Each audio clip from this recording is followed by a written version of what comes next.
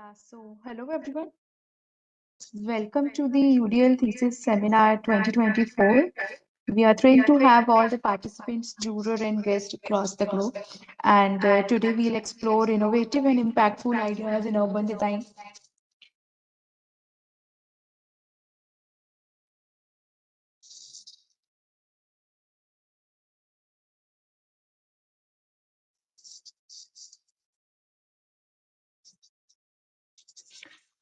So this year we are proud to present thesis projects from students representing from 29 countries, focusing on critical urban design themes such as urban renewal, urban landscape, urban management, and urban networks.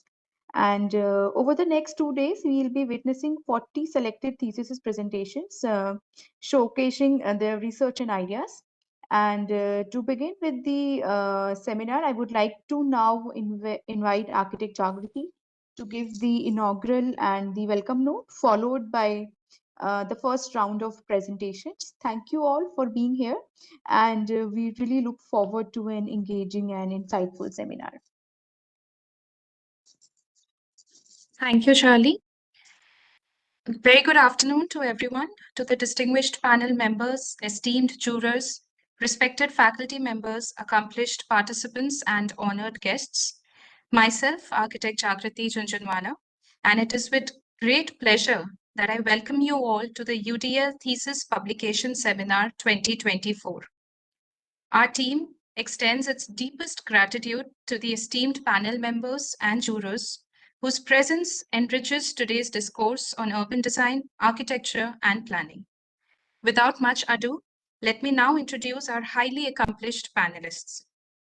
Professor Ujjan Ghosh, with degrees from the School of Planning and Architecture, New Delhi, and the University of Pennsylvania, Professor Ghosh brings decades of experience in architecture and urban design. He's a partner at Uppal Ghosh Associates and a co-founder of the Institute of Urban Designers, India. His extensive academic contributions include over 3 decades as a visiting professor at SPA New Delhi. Also gracing us today with their presence is Professor Rajiv Bhagat, the founding partner of Studio Code. Professor Bhagat is an accomplished urban designer with over 19 years of experience teaching at institutions like SPA New Delhi. He has a rich portfolio in urban projects and is also the co-creator of the graphic novel series Paradiso. Professor Bhagat's innovative approach blends architecture with lifestyle, exploring the public-private divide in urban contexts. It is also our deepest joy to welcome today Professor Manasi Kataria, co-founder of her own architectural firm. Professor Kataria has 13 years of experience, having worked on projects with firms like Morphogenesis and Kanvinde Rai and Chaudhary. Her expertise spans corporate identity design to large-scale mixed-use developments. She continues to inspire students and young architects with her balanced approach to design and academics. We are also grateful to have with us today Professor Urmi Kapadia, an urban designer and founding partner at Plural. Professor Kapadia specializes in sustainability and policy planning. She has a vast international profile, having spoken at the UN Habitat Conference and authored works on urban planning. Her work in community design and placemaking continues to shape the future of urban spaces, especially in Mumbai. Once again, I welcome all the 4 panelists. We are truly delighted to be in your presence today. Moving ahead, I would like to introduce our distinguished jury panel for today's seminar, who have been instrumental in evaluating the diverse and innovative theses to be presented today. Their expertise has shaped the discussion and helped push the boundaries of architecture, urban design, and planning.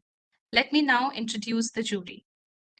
Stefan Lengen, an associate professor at the Bartlett School of Architecture, UCL, and director of Felt Architecture. Stefan brings a wealth of experience in residential, commercial, and institutional projects. His firm has gained both national and international recognition since its founding in 2012. We also have with us Daniel Feldman, founder and CEO of Zeta. Daniel leads a mission-based firm focusing on community, participatory design, and environmental innovation.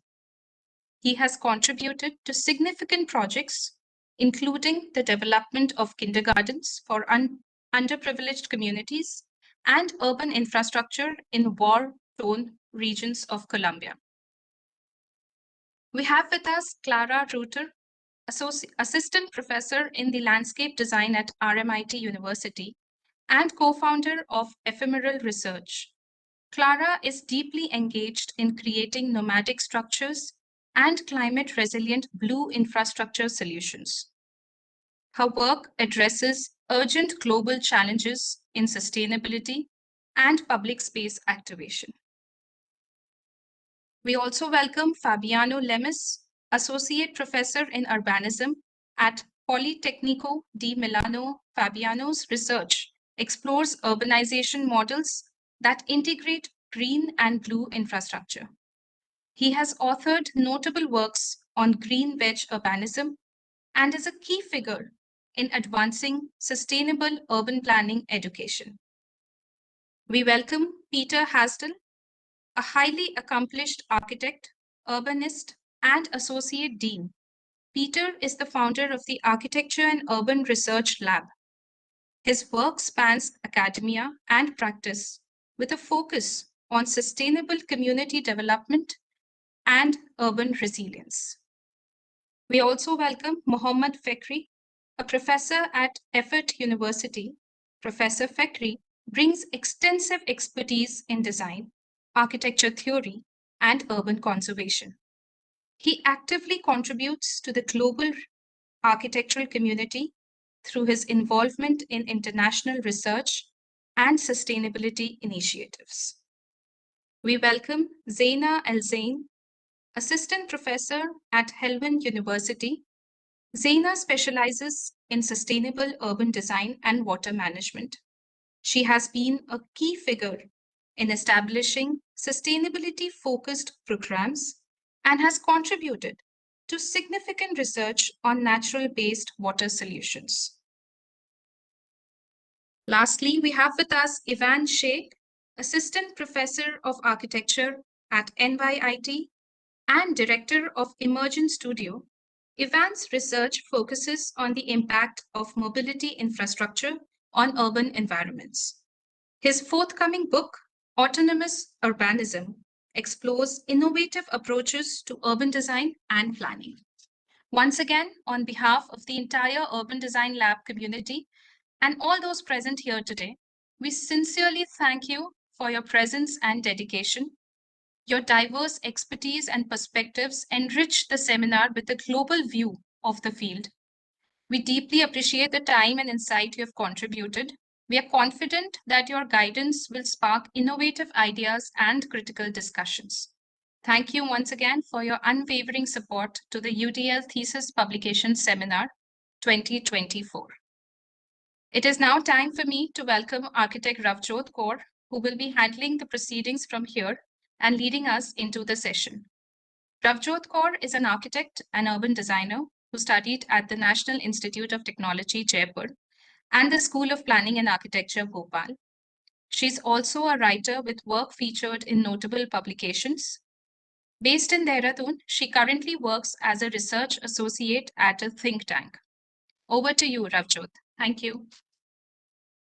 Hello everyone, I'm Ravjot and I'll be your moderator for the first session. Today's theme centers on the dimensions of the urban landscape, reflecting the core of modern urbanization and the interplay between nature, infrastructure, society, and the economy. We'll explore how to create resilient urban spaces, integrate nature with human life, and promote inclusive governance. Our discussion will cover how urban design can merge green spaces with city planning, enhance mental well-being, revitalize neglected areas, and transform these into thriving ecosystems. I look forward to insightful discussions and celebrating our participants' contributions to building sustainable and inclusive cities. Let's start with our very first session on urban landscape, featuring panelists Professor Ujjain Ghosh and Professor Clara Reuter. Unfortunately, Professor Peter Hastel will not be able to attend this session. However, he was a part of the evaluation process. So our very first thesis project is going to be presented by Valeria Nemeth Vega, a Bachelor of Architecture graduate from Pontifical Catholic University located in Lima, Peru. The title of the thesis is Amazonian Floodable Park, Transformation of the Tingo Maya Airport towards a New Model of Resilient Public Space, guided by Susana Lopez Varela, Augusto Roman, and Cesar Tarazona under the theme Urban Landscape.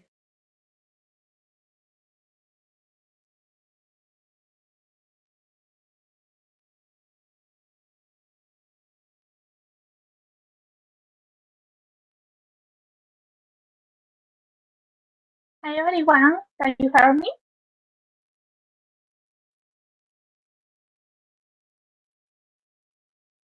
Hi everyone, can you hear me? Yes, you're audible. Please begin. Yeah, we can. Yes. Can I start? Yes, please, go ahead. Thank you.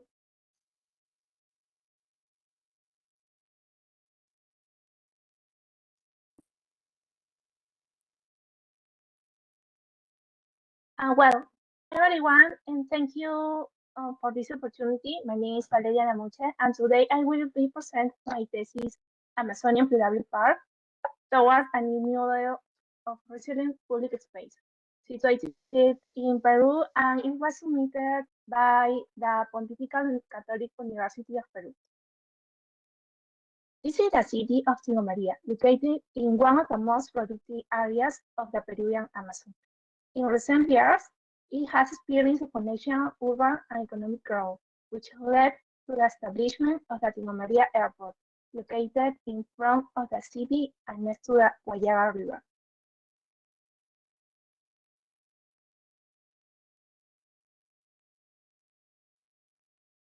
However, its location has led to a fragmented city that has turned it back of the river, and a state of water vulnerability caused by two factors: constant short-term flooding and long-term river erosion, particularly affecting the area of the airport.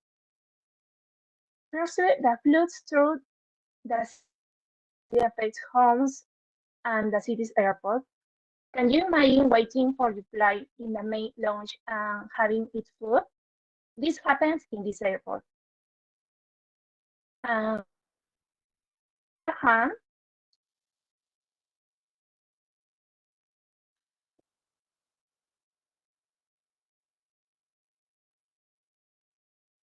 okay. And on the other hand, over the past 50 years, the natural movement of the river has led the back of the airport runway. Therefore, in view of this state of emergency, given that is currently a flooded and roaded airport, the Peruvian authorities have decided to relocate the airport to the outskirts of the city, which will leave an urban void of 6 hectares. In view of this, the following is questioned as a vision. How do you address water vulnerability in changing scenarios in the Amazon from a resilient approach? As vision is proposed to take this great urban void as an opportunity, and a floodable park is proposed as a new model of resilient public space linked to our water dynamics in the Amazon.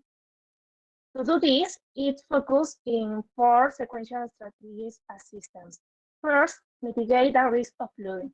Second one, connect the city and the river into the urban void that the airport will leave. Third, restore the ecology. And the last one, activate the activities and facilities of the Amazonian identity. Strategy 1, mitigation system.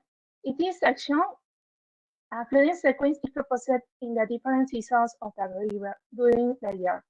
in low water, high water, in rotation, and extreme flow. This is possible by working on the topography, relocating the houses in danger, and reinforce the riverbank. The second one, connection system. In this system, there are three main axes of green corridors that join both banks, as well as secondary axes and roads. All footbridge as a ring that connects the river to the footpath. Likewise, the perimeter edge of the footpath are reconfigured, such as section A and B. The ecological system. This strategy proposed the turn to the urban void into a new ecological for the city that restores the existing ecology of the outskirts of the city. Through vegetation species such as riparian, phytoremedial plants, and comfort food trees. Also, the material from the airport, made of grade, is recycled towards the construction of roads, orchards, and flooded pools, which generates these atmospheres of walking in the water. The strategy for activation system, as well as the users of the territory linked to the activities are identified to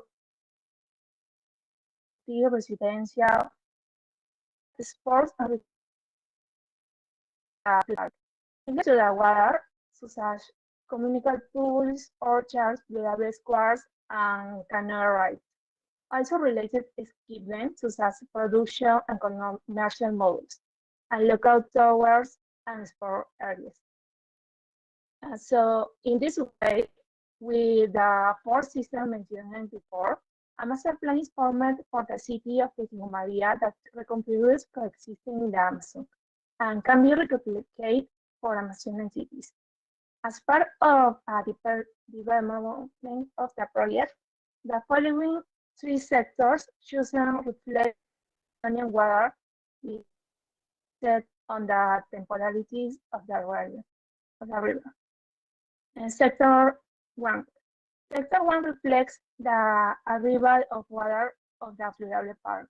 The project allowing the flow of water to enter from this most vulnerable point, giving space to the river and directing the flow from south to north, with a jet equipment to arrive in the city. The Sector 2, in the center of the flood park, a new water landscape is proposed with programmatic activities linking to river dynamics, such as flooded orchards, communal swimming pools, and canal rides. And the last sector is characterized by directing of the flow in the park to the river, with filtering sport areas and combinate the tour with you can look out toward from where the Amazon landscape is identity of territory and fluvial dynamics can be observed from there.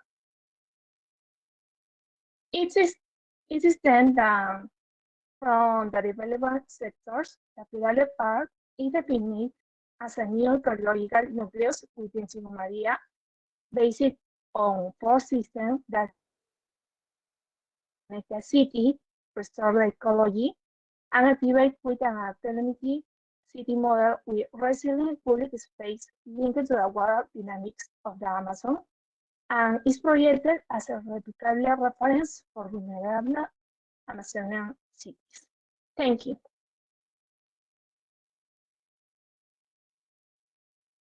Thank you so much, Valeria. As we now open the room for our esteemed jury's comments, I would first like to request Professor Ujan to share their comments on Valeria's thesis. Thank you.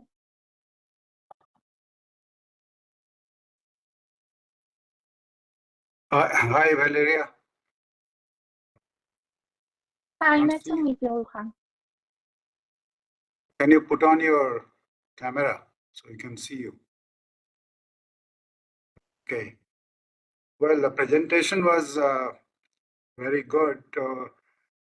I was not understanding some of the things you are speaking because of perhaps the way you pronounce things and way we are used to. But anyway, I had gone through your brief and now saw your drawings, very lovely drawings.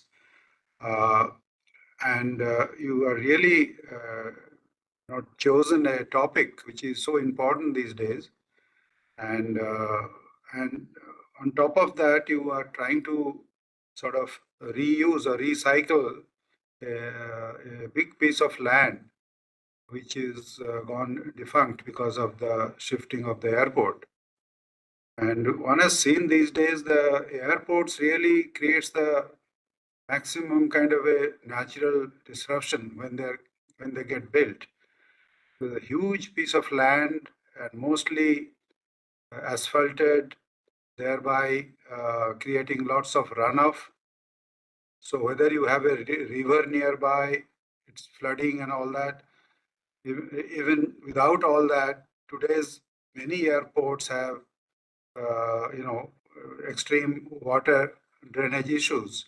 So that is another subject altogether. Here you don't have the airport, but you had that big flat piece of land now available, and you want to get it back to the community in a more meaningful way, both for the human beings and for the nature. That way, I think it's a, not only very important topic, but very well addressed. I'm sure if we could spend little more time than this 10 minutes, we could have gone through these drawings in a little more detail than this tiny little thing on my laptop. But they look very exciting, and I must say, very good work done. Potentially looks even better than what we see. If only we could spend more time and seen the drawings bigger and heard you more clearly. Thank you. Thank you so much. I consider the comments for next presentation. I would now like to request Professor Clara for her comments on Valeria's amazing thesis.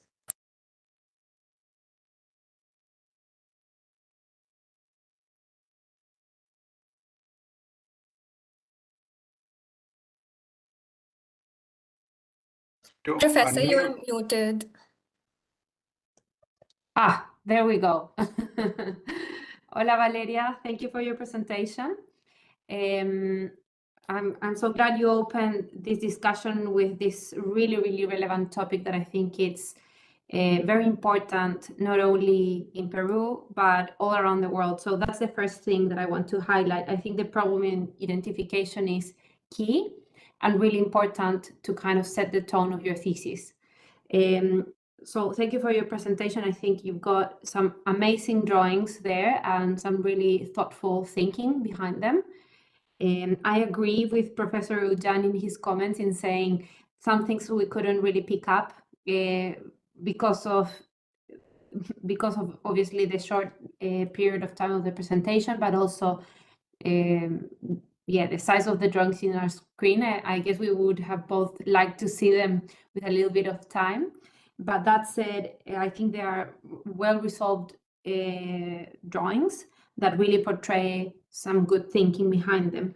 I guess one of my main points is saying that the strategy seemed to be quite clear, and the representation really goes with that. So that is in a really good side.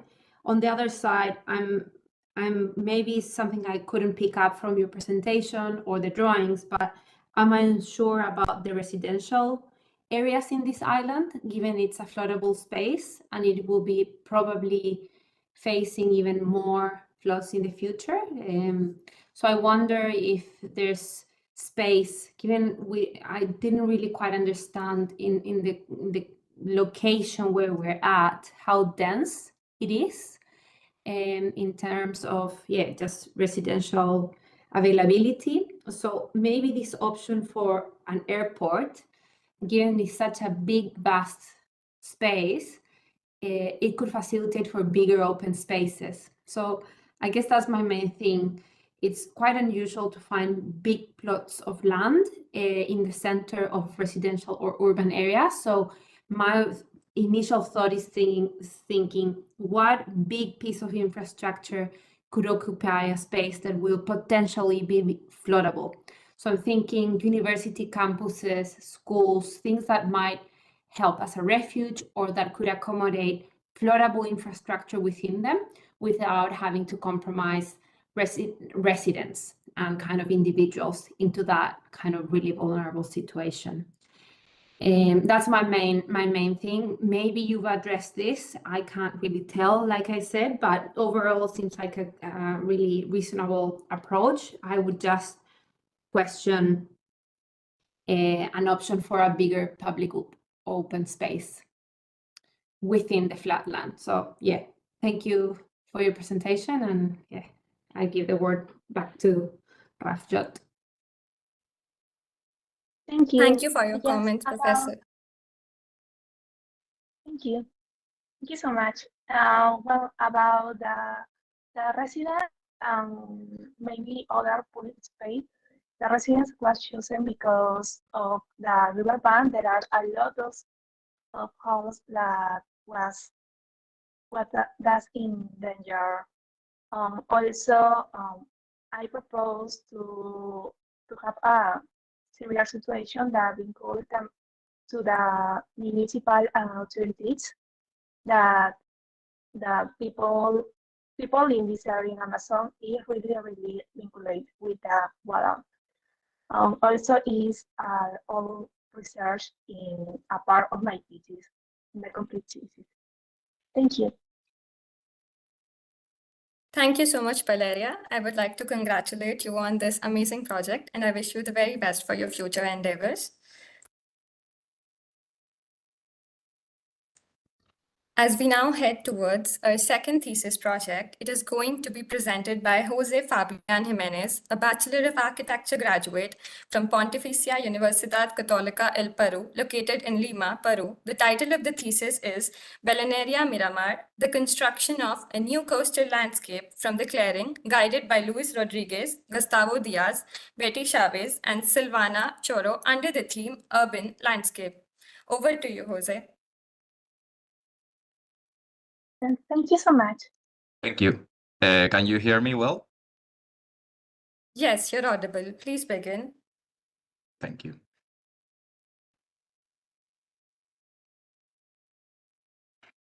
Okay, we'll start now. Hello, everyone. I am Jose Fabian Jimenez, and I have my bachelor degree in architecture and urbanism by the Pontificia Universidad Católica del Perú. I'm going to talk about a global topic of urban landscape. My thesis, the title is Balneario Miramar, the new coastal construction from the clearing. To begin, I want to emphasize the importance of 13 coastal cities as potential generators for new life conditions. One of those is talking about the balance between nature and human anthropization. In this case, I'm going to talk about what I think was the most contaminated portion of the coast of central Lima in San Miguel district. The Miramar coastline, anthropic processes in this space produce over 90 hectares of clearing, including demolition debris and rubble, for more than 15 years in order to gain land from the sea. These dynamics have led to a decrease in seabirds, mollusks, and fish due to the new sedimentation, and have also highlighted the false protection against erosion. Historically, these structures retain the force of the sea and make sediments.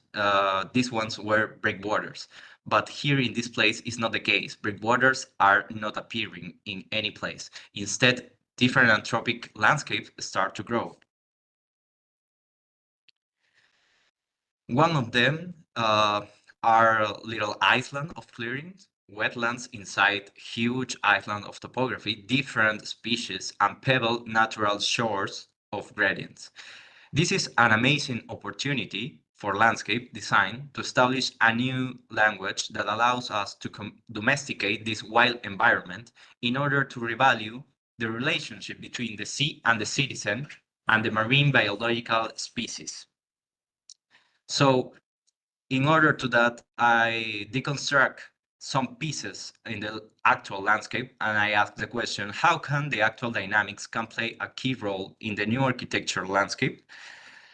So in order to make a project, this project is also necessary to analyze the transversal connection. This is a main issue because there is a highway and a cliff with no universal accessibility to then get to the shore. So the same as the neighborhood, which suffers the dynamics of clearing, leading to many empty spaces filled with waste facing the sea on the upper waterfront. In order to respond to the thesis question, how can the coast could be available for bathing, I plan 3 strategies that will be the key for this project. First, to domesticate the coast and topographies. Second, create longitudinal and transversal paths to connect the project. And finally, articulate the public spaces network. So the new Miramar landscape is based in 2 main concepts, such as recreation and ecosystems. The project will try to englobe both for a balanced coast. I think a situation that starts from the domestication and ends in the urban landscape articulation. For the proposal, I start to develop each strategy. So I am going to talk about the most important ones for the project. In terms of accessibility, the cliff plays an important role to allow the actors to contemplate and walk to the marine devices, but also to stay and rest. From catching birds to hammock small squares for people and resting and get a pulse through all the way to the sea. Then once it passed through the process of remodeling the terrain, starts in order to reduce the mass of clearing in front of the sea and to plan the disposition of these breakwaters. So the domestication of the topography in first order pretends to take the actual landscape elements such as islands and depressed wetlands to create new topographical parks with sports programs and spaces just for contemplation the marine biodiversity. And to the principal part, main part of the project, we're talking about the pebble pools. As the natural coast of Lima creates pebble shores and its nature environment, the design of the new structures for recreation link between the citizen and the sea pretends to be the symbol of identity that envelopes all the negative that the clearing creates in this zone, and transforming to a new chapter of coastal landscape environment. For that, I think gabion walls, as a matter of design, is key in order to be part of the principal breakwaters to form spaces for bathing. These pools range from the most sea-related programs to the most shore-related ones, from marine biodiversity to micro pebble beaches. Then, biological ponds, both pebble pools and biological ponds, reflects what the main concepts of the thesis are and wants to emphasize: the balance. I think that's the principal thing to be aware of. And this situation where a human is not the main actor and the species are also important. A moment which is just the person is just an spectator of the marine life. Crabs, pelicans, sea urchins, and different kind of seagulls that exist in that place. It's necessary to understand from this real picture in Lima coast, that is possible to imagine the type of biomarine diversity just a simple space like a breakwater can contain. So in order to exacerbate this, the biological ponds play a fundamental role in the project, like the atmosphere is showing here. Well, this is a final image to demonstrate how now the coast conclude in a more balanced public space that have a new identity with gabion structures, allowing to connect both actors, humans and marine diversity with the Lima Sea. The thesis shows the importance of marine structures for creating life and create secure spaces in the coast. Finally, the results in hectares, the movements of terrains, shows how this amount of clearing and waste extracted is collocated in different parts of the project, including urban spaces upwards, to understand the history of Miramar Place from a multi-scalar perspective. Thank you. Thank you so much for your presentation, Jose. Your attention to detail really stood out, particularly in the thoughtful graphics that you have put across. As we now head to our jurors for their comments, I would first like to request Professor Clara for her comments.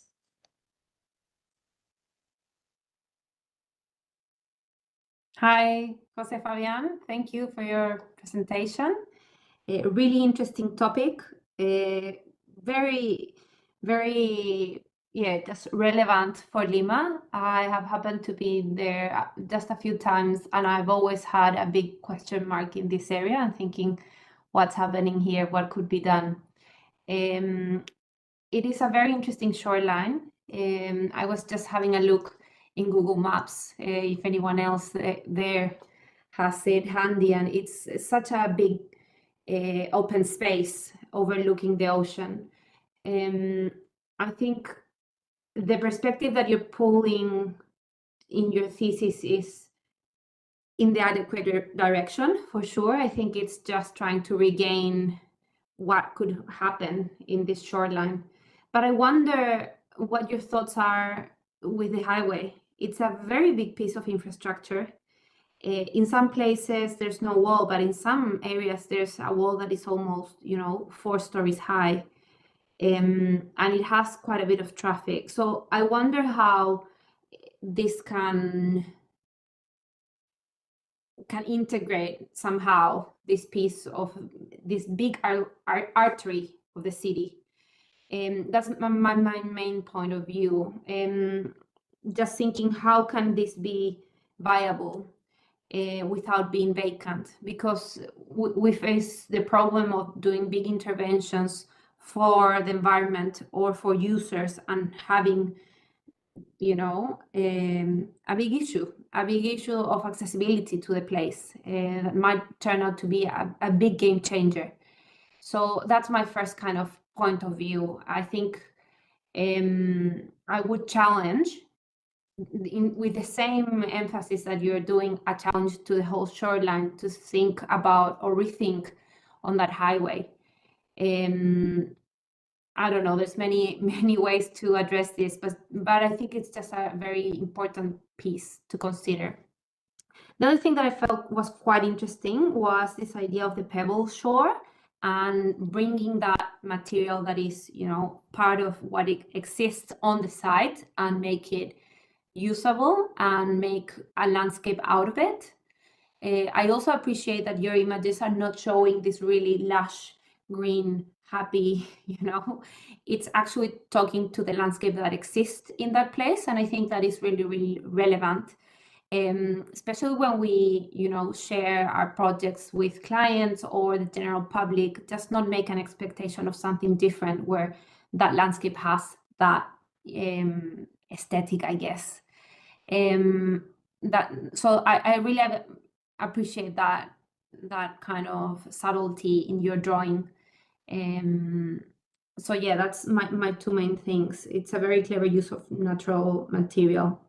And I guess the other thing, you talked about balance, and also in your strategies and main actors, I saw that your main actors were pretty small scale. So you were talking about, people, like normal people doing sports, and then, flora and fauna, and then like some local vendors. And I wonder, because as a project of this scale and ambition, I think should have actors that have the power to make this change. So I just also want you to kind of that as a kind of idea and think, okay, what are the actors to actually make this happen? Maybe they are the users, but the actors have to be bigger. And there's no, it's not wrong to think actors as big, stakeholders of the city, I guess. So yeah, that's on me. Congrats on your thesis. I think it's tackling a really interesting part of the city, and yeah, I hope we can see some of this happening. Thank you so much, Clara. All right, I guess it's my turn now. Thanks, Clara. You spoke few of my words. And I think we were co-jurors last time also, if I'm not mistaken, and Yes. under the same broad topic of landscape. Yes, we were. Nice to see you again. Yes, lovely to see you. We kind of started off from just straight into it, but yeah, I'm very happy to see you back in this. Sure. Okay, back to Fabio. Well, I see it is a BArch thesis, a bachelor's thesis, and we see all kind of thesis here, some research, some masters, some BArch, although we are not examiners here to see whether you fit into these things, because every institution have their own requirements of, scale and all that, how much to do. But anyway, being an urban designer, whenever I see this large land, large piece of land, that too along the shore, I always think about the city and its connection to it and the people. I think Clara was talking about the big players, how does this entire place plays a role for the city, and how is the city connected to it. You may not spend too much time on that, but sometimes those connections change the design in the in the shore itself. Get some meaning to it basically. So anyway, your thesis in your work is excellent in parts. There are many good parts in it. Each kind of with your drawings it shows fairly worked out.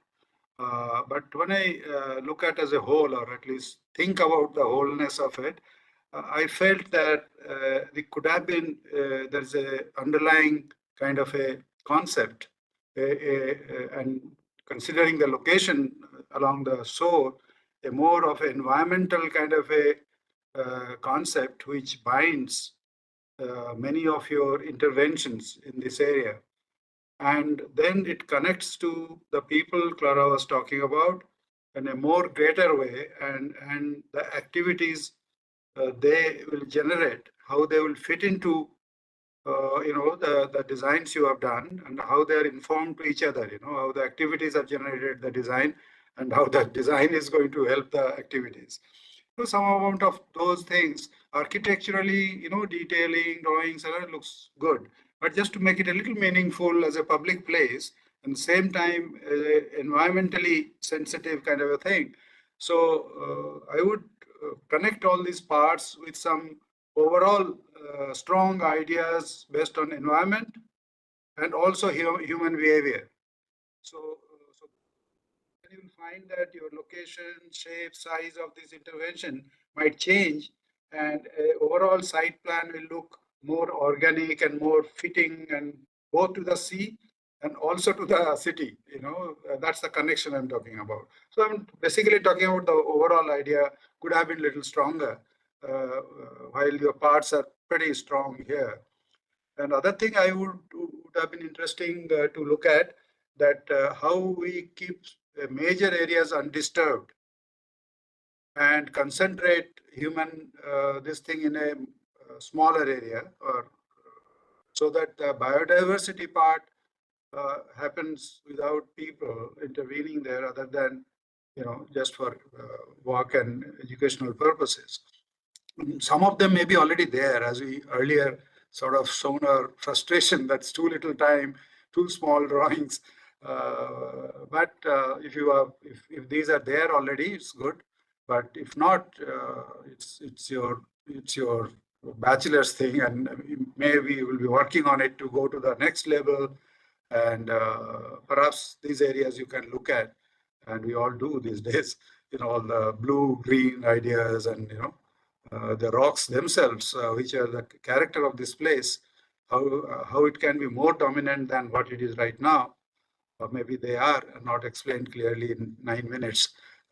So anyway, I guess it's a great topic to start with, and it's some more work to make it a very useful kind of a thing, and to work on.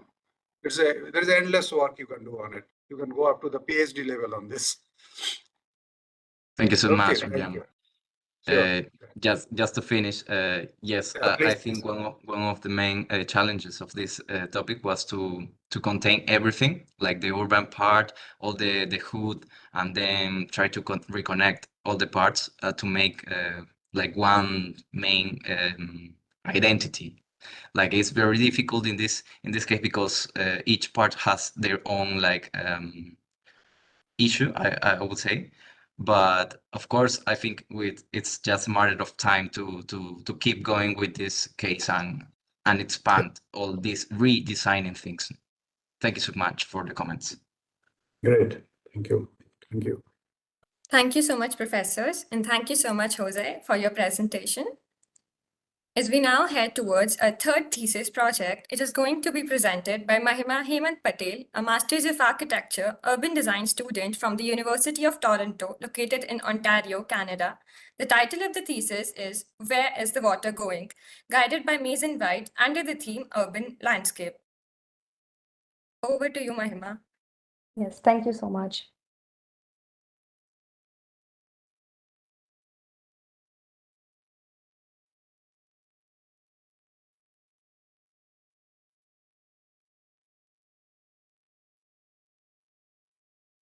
Hello, everyone. Today, I'm going to be presenting my thesis project called Where is the Water Going? The project is about the ongoing flooding crisis in coastal cities due to climate change. And it started by asking a basic question. Can flood adaptation become a holistic asset for the city? Based on this question, the project tries to explore an idea of resiliency that goes beyond just flood mitigation to also create a civic change for the city.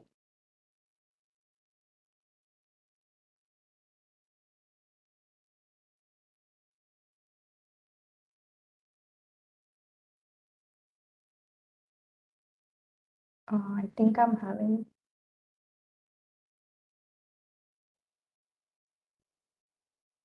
Oh, sorry for that.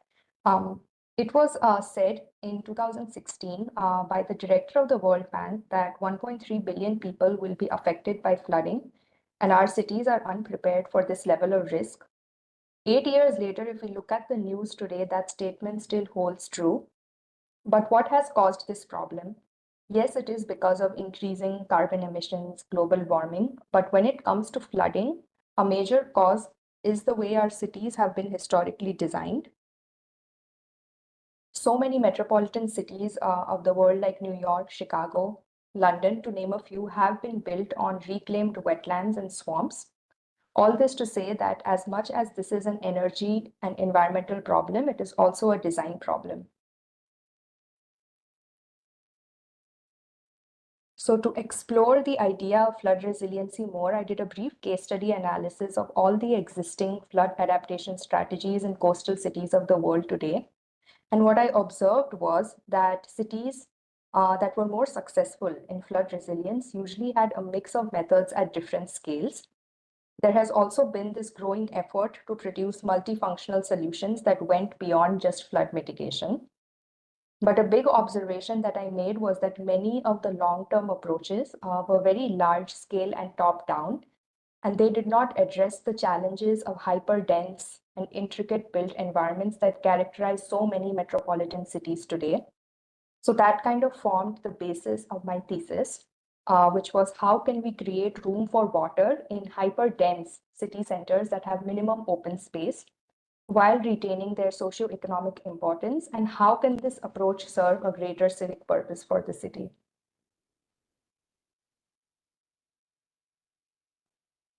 So to address this question, I decided to take the case of one such coastal city, Melbourne, Australia.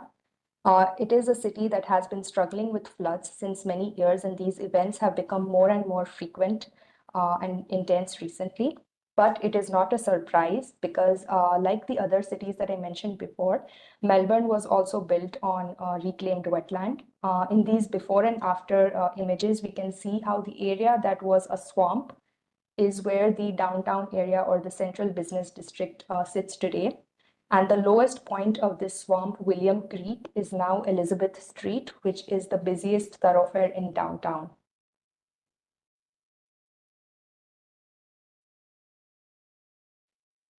So this is the map of the CBD with the 1 in 100-year flood extents.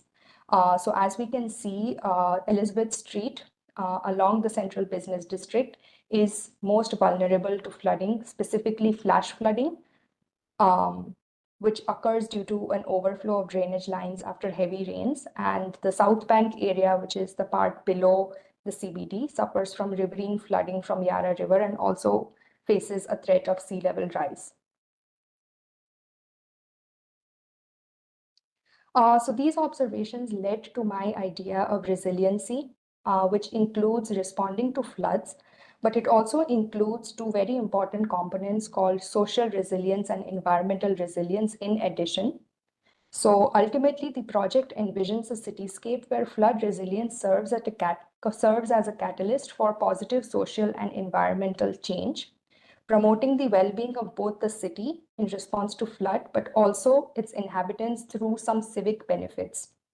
In simple words, the idea was to add an extra layer of environmental and social benefit to flood mitigation to create a truly holistic approach for resiliency. So considering the challenge of hyperdensity in CBD Melbourne, I started looking at the potential parts of the city that could be retrofitted to accommodate water. These included the existing drainage systems, underground spaces like basement car parks, transit stations.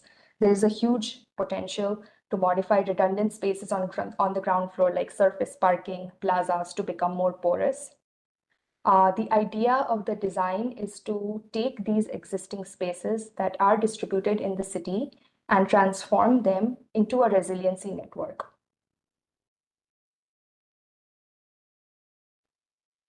So applying the concept, the resiliency concept that I mentioned before, the retrofit can be designed to take a public space, for example, a basement car park, as I have shown in this example, modify the space for holding or accommodating water, and also including ways of addressing the social or cultural needs of the people, like increasing awareness or creating a gathering space. So this becomes the first strategy in the toolkit, and this matrix on the right-hand side shows all the strategies that are designed with the same approach of using public infrastructure and retrofitting it to create potential for flood mitigation and a civic benefit.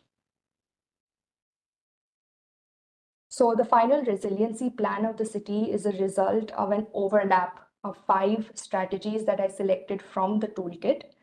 I did that by comparing and contrasting all the strategies based on feasibility, like how easy would it be to retrofit a space, extent, like is it spread out in the city or is it limited? I compared the flood response, meaning how quickly can it respond to floods? And lastly, the ratio of flood versus social versus environmental resilience that the strategy was offering. And based on the overlaps and comparison, I selected these 5 strategies. And this map shows the overlap of these 5 networks, and it is meant to display how, despite the density, there are different public networks that are embedded in the city fabric that can be utilized to create space for water. So the first strategy highlighted in blue is the car reservoirs that I explained in the example before. So these are basement car parks that can act as storage systems, but they can also double as informative plaza spaces. This is followed by the sports basins in green, which are retrofitted parking lots to create these detention basins that can host sports facilities for the public on a regular day. The third strategy is the art reservoir, which are underground volumes that can be built on public sites. And on normal days, these underground volumes can be used as places to celebrate art and culture through exhibitions or workshops.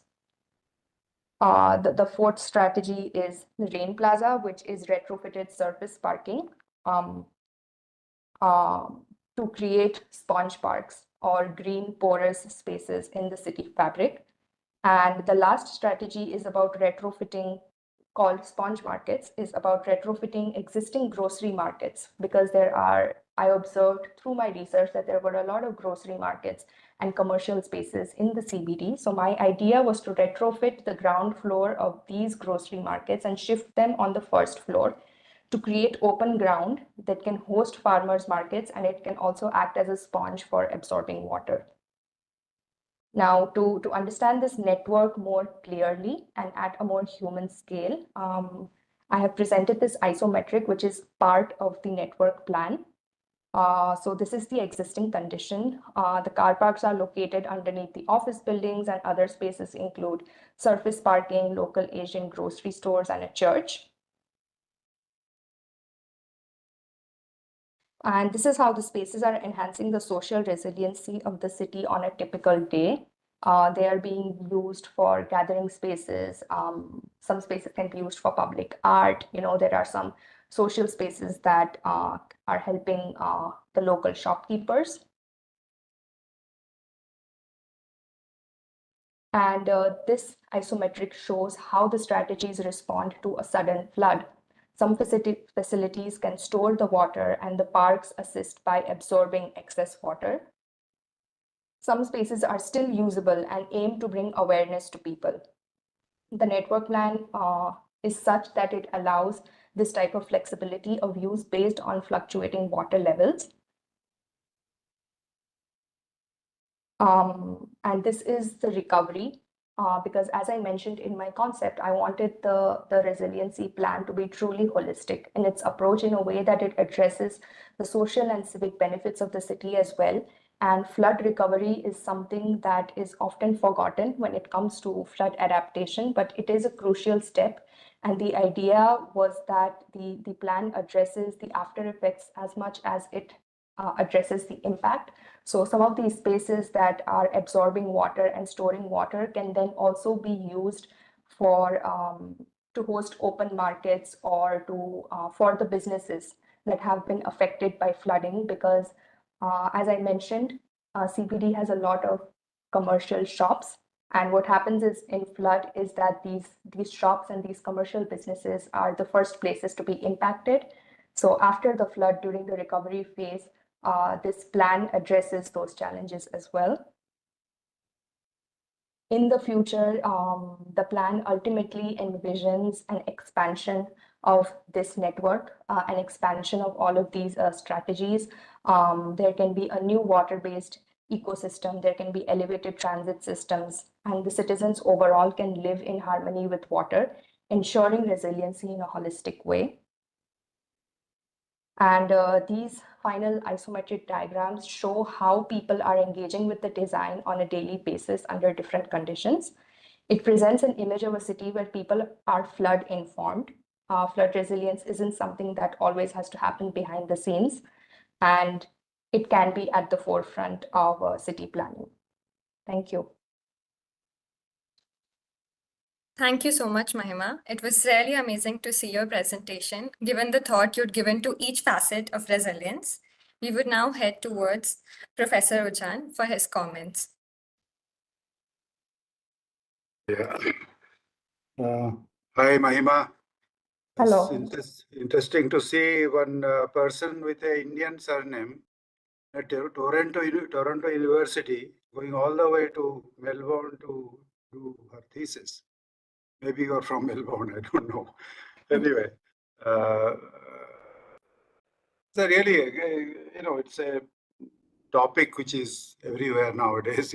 Every city is flooded. Sitting in Delhi, it is raining now, and I know what it is. But you have taken a very interesting approach that, how do we can store them, if I can use that word, and and make them just not storages, but also weave them into the daily life of people, and they understand how it is being done and how it can be more useful than just mitigation, as you said. So that's very good. I only thing I have maybe need some work, because we're talking about storing in actually building basements which are lower level, so water is likely to go there. But still, there's a big engineering thing involved here in terms of hydrology. It's not a waterfront development or soft. There's a lot of hard work involved here.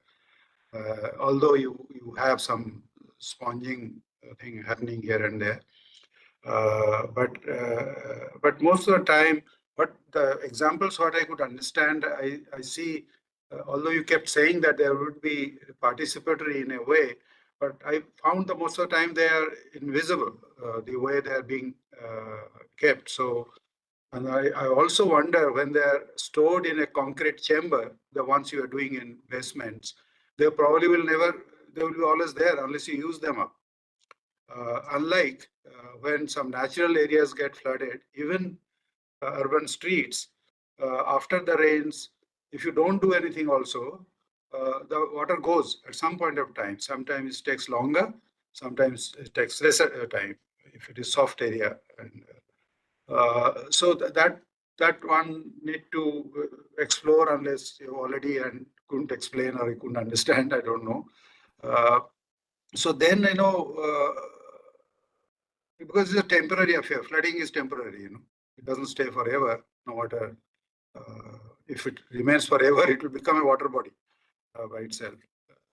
So the temporary nature, when you try to store them in concrete basements, becomes, then you have to link it that how much of water you are getting to reuse it, and great benefits, no doubt about that. Instead of when they are not going into the ground because of concrete, but we are pumping it to the city to use in whatever way, when there's not flooding. So I was just wondering whether some of these storages, if I can call them, can be more visible and more enjoyable somehow by the people. Just came to my mind.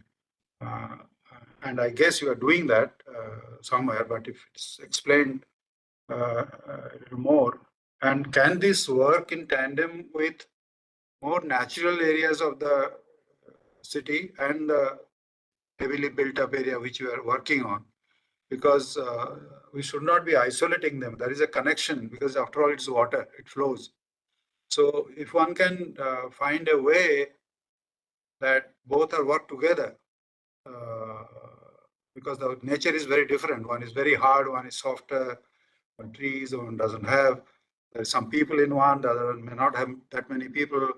So I was wondering that some of the areas perhaps could be added on or explored if you haven't yet.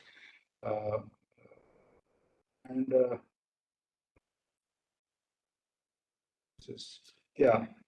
So one is obviously assuming that the flood water will go into those basements if you tell them to go.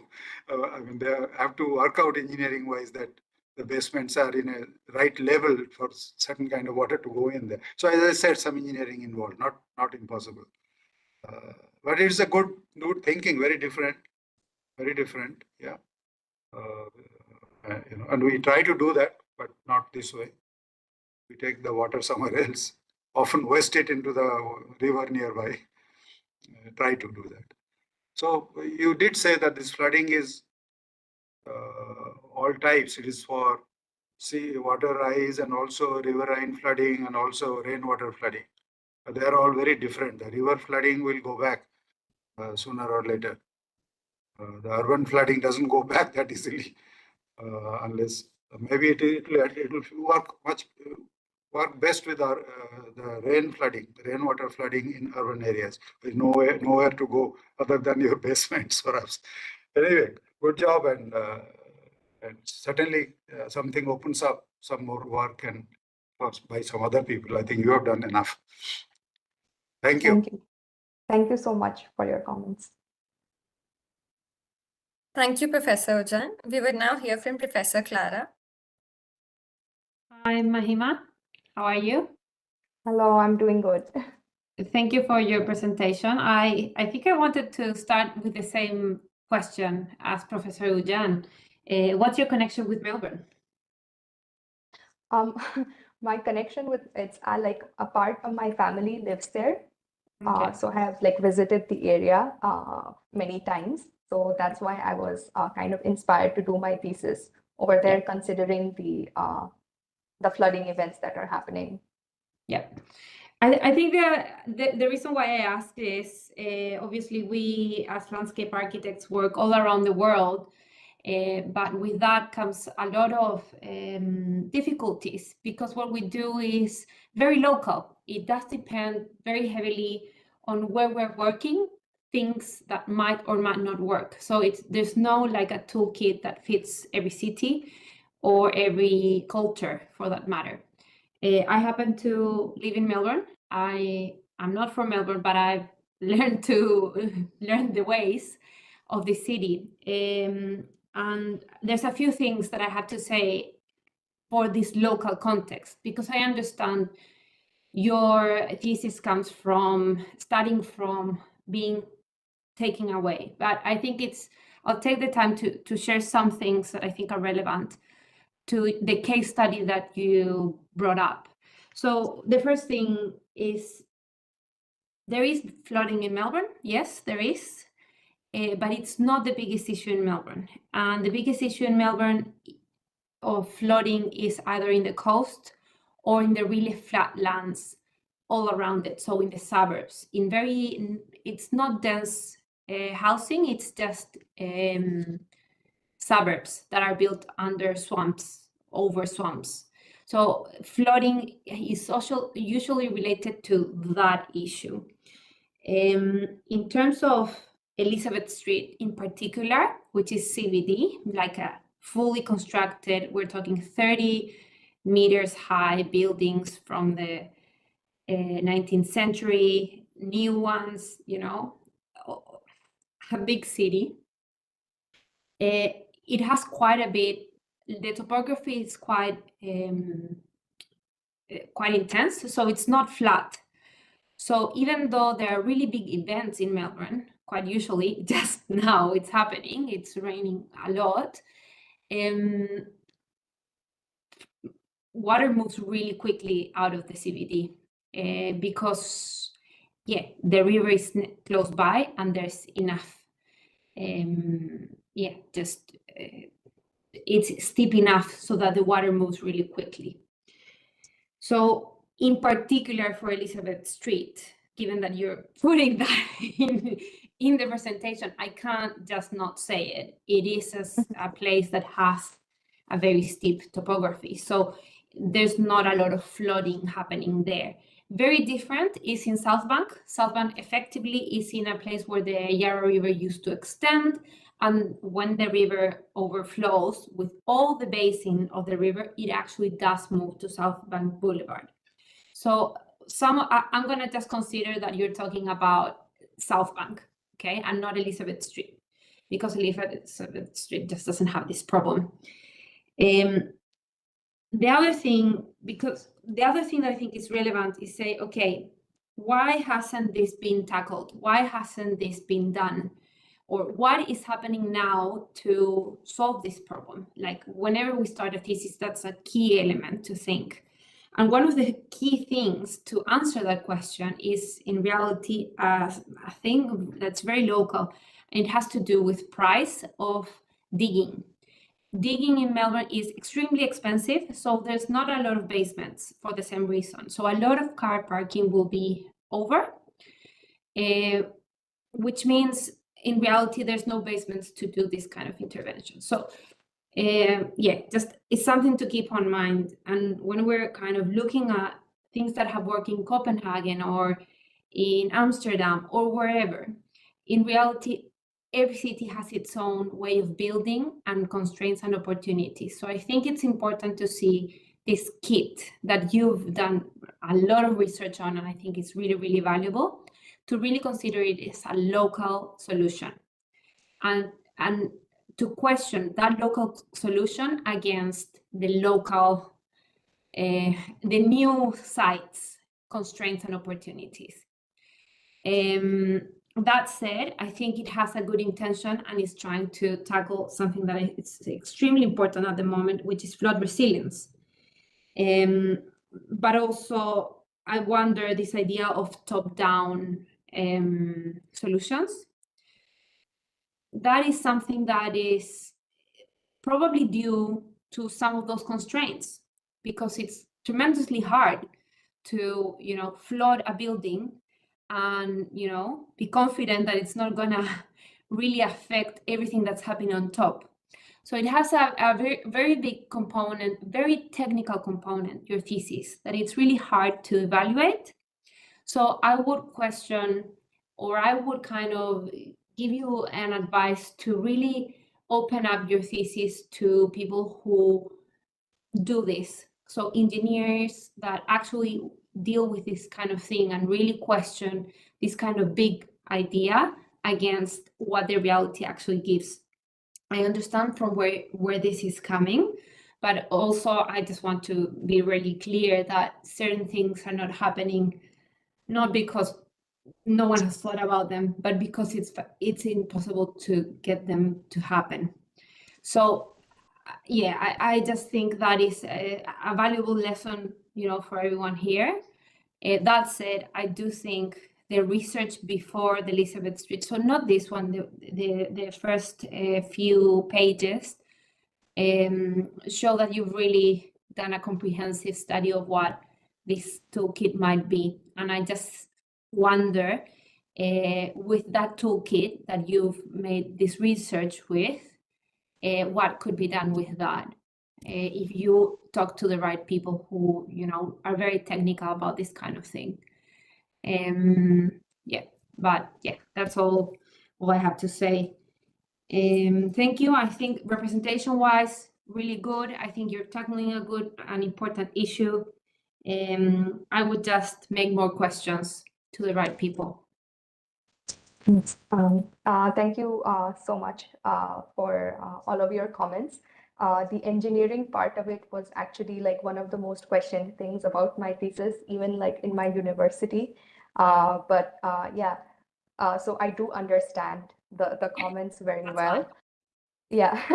That's okay. This is a learning experience. It doesn't need to be perfect. That's part of the reason why we all do this. It's to learn.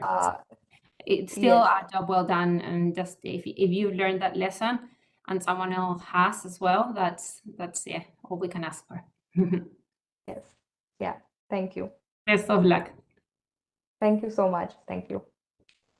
Thank you so much, Professor Clara, and thank you so much, Mahima. We wish you the very best for all your future endeavors.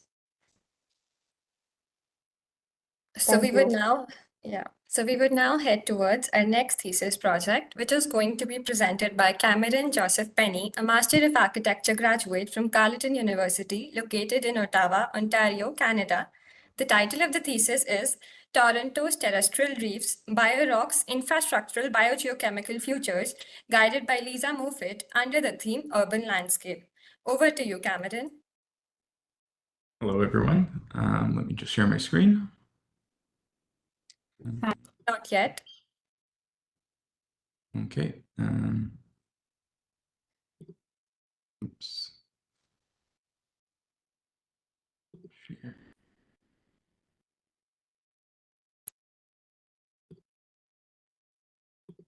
Okay. Can you see my screen okay? Yes, Cameron. All right. Thank you. Yes. Okay.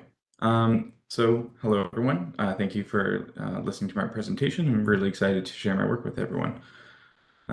As mentioned, my thesis is entitled Toronto's Terrestrial Reefs, Biorock Infrastructural Biogeochemical Futures. It's based out of Toronto, Ontario, Canada, but I'm currently located in Ottawa.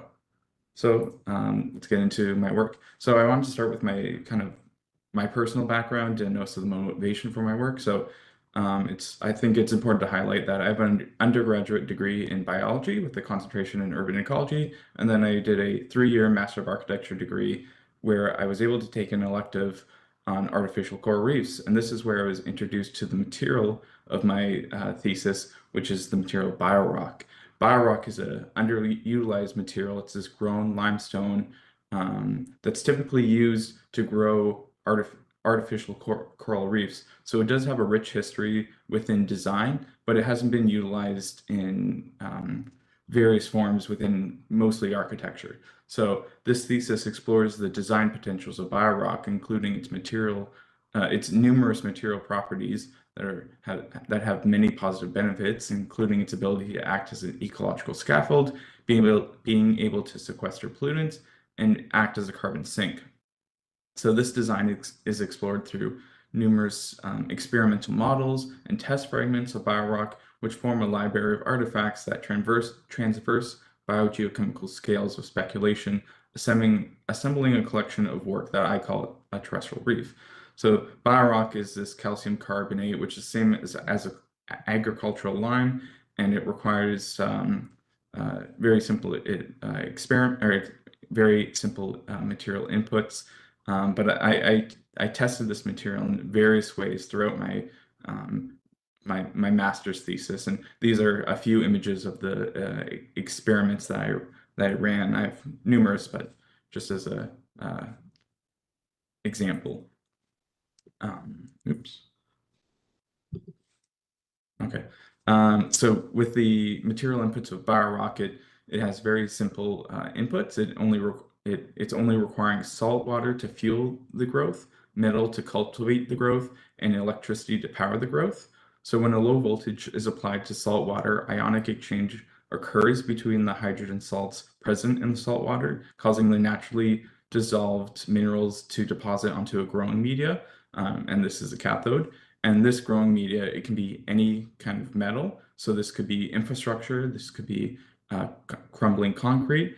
And instead of seawater, I actually used road salt runoff. So in Canada, we get a lot of snow in the winters, and therefore we put salt on the roads. This road salt usually leaks into our water supply. So that was an inspiration of using this waste material to grow my biorock itself. And the resulting material is an alternative to concrete that's 3 times the strength and is completely renewable. And while biorock grows, hydrogen gas is released, which can be harvested and converted into hydrogen fuel. And apologies, the rate of growth is determined by the voltage used. So a lower growth grows more structural biorock, but a higher growth grows faster but weaker biorock. And the energy used is the same energy as stored within a 9-volt battery, so it's very safe. And as it grows, it's self-healing, so it can, if damaged, it can repair itself. So here's an image of the tank setup that I would typically use with the biorock chemical processes and the mobile wet lab that I had. So I actually had 2 of these carts filled with biorock growing chambers that I could wheel around my architecture school. So the kind of expressed goals for my work was to create this framework to work under and apply it to a speculative project. So this developed a library of biorock experiments in nanoimaging, and I categorized these biorock specimens by groups for ease of comparison between the different outputs and inputs I had. And over the course of a year, I assembled 6 biorock growing chambers for my experiments. Each chamber had a separate growing condition, and that way I could test each experiment without interacting with the other ones. And working this way helped me to develop a hands-on understanding of the material for a speculative design. And then I took away 4 main inputs from this, which it grows biorock, so perhaps it could be used, it grows limestone, sorry, which is biorock, but so perhaps it can be used for limestone-based landscapes. it sequesters contamination, so perhaps it could be used near contaminated zones, interacts with concrete, so maybe it could be used to repair concrete infrastructure, and it works within iterations, so a phased implementation strategy might be the best way to work with this material. So I took this material to the Carleton Nano Imaging Facility, and I was able to look at it under a scanning electron microscope. This produced highly detailed images that revealed the chemical and structural properties of my biorock samples. And this included multiplanar biorock sample on the left, calcite structures on a concrete-based model in the center, and on the right was a multiplanar biorock grown close to an anode. So this was like very detailed, very zoomed in images of the biorock samples to really understand what was going on if I was actually producing biorock, what contamination was there, and the structural limitations or properties of the biorock itself. This was an extension of the consultants that I worked with. So I worked with a coral reef biologist, a chemist, electrical engineer, and a landscape ecologist, and specifically highlighting the landscape ecologist. We had an in-depth conversation about fragmentation, urban environments, and how at-risk environments could grapple with encroaching urban sprawl. And this really prompted a series of mapping exercises seen on the right to really develop a potential conservation assessment of at-risk limestone-based landscapes based around the Great Lakes region of Ontario. And a series of inter- and intra-specific maps were created with patterns that mimic the natural growth and extension patterns of these alvar-based landscapes. And there's these like network maps. So I took all these network maps together and added additional inputs, and these included where salt goes, which typically travel along roadways, and they seep into the concrete, causing the concrete to degrade. The salt often ends up in water treatment plants, but in Canada, it's not often treated too well. So this salt water then ends up into our river systems, causing the spring rivers to be as salty as the sea because we use so much salt here. And this affects both aquatic and land-based environments. One of it which is this historic limestone landscapes, as mentioned before, these alvars. And using Toronto as a case study, a spectral landscape can emerge to reintroduce these limestone-based landscapes, remediate infrastructural resource extraction, and address Toronto's obsolete infrastructure across these biogeochemical scales, focusing on the Gardiner Expressway, which is this highway that divides the city from its waterfront itself. So this is where I get into the primary design.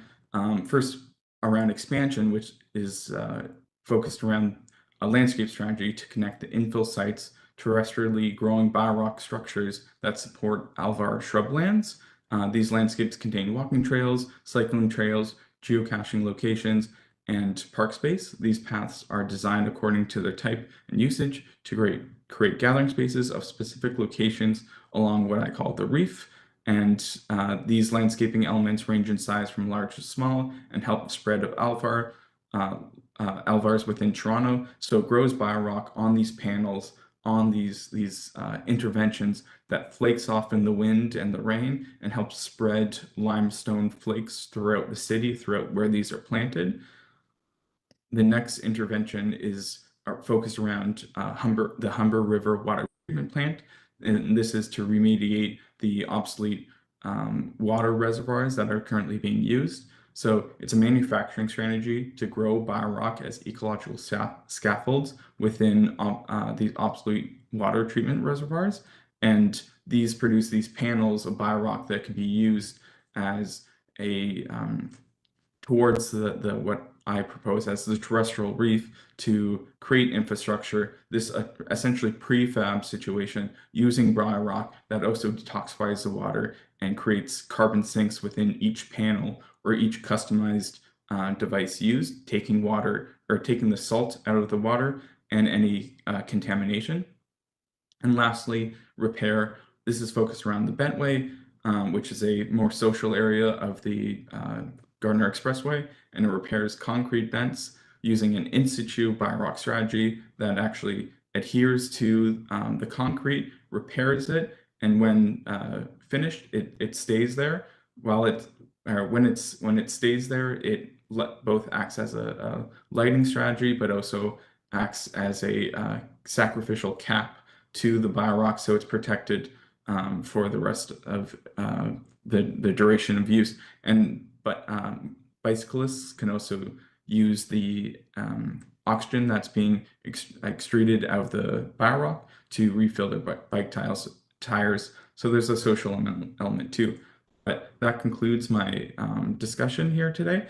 And I would like to thank everyone for listening. But to kind of key takeaways of my thesis included, I took biorock away from its typical aquatic conditions and introduced it to a terrestrial one, including concrete and non-submerged surfaces. I introduced it to in-situ repair and detoxification strategies, and also adhered it to an alvar restoration strategy.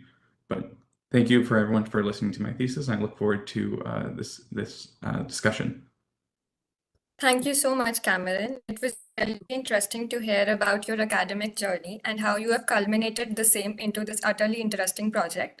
We'll now head towards Professor Clara's comments.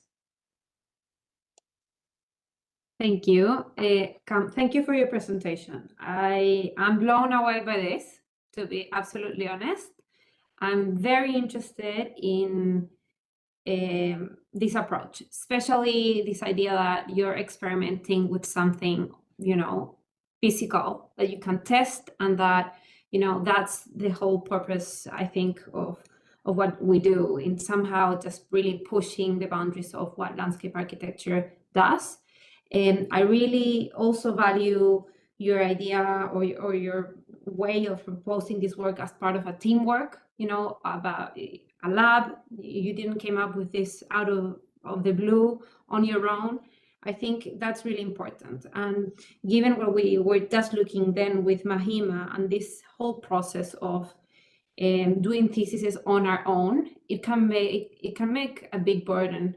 And nothing happens with a single person. Nothing in the world ever happens with a single person. So I think this approach in which you're working with other people, as we do when we work with consultants, which it's part of a professional life, it's a really valuable lesson and a really valuable experience for you as a thesis, obviously, but also I would imagine this would expand way beyond your thesis.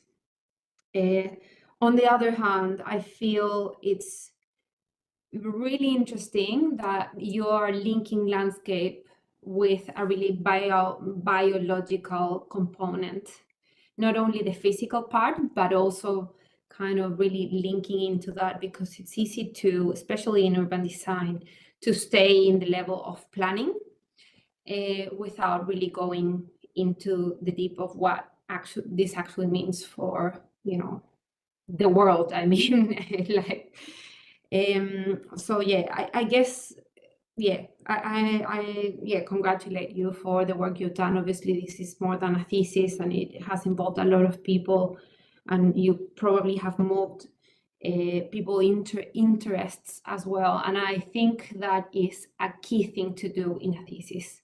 Once you get someone's interest, the ball keeps moving. And I think not often enough we congratulate that in a thesis, because it's not about pursuing your personal interest, which I'm sure you do, but also about making it relevant for others and really pushing the boundaries of what that might be.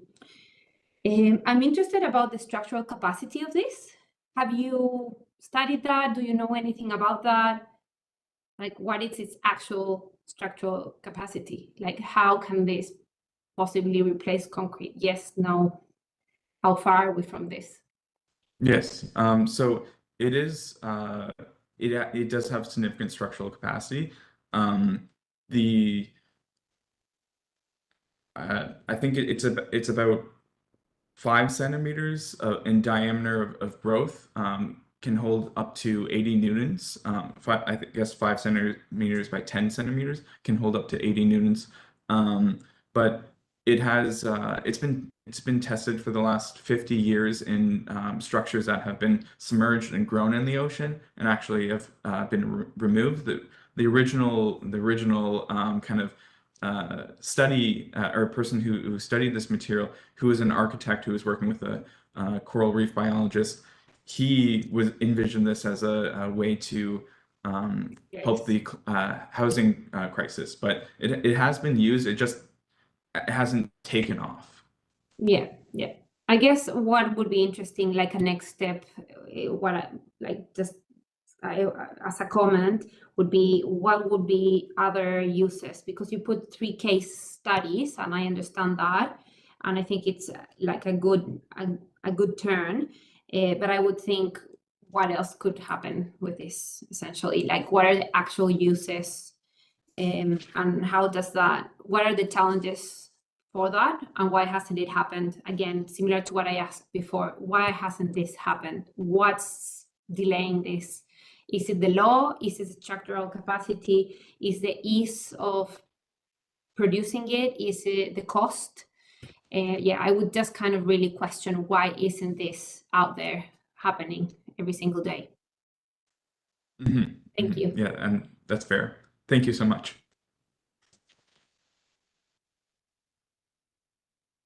Over to you, Professor Chan.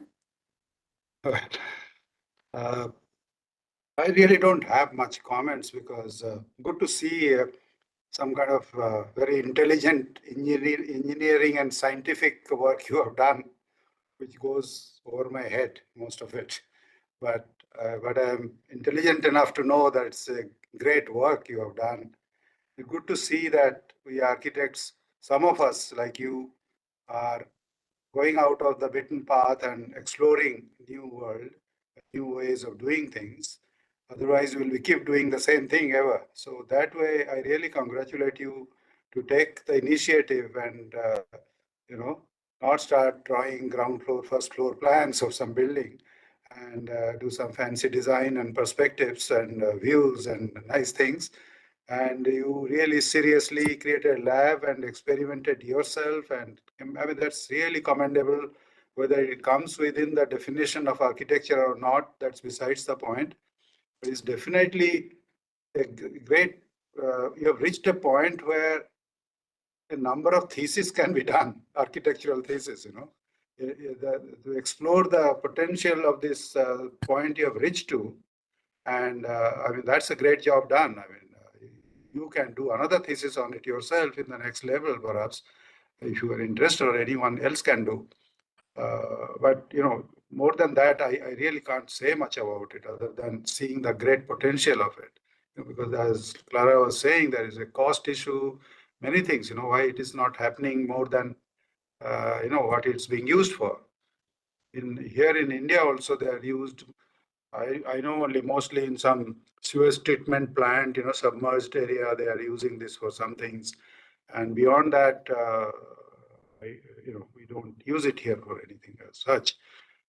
But even your last drawings of, those fabric kind of thing put on a landscape, that itself, gives some ideas that, what it can do, that great. It may not be, expanding that mesh. Looks like a street structure to me, as if a little city going into it. So that's how this thing does. So great job here. I mean, this is refreshing to see something out of the normal box of thinking. Thank you. Thank you so much. Thank you so much, professors. Thank you so much, Cameron. Like Clara said, your presentation truly blew us away. We'll now head towards the next presentation. So our thesis project that we're going to see next is going to be presented by Francesca Arroyo, a Bachelor of Architecture graduate from Pontificia Universidad Católica al Perú, located in Lima. The title of the thesis is Chan Chan's Agricultural Ring, guided by Susana Lope, Augusto Roman, and Cesar Tarazona under the theme Urban Landscape. Over to you, Francesca.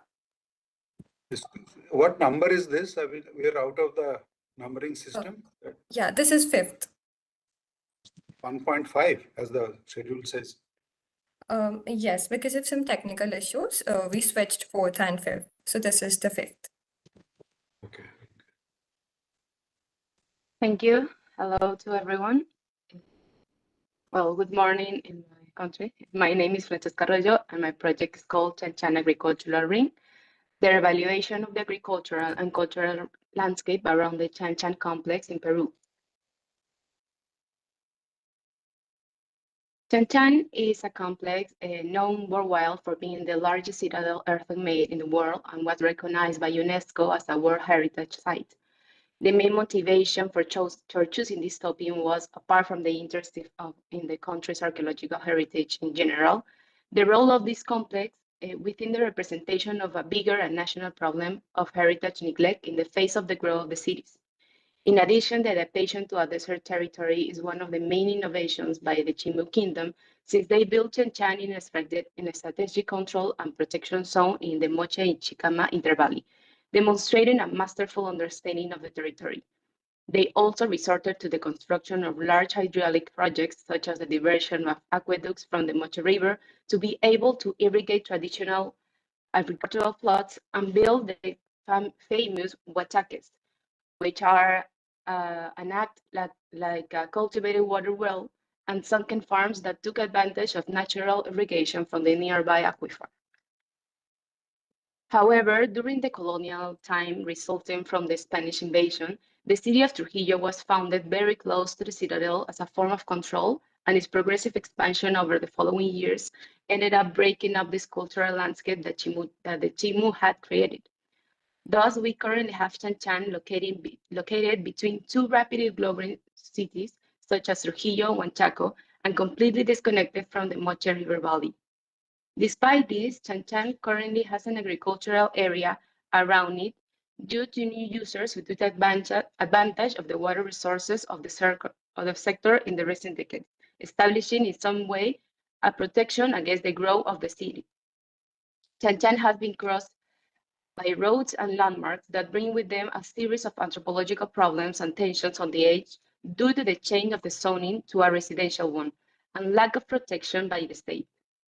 This affects the complex, the productive agricultural ecosystem, and the landscape, which also has no control, making the farmers to be seen as responsible invaders and has caused a decline in the agricultural production and consequently a decrease in this area. Thus, by losing this agricultural area, the city has begun to enter the limits of Caman. In this way, Caman currently faces a different landscape with a growing urban edge that is gradually getting closer to the limits of the complex, with only a small agricultural edge as a front towards the imminent expansion of the city. So, with all these problems, what should be done in Caman? The position of the thesis is clear. This agricultural area offers an opportunity for protection, so it must be protected and improved to ensure its existence. In addition, the urban edge must be considered to provide quality and public spaces to the city of Trujillo and establish this sector as one of value and identity for the city. Thus, the project seeks to resolve these questions between these three areas: heritage, agriculture, and the city. To do so, three macro-scale strategies are developed for the creation of the Caman agricultural ring, which are delimiting the edges of the ring with a buffer, restore the agricultural water system, and finally connect the ring created with the system. So we begin with the limit. First of all, the action area is established by taking account not only the archaeological remains, but also the progressive expansion of the city in the future. The different types of the borders are categorized in order to design specific protection elements for each one of them and replicate them in the extension of the ring. The largest protection spaces are also specified, having forest type buffers, agricultural park type buffers, and a dune buffer in the coastal area. Secondly, there is restore. This strategy begins with the reorganization of the existing water system into a closed one, which redirects the irrigation water that currently recharges the aquifer towards the sites, allowing for proper drainage and taking advantage of the channeling for the irrigation of the proposed new spaces and forming a boundary path in the city. For this system, the majority of channels already built are reusable and reused, and the control and cleaning areas of the channels are redistributed. Finally, the channel is widened towards the sea, having a more effective and clean drain. Following this reorganization of the canals, certain crops are redistributed based on their water footprint, and the decision is made to implement agricultural infrastructure such as control, research, and product sales equipment to accommodate these activities and allow economic movements to take place within a walkable distance. Finally, the edges of the canals, forests, and crops from the southern area are reforested to recuperate a diverse ecosystem that allows for balance and better use of the agricultural cycle. Finally, to connect, entrances to the ring and to the Chan complex are established to have a correct control of the pedestrian flow at the edges. This is done through programmatic doors that bring together service, cultural, and productive activities. These entrance doors are connected to landmarks in the city through green corridors that change according to the characterization of the route to be reached. Finally, a network of internal routes is established, having a tourist path and another to control agricultural areas in the ring. Thus, the project proposes a gradual construction in generating a typology in each previously identified sector to consolidate this edge, in which we have an agricultural edge, a heritage edge, an agro-heritage edge, and a coastal edge. Within these edges, relationship strategies are established between agriculture and the city, which are, first, strengthening the relationship between those two areas, and second, consolidating a limit of expansion of the city with a new model of an agro-urban city. Each one consists of different actions and particular design decisions that are specified in the complete thesis. Also, in these edges, is fundamental the incorporation of the models that allow for the housing of these agricultural, cultural, and recreational activities. That's how an open model is designed towards the agricultural landscape, and which is made of removable materials that include the vegetation of this place, and is flexible to achieve buildings with different programs in the ring. These are part of the water network established in cases of rain in the city. They are mostly oriented towards the north, taking advantage of these large roofs, a solar roof, and are built with local materials and agricultural waste for material recovery within the organic cycle. With all this, we can enter this edge of coexistence that are consolidated in the master plan. In the agricultural edge, which is located in the southern sector of the city, work is done in a wasteland sector that is limited by the existence of a ruined pre-Hispanic wall with the city. In this edge, it was decided to implement an agricultural park. For the design of the public areas, existing agricultural routes and the roads on the cities are extended, establishing meeting points and entrances. Thus, the water control system is distributed from the Mochica Canal and the wetland systems for the irrigation of the sector. In this way, spaces of coexistence are configured in a local sector with farmers to sell their products and small buildings that house cultural activities related to agriculture, accompanied by experimental spaces and agricultural services, such as greenhouses, seed banks, among others. On the heritage edge, we are located on the lateral edge of the project, a sector in which the city meets directly with Chan. Thus, a narrower limit is established, with the incorporation of the lateral passage canal as the main containment element. In this way, we have an edge that incorporates the city so that it can dialogue with the Chan complex within its daily routine, but does not allow its directly entry or expansion of the city. Within the agro-heritage edge, a new expansion of the city is located between an agricultural area very close to the heritage area of the Chimu Pyramid. A linear agricultural park and a buffer forest are chosen. In this sector, the incorporation of agricultural blocks and recreational spaces allow for having leisure spaces that allow understanding the entire agricultural system and a new lateral entrance to Chan. The last edge is the coastal edge. It implements a Dunhuachaque system at the front closest to the area. This allows the use of aquifer of agriculture production with an ancestral method, and the dunes that accompany the system protect the adjacent crops of sunken fields from the sea breezes for their correct operations.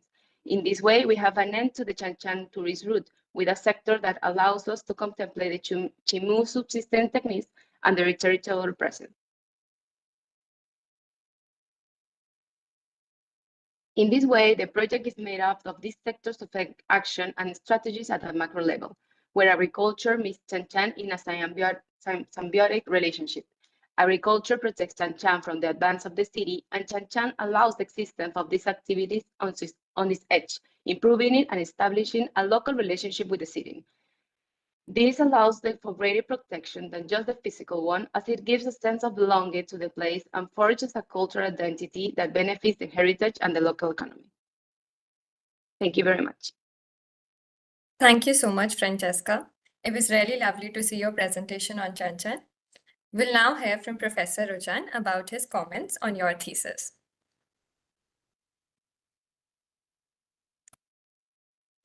Hi, Gracia. Hi, thank you. Yeah, once again, one more thesis on a very important aspect of protecting our old heritage, like Peru, India cities have lots of such built heritage to be protected, and we often fail to do it for sometimes because of economic reasons, sometimes for lack of knowledge about the importance of heritage, and many other things. And it's a good thing that you are discussing about it and using agriculture as the mediator kind of thing, which which is kind of not often done, because agriculture is such a thing. It's a very soft activity, in the sense, at least in developing or poorer countries, it is something which is often changed and given away and converted to anything, or the last in the priority of agriculture as such. And keeping a belt of agricultural land, which is perhaps will be privately owned, it will be owned by a number of owners, I guess, and what they do with their land, unless, of course, they will be told that you can't do anything else but agriculture there. But he might just say that, I can't make enough money with agriculture, so you let me do something else. And then very often that's why the conservation and protection and all that is often done with public money. You're expecting private people to first understand the importance, then sacrifice something, especially money and all that, to protect something which is not directly useful to his family or to him, but so often becomes a challenging thing. But it varies between community to community, depending on how educated, how informed the community is, how much they love their heritage, how far they will go to sacrifice or whatever to protect it.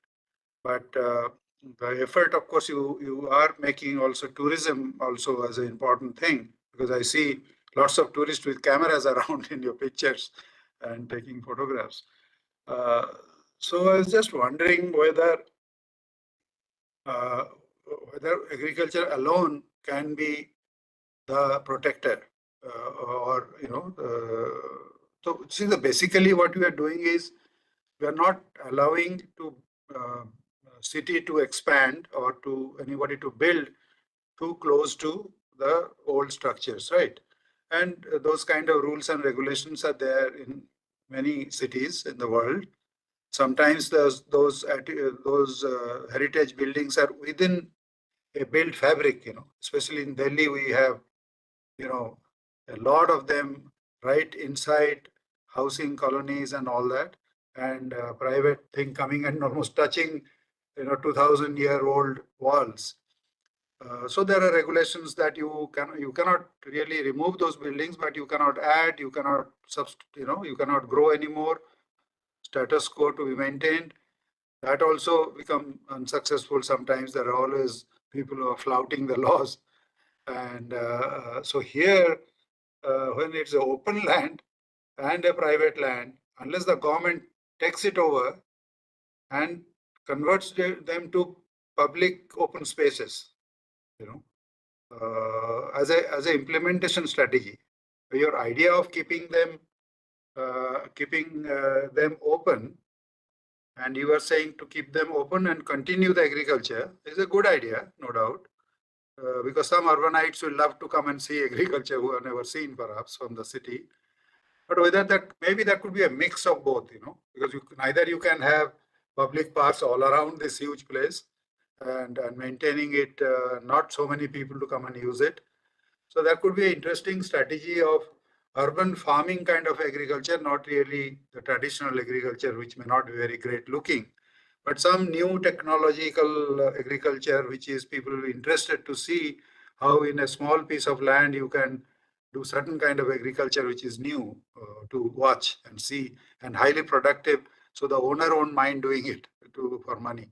So anyway, all I'm saying is to have more than one strategy for the same goal. Unless you already have it and I'm not reading it. But otherwise, this is a discussion point, so I'm not really examining your work. But obviously, the idea is to put forward, our comments and not necessarily critical, but some points to think about for all of us, not only you. So that point came up because this is a very tough job these days to protect heritage. And always this, the culture and that type of society comes in and the money comes in.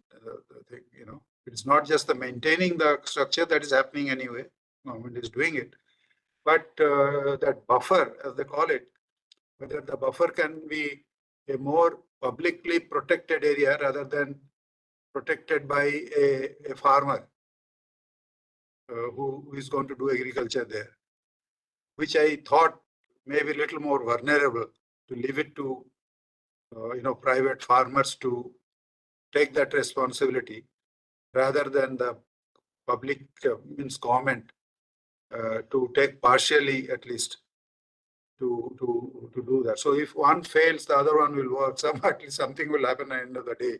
So anyway, that's all I can say, because you can't really make very, very pointed things with this much of discussion. But the whole idea of the seminar is that only, just to open up some things to talk about. Yeah. Okay, thank you. Yes, thank you. Thank you, Professor. We'll now head towards Professor Clara's views. Hi, Francesca. Thank you for your presentation. Thank you, John, for your comments as well. I think it's you've made a really, really interesting point.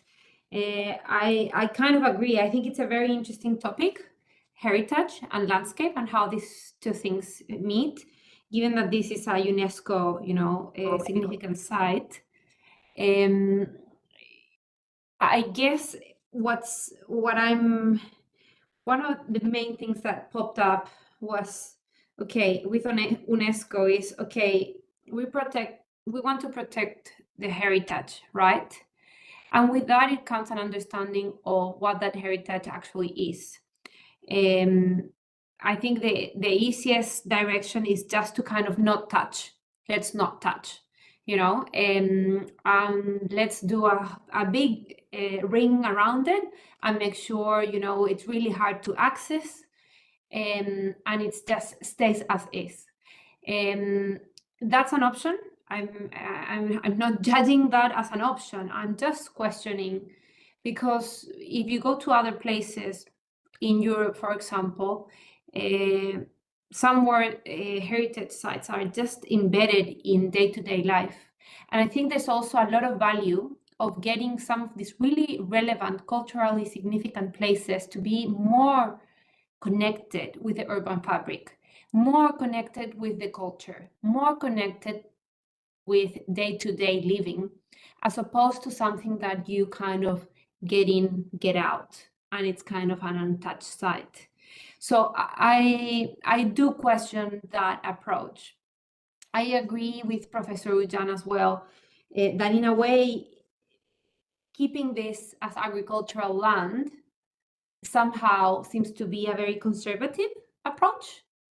It could be taken as radical, but I see it more as a conservative because there's a lot of challenges to do something like that. Not only because that might be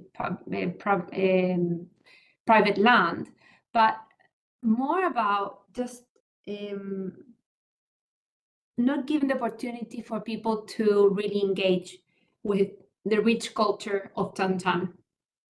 On the other hand, when I see your proposal, which I can see it's very thoughtful, I see there's a lack of connection between how that public space that you're actually showing in this render is and what the Tantan culture might have given to this public space. What I mean is they were really intensive in the use of Adobe, I understand, right? So I'm seeing a lot of deck. I'm seeing, trellises going up. This is a culture that, from what I understand, my limited understanding of the subject is it was a city that suffered from really big rain events. It was flooded, and there's not a lot of knowledge of why it kind of, I guess, faded or collapsed. So there's a little bit of a myth, a history piece there that's actually quite relevant to how you can activate this edge and incorporate this city or this kind of heritage city into the urban fabric. So I would imagine seeing more Adobe into it, more of the traditions of the Tantan history into your design, even though if it's keeping the traditional agricultural, big scheme of things, this ring of agriculture, traditional agriculture, I wouldn't see it like in this case, which is a linear trench.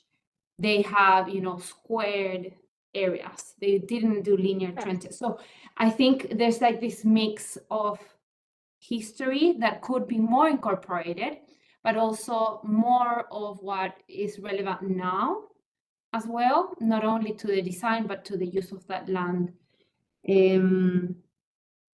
Yeah, I think that's my two main comments. I guess a part of it for me is missing that study of the history of Tantan, which surely you would have done, I'm sure. Probably you haven't been able to just show it here, but a lot of the drawings that you showed were just a single scale and just really just a sort of planning approach, whereas your response is a design approach, as I can see here. So I think there's lots of design elements that you could have taken from that rich history.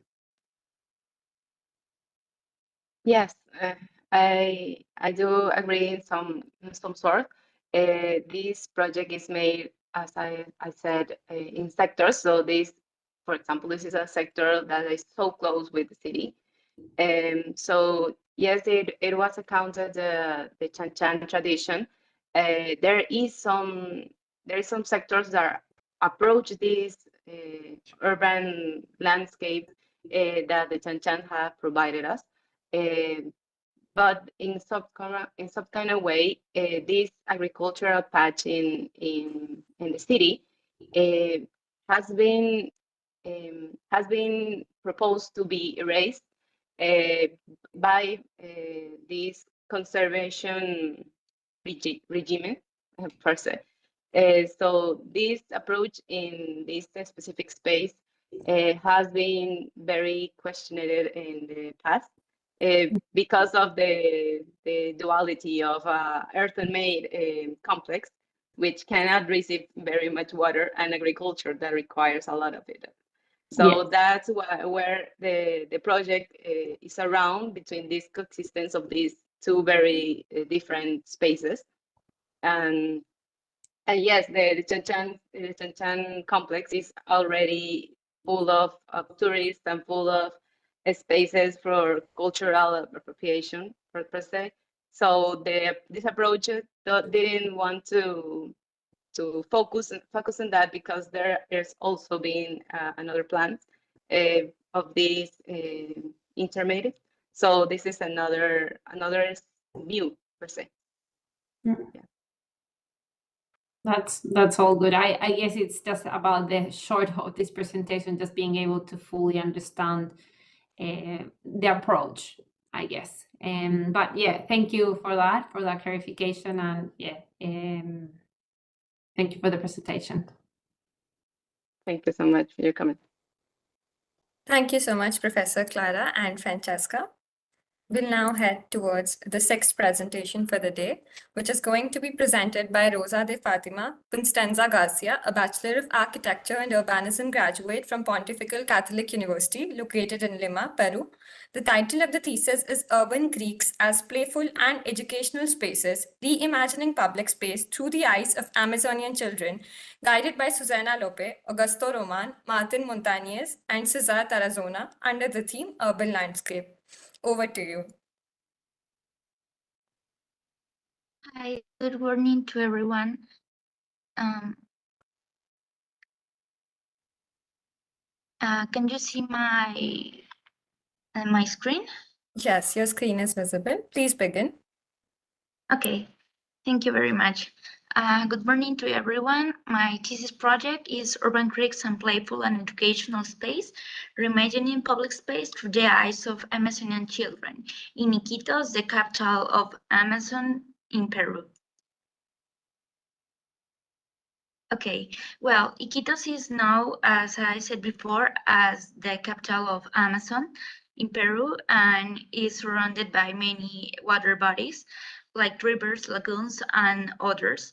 But we can also say that Iquitos is a children's city. This is because more than the 50% of its population is under 15 years old, which leads us to some decisions as architects and urban planners of how the city should give a response to this population.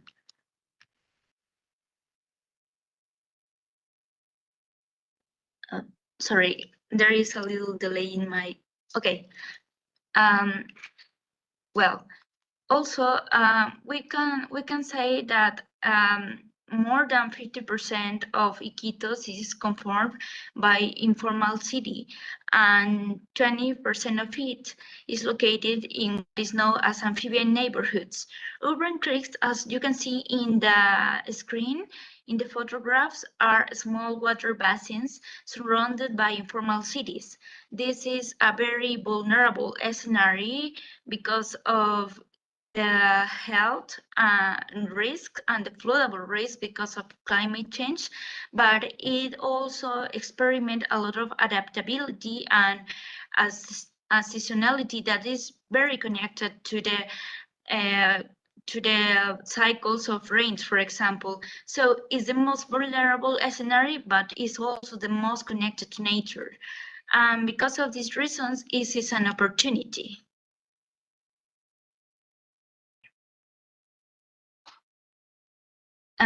Urban creeks as an opportunity for the cities, and this is the reason why my thesis project proposes to create a system of recreational parks for the Amazon cities, because it has a replicability characteristic. This is an existing environment in all the bank of Iquitos. This can be a recreational and educative park system for the Amazon cities, because it has three key elements. One, the natural ecosystem of the urban creeks. Two, the children communities, that is the high concentrations of schools near the different urban creeks. And three, the sociocultural layer, that is all the cultural richness that's living in the informal Amazon city implies. This is the location of the Ricardo Palma Urban Creek, which is taken as a case studio for proving how we can design spaces for the Amazon city. So the thesis project explores the concept of equity, which is a word that means to learn, and also explores that how we can change from the current educational model, that is education inside buildings, to a potential educational model that is in contact with nature. And as said by Hernan Herzberg, education is an instruction in certain subjects, but learning, in contrast, occurs outside the formal institutionalized limits in indeterminate space. And as we can see in the photographs, this is how we learn in Amazon. So the Amazon provide, the Amazon public spaces should provide to learning environments that are more like this, in connection with nature. And this is a master plan of the Ricardo Palma Urban Creek as a park, and it has a key division in two parts. The first one that is especially focused on the water purification process that is integrated in the park by 3 filtration lagoons. And then the second part of the park that is focused on making the public space as a learning environment. And it develops 4 garden typologies for learning. The whole Urban Creek has 1 kilometer length, 400 families, 6 schools, and more than 2,000 children, which is why it's a huge opportunity to create a learning environment. A posture that my thesis assume that is very important is that we should learn about the place with the community. So I traveled to Iquitos and held some participative workshops, especially with children. I used some participative tools like this model, for example, where children were able to talk about their day-to-day walks, their hobbies in the neighborhood, which places they consider dangerous, which places are their favorite ones, the importance of connection with nature, etc. It also considered going for some schools to collect their opinions. So the goal was to develop some strategies based on the nature and how the children use the nature as a learning environment, to turn these strategies into intervention strategies for creating the park. So this is how, for example, we have to turn walking through the nature in a whole experience for learning. It considered creating more space to rest from the children scale and extend the shadow area. I made a studio of the flora, of the local flora, in order to know how we can create rethink the opportunity to rethink the interior design, interior and exterior relation. For example, in the cases of the home relation with the nature, school relation with the nature, and connect the space between that connects these two situations. This is how the design goes. As you can see, it has multiple kind of scenarios that are connected with the nature in a different ways. This is, for example, the children pathway between stilts that uses the existing Amazon typology for taking this as an opportunity to connect with the nature, creating a shaded comfort space in connection with different environments like fruitable seasons and connection with fauna, for example. And this is the connecting bridge that also experiment change. The objective is to create scenarios that can change and adapt to the seasonality. These are some of the gardens that are created for this according for the seasonality. The floatable garden that are composed by plants that are adapted to the rains, and the school orchard that is the shared space by school and the dyed lights garden that use natural fibers and natural dyes plants. And these all scenarios are thought to learn and apply the knowledge from from native communities of the Peruvian jungle, like the Jawa and Quechua. This is how we create a dynamic landscape where every walk can be a chance for learning. This is, for example, the general picture of how we can imagine a park. The most important thing in my thesis is to learn from the great biodiversity of Amazon landscape, from the children's sensibility, and from the community participation, turning it into a chance for integrating children's voice for urban planning. And this way we can also make the different cities and recreational spaces and a good adaptive for all the users. That will be all for me. Thank you. Thank you so much, Fatima. It was really wonderful to see how you've taken particular attention to integrating one age group, which being children. So now we'll head towards Professor Clara to hear her views about your thesis. Okay. Hi, Fatima. Gracias. Hi, Clara.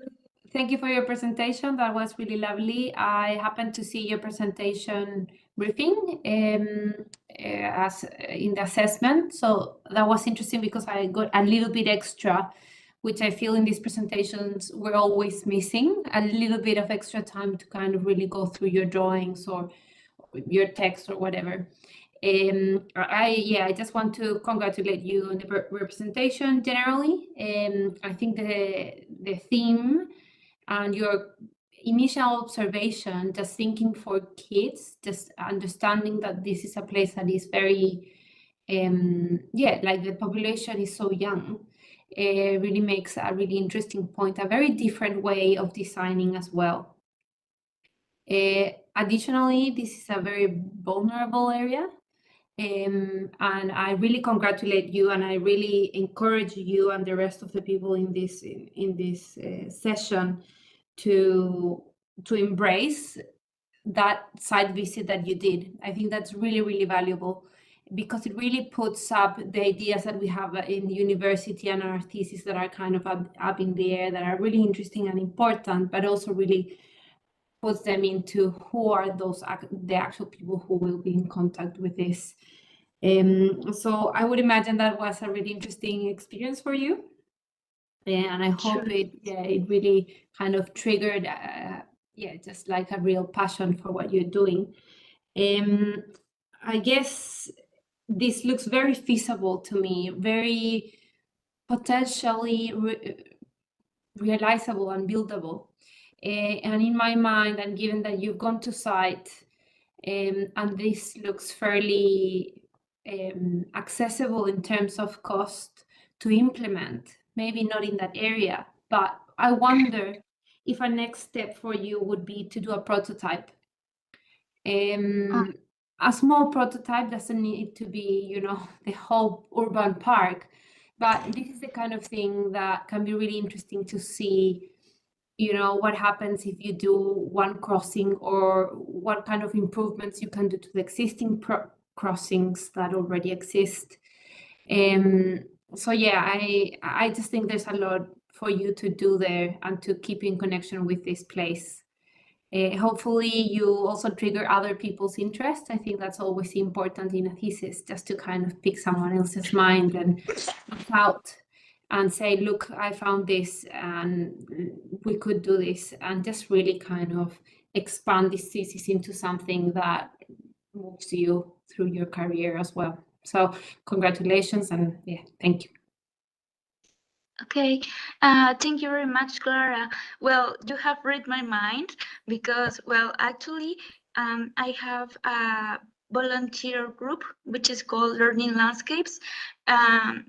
We are a group of architects, and we our goal is to create small landscape and architectural interventions in different vulnerable communities. And one of our future projects is to come back to this community, to Ricardo Palma Creek, and to build a small intervention in here. We are currently looking for fundings, but we have already been applying to some fundings, and in order to make it possible, and we will keep on trying until we do it. Excellent. That's great news. And I think that is just such an inspiring thing to do with a thesis. I also did it myself, and it's a hard thing to do. And you put your heart and soul into it, not only because, it's your degree, but also because you're really invested in what you're doing, and you're picking on in other people's interests as well. And that I think is really relevant. That led me to start ephemeral research and connect with other people, and really made a little bit of a career out of it as well, like a little research on the side of my professional life. So yeah, I just encourage you to continue to do that, and yeah, enjoy the ride, I guess. And do Thank you good. very much. Okay. Yeah.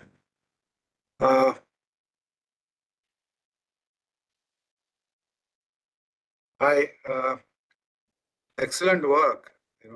As a Thank you. as a project, one project. Here is a site, and you have a client, you have a funding agency, you have the children, and you did this, and excellent work, frankly speaking. Now, as you are already doing one thing, which I was going to suggest, that to really get back and see what you can actually do after a group of architects doing that. That's very nice. And now, if you can think much bigger, as I think Clara was talking about prototype, and it can be called some typologies, small typologies to deal with crossovers, playgrounds, land formations, tree planting, and they are there, and and they're affordable ones, and they're dependent on what they have been doing themselves, with their own. The photographs you showed, some of the existing things, with all these rickety steps and connections. And if we can somehow use the similar thing, the amount of money they have, they're using them and doing their own things, to go to one place to other, or somehow to play. The first step would be that how do you take only those and rearrange it, with their help, and how they do it. Second is, if you get some more money, what is the next you can do? And if it's fully funded, then you do what you have done very well. But those intermediary ones are very important, because we really get stuck at those points, that how little can you do, no matter how little you get out of it, And then this kind of social work and activism or socialism, whatever you call it, which you intend doing, will be very useful if you make these alternatives of very little intervention to a bigger intervention, and a couple of intermediaries. If you have this, do this. If you have this, you do that.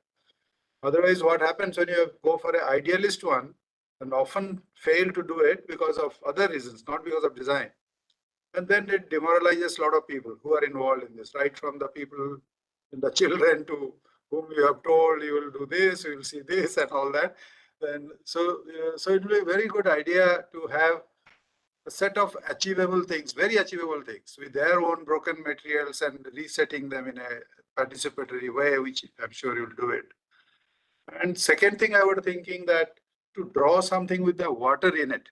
I know this picture in front has some water in it, which is muddy and dirty as it's supposed to be. Not we often do blue water all the time. We architects always make all our water beautiful blue, which is never blue actually. And I'm sure Amazon water is never blue. So, when you show those cross sections, the sections through which those bridges are going, at any point whether it gets filled up to certain level and goes down certain level, and how does it work, or it stays where you are showing only, then why would somebody cross over in such a high level? So some hydrological aspects, how it dictates design, would be interesting to see. In the high water level, how does it work? How far the water goes in? How does it inundate some of the playgrounds and again recedes back, and that opens up? And which areas will never get water, so you can do all the permanent things there. So some interesting thing, analysis like that. And then you have, if you have this, you do this. If you have this, you do that. And they are all generic and typological and applicable all along kilometers of creeks you have. But this one project which you have done is no doubt done excellent. But the kind of ambition you have to go beyond one project of a thesis, but actually do something for the people who live along the creeks and the children, you will need to do this kind of a thing with all kinds of alternatives into it to fit into different situations, not physical, but also economic and social. The kind of children there, some are poorer than the other, I'm sure. The people who live here are, I'm sure, not very rich, because that's why they are in this swampy area. So that, that's all I have to say in this brief few minutes we get, and few minutes you get. Okay, thank you very much, Ujan. Yeah, I completely agree with you. I think that we as architects can learn a lot if we I consider that the proposing is very important, but it's also very important to look and to hear people and the environment, the nature itself. As you can see, just in simple things like, for example, painting the water always blue, but it's not always blue, and it is okay that it's not always blue, because the color it is depicts whole biodiversity, how it works in the nature. So yeah, and I think that we as architects can also learn a lot about vernacular architecture typologies, that sometimes we tend to think that only the most innovative forms or strategies are the most adequate for a project. But I think that if we learn from the ancestral knowledge that our cultures, our native communities or other people has, we can learn a lot and be like a bridge that can work for communities. And thank you very much for all your comments, to you and to Clara. Thank you. Welcome. Congratulations, Fatima. I wish you the very best with your fundraising endeavors, and I truly hope your vision is realized on ground. We are now headed for the 7th presentation for the day. Our 7th thesis project is going to be presented by Ishita Agarwal, Constance Edeline, and Prachi Rawat, MSc Sustainable Architecture and Landscape Design graduates from Politecnico di Milano, located in Milan, Italy. The title of the thesis is Gram Bangla, Always in Motion, guided by Fabiano Lemes de Oliveira under the theme Urban Landscape. Over to you. Hello. Hi, everyone. I'm going to share my screen. Sorry, just a second.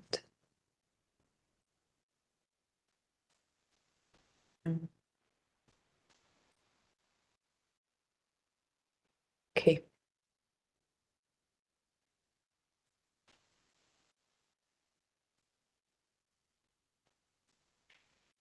Can you see my screen? Yes, please go ahead. Okay. Hi, everyone. Good morning. And we are Ishita, Prachi, and Constance from India and from France. We are happy to present our thesis project. The name is Gram Bangla, Always in Motion. So in this thesis, our goal is to mitigate the coastal impact and to adapt to the sea level rise by implementing innovative nature-based solutions inspired by the local practices as we looked into the old knowledge and recognize it as new. We wanted to bring light to them and have a new perspective on design. So we tried, first of all, to look at India in the context of the world and climate change. And we realized that it is one of the most vulnerable countries. One of the direct consequences of climate change is sea level rise, which impacts a huge area of India as it has a massive coastline.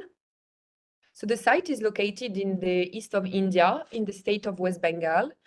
Kolkata, the capital of the state, is a really, really dense city and really polluted.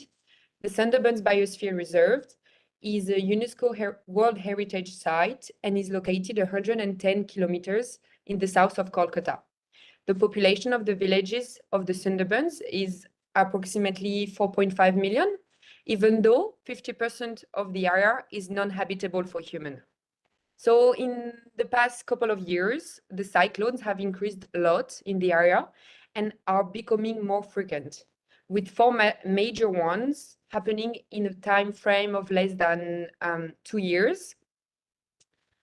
Looking into the analysis of the area, the transport system around Kolkata is reducing once you leave the city, and the accessibility to the site is quite limited. Looking closely to the landscape of the region and the existing ecosystem, it is mainly composed of agricultural land, aquaculture, mangrove forest, and water systems. Talking about water systems, it is really complicated as there's a presence of both freshwater system and saltwater system.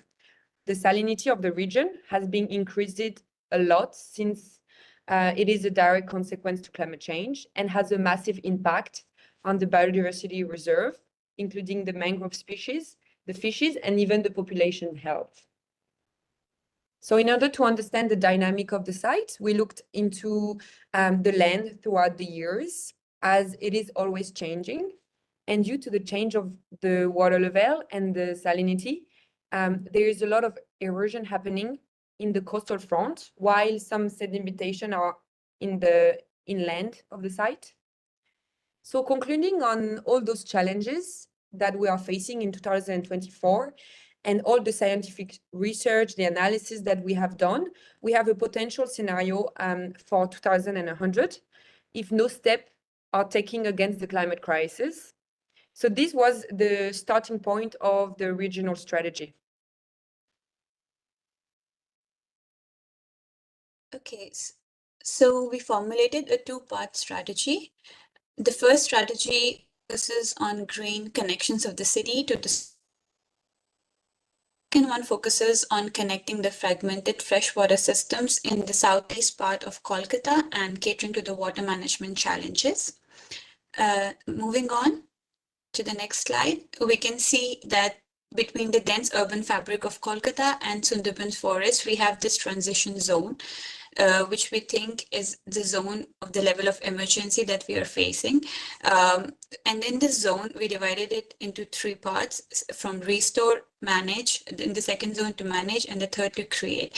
So the intersection of these zones and the wedges creates these smaller regions for which different guidelines are formed. And this way we can respond better to each region in this zone. Next slide. Zooming in this territory, we went to the site in Sundarbans and we visited 2 villages and got the opportunity to talk to local people and some people in the authorities to get more insight on this region. And it was concluded that there is a lot of lack of accessibility to resources and basic needs.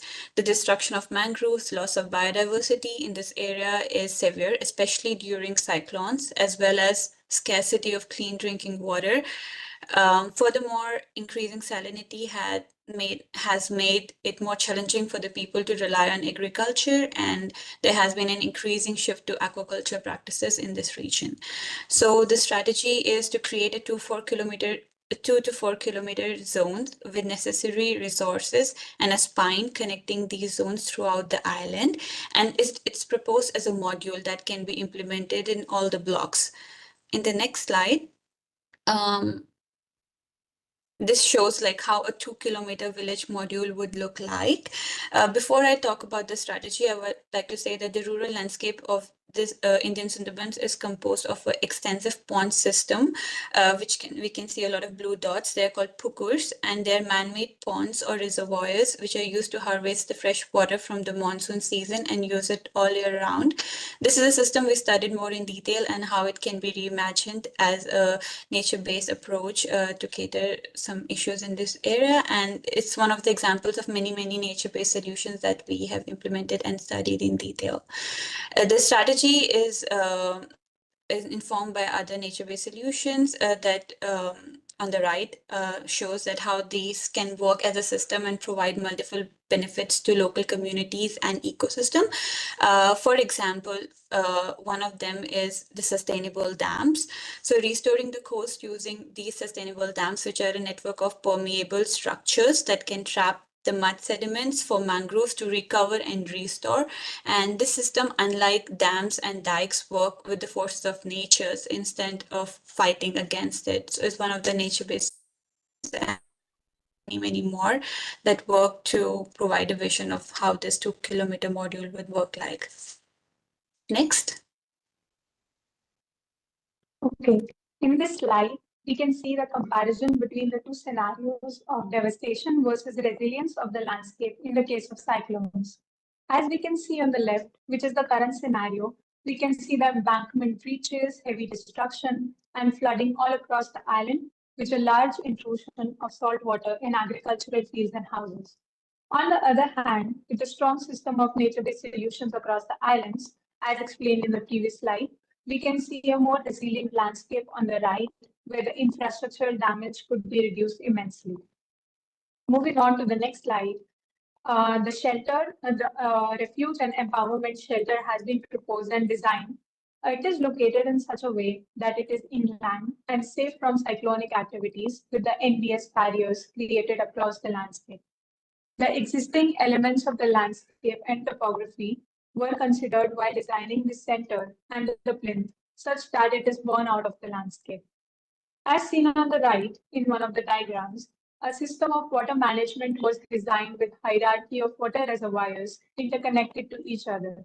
These are the small individualistic pukurs, where here in this design, the character of the pukur was more a communal one, where they flood into each other and eventually into the retention basin, including the flooding, reducing in the flooding events. So moving on to the next slide, talking about the communal engagement. The project aims to enhance the circular economy by creating an environment for the community and animals, along with providing refuge during extreme weather events. The local farm and pukurs play a very crucial role in providing food and drinking water for the community, as seen in the renders. The building structure has also been developed according to the climatic conditions. Concluding, in the next slide, I would like to throw some light on the nature-based solutions catalog, which was created accompanying the design solution to fit into the goals and characteristics of the landscape. These guidelines were followed while developing the proposed strategy. According to the immediacy of attention required to them, these zones are to restore the depleted resources, manage or enhance the existing resources, and create resilience for future. So these NBS are universal and they could be used for projects across the globe with similar climatic conditions and challenges.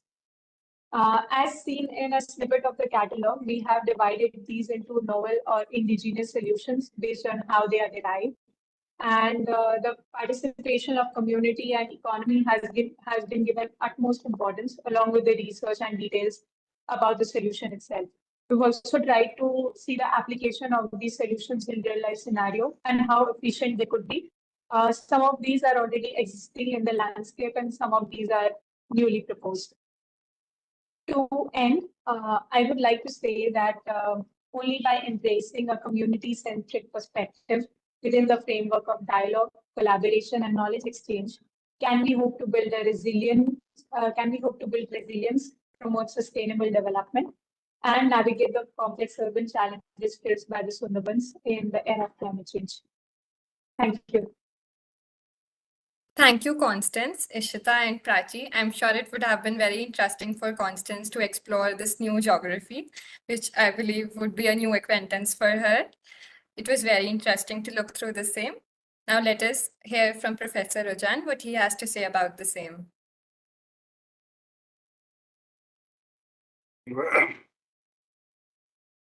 Climate change and the rising water is the threat to the whole world now. And but Sundarban's areas have been facing it before even we talked about climate change. I have been seeing thesis on this for 20, 30 years back also. Sundarban thesis are a type by itself. And here I see another one very well done. But I was looking actually for some new ideas of how to deal with, because I remember one research thesis which was exploring, actually shifting around people a little bit. You know, the idea was that you give some land back to nature and go away from it. And they found out this is much cheaper and environmentally more sustainable than to mitigate and correct and create new measures to protect where they stay. Of course, it is easier said than done because people love their own land, no matter how bad it is in terms of safety and difficulty of life. From that point of view, I mean that is there any other way of looking at this very critical areas, you know, of critical means difficult area of nature and human being interface? Is this all we have to keep doing, finding out some mitigating ways that to control either the rising water or even the flooding water, or whatever happens? Yeah, that's one comment I have, not on your this thing, but one what I am concerned about, because you know, making their life a little better is fine. You know that that a lot of thesis has been done on that. Create community places and better of building their little houses better than what they are doing, but in a much more global level, much bigger level. How do we make you know, the scenario more sustainable in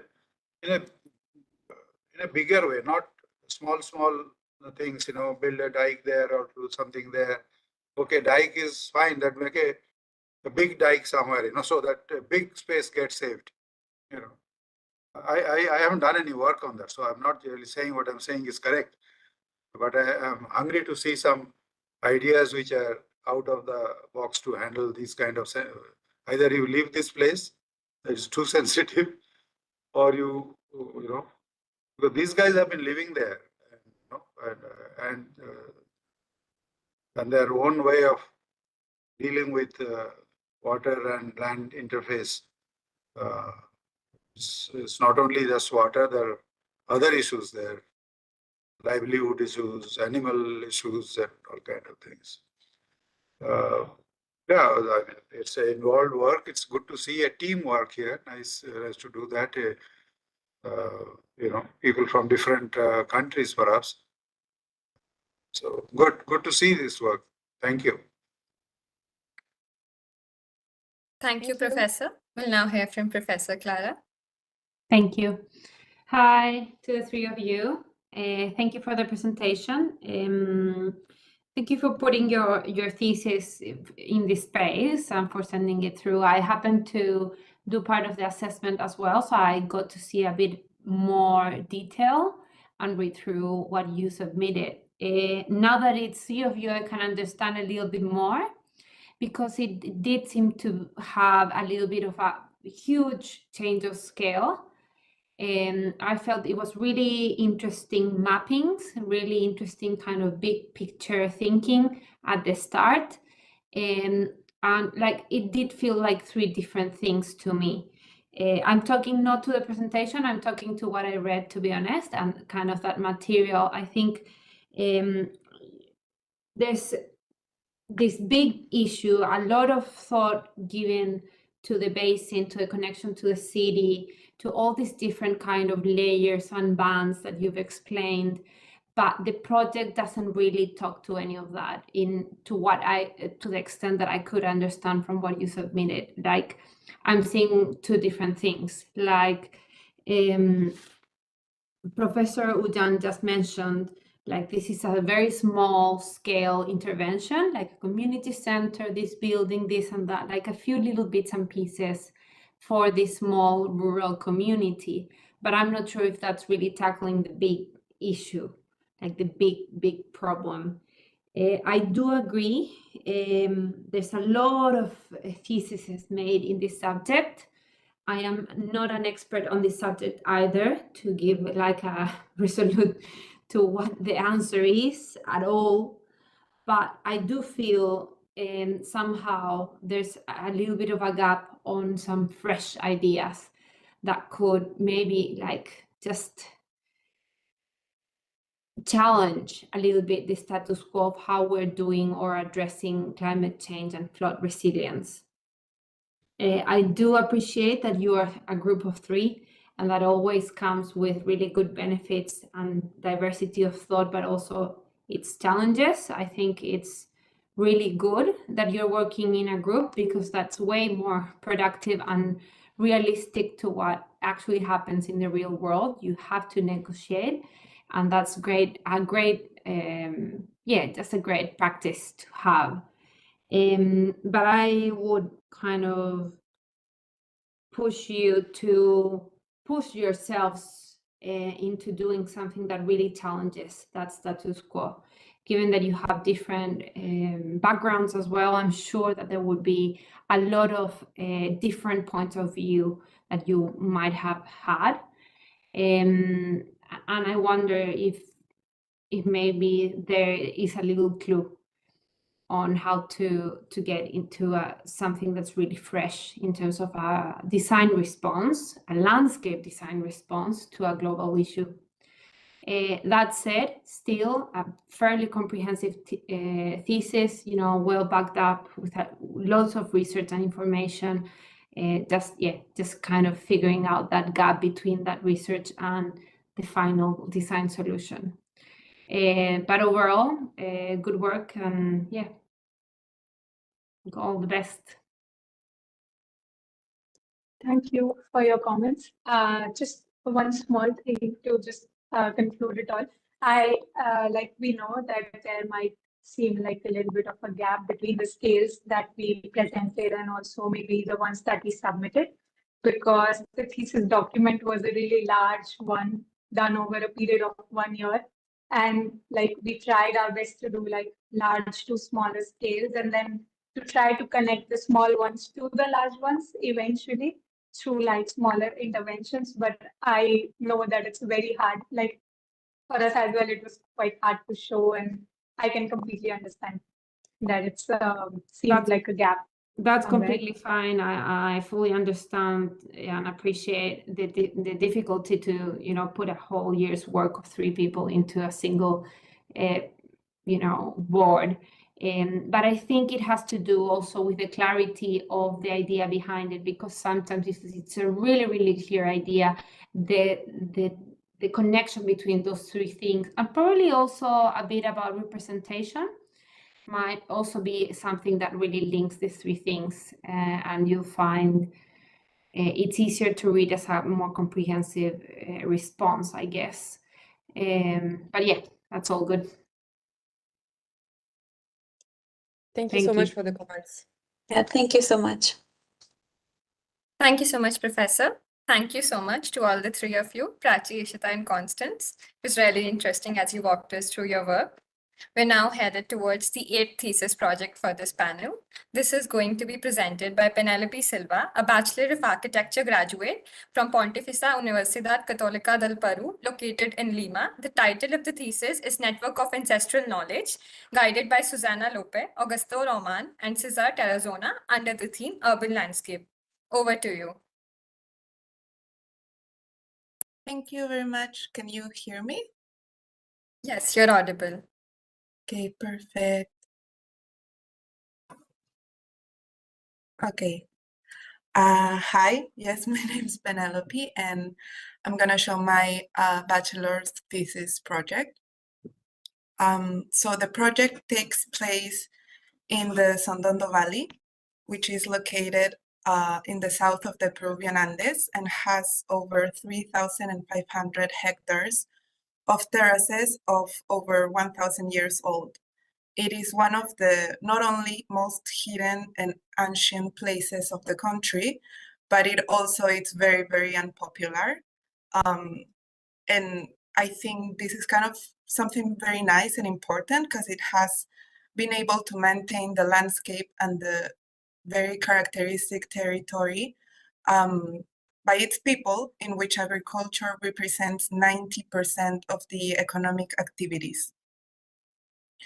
So the valley was first habited by the Wari culture, again, like over 1,000 years ago, then by the Incan Empire, which was one of the largest in South America, and who developed a much closer relationship with its territory and geographic objects, such as water, and even had a cosmovision of their own, which is somehow still alive in the modern communities, especially in older people, as they still maintain the celebrations, these cosmovision and ideals, and have been able to translate it in how they manage the soil and its components. However, it faces a very important issue, which is both one of them emigration, as people, especially young adults, emigrate and leave the valley looking for better opportunities, resulting in the abandonment of most of this territory. And second, which is the intervention of the state and its modern ideas, that is shown as interruptions of historic places, destruction of the landscape itself, overmining of the ground, and the construction of non-traditional buildings and planning overall as an urban setting. So taking into consideration these two main issues, the thesis asks how to create or intends on solve a question, which is how to create the means of survival for this valley and its risk of oblivion. And the fact that is a knowledge that has been passed through generations and generations on agriculture, which is mainly the reason why this valley has been kept. So the network of ancestral knowledge is proposed. So even though one of the most important analysis parts was the physical dimension, which is geographic, the natural, and the anthropogenic components, it also takes into consideration the symbolic connections of the territory and the cosmovision of its people, how mountains represented gods, how water was also a very important component, and how they tie together water as a body along different altitude heights. So after that, there was a proposal of different strategies of the territory. The three main strategies were first to consolidate a network of paths that reveal the ancestral traditions, then to preserve the agro-productive character of the valley, and finally to revalue the symbolic character of the valley itself, as I mentioned. And then developing a series of actions that were to implement the plan itself. So the project again combines existing paths and proposes new ones in order to connect the current communities with the agricultural lands, the places of interest for tourists, and historical places, taking again different types of value of this area. Then, I mentioned also tourism, but I also want to point out that this type of tourism is meant to be an agro and experiential type in order to guarantee the understanding of the practices in this place and to avoid further uncontrolled type of tourism or something that could even like destroy it. And this is also through a sustainable agricultural plan, which was also proposed and seek to create an economic incentive for people to stay in this valley and to get good opportunities. This agricultural plan was, besides of being sustainable, was also taking into consideration the fact that the local people should be able to build their own project with the traditional materials that they have, then to create a agricultural brand of the harvesting production that they have, which is very specific to this valley and cannot be found elsewhere, like in the other parts of the Andes. And finally was the tourism part, which is also another type of incentive, but also would generate more interest into this place in a way that can be controlled, again, by the local people. So the plan, after focusing on the territorial scale, which is the first one, selects a much more specific place that has the most interesting parts in terms of landscape territory and symbolic and historic points, to then develop it into further detail and propose three main paths that are going to be further designed and developed, as well as finding the existing activities that are already there, such as the harvesting of the crops, then the management of water networks and irrigation, as well as some important historic places. And then selecting this specific area was very helpful in order to develop these three main paths that are going to be designed into further detail. Each of them contains a series of interventions or micro-interventions that mainly focus on revaluing what is already there and then adding a new factor, which can be the economic incentive, both in architecture interventions as well as landscape interventions.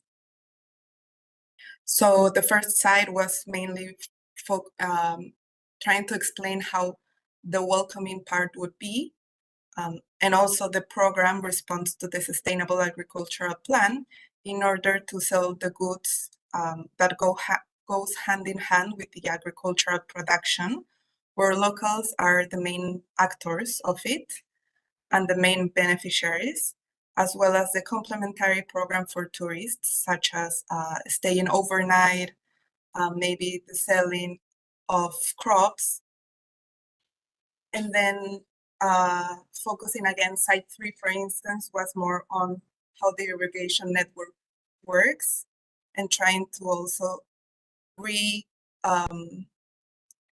rebuild again the abandoned crops that resulted in the emigration and of the young adults. So site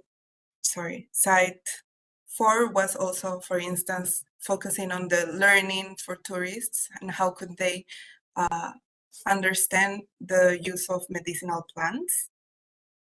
Site 7 was focusing more on the second type of economic activity, which is not, the first one is agriculture, and then the second one is more of livestock. And this is a visual of the takes again one of the aspects of the sustainable agricultural plan, which is exploring with traditional materials such as adobe, brick, and stone, and how can this be also connected with the program itself. So the project finally is therefore an intention to wrap up a multi-scalar project, so both architectural and territorial intervention, as well as a multi-dimensional one, which is taking the symbolic, cultural, and environmental aspects of the territory. Thank you. Thank you so much, Penelope. I really want to acknowledge the fact that some of these times when we are dealing with terrains like this, putting forth the graphics and capturing the essence of the same holy can be really challenging. And I believe you've done a wonderful job with that. Let us now hear what Clara has to say about the same. Over to you, Professor. Gracias. Thank you, Penelope, for your presentation. That was really, really lovely.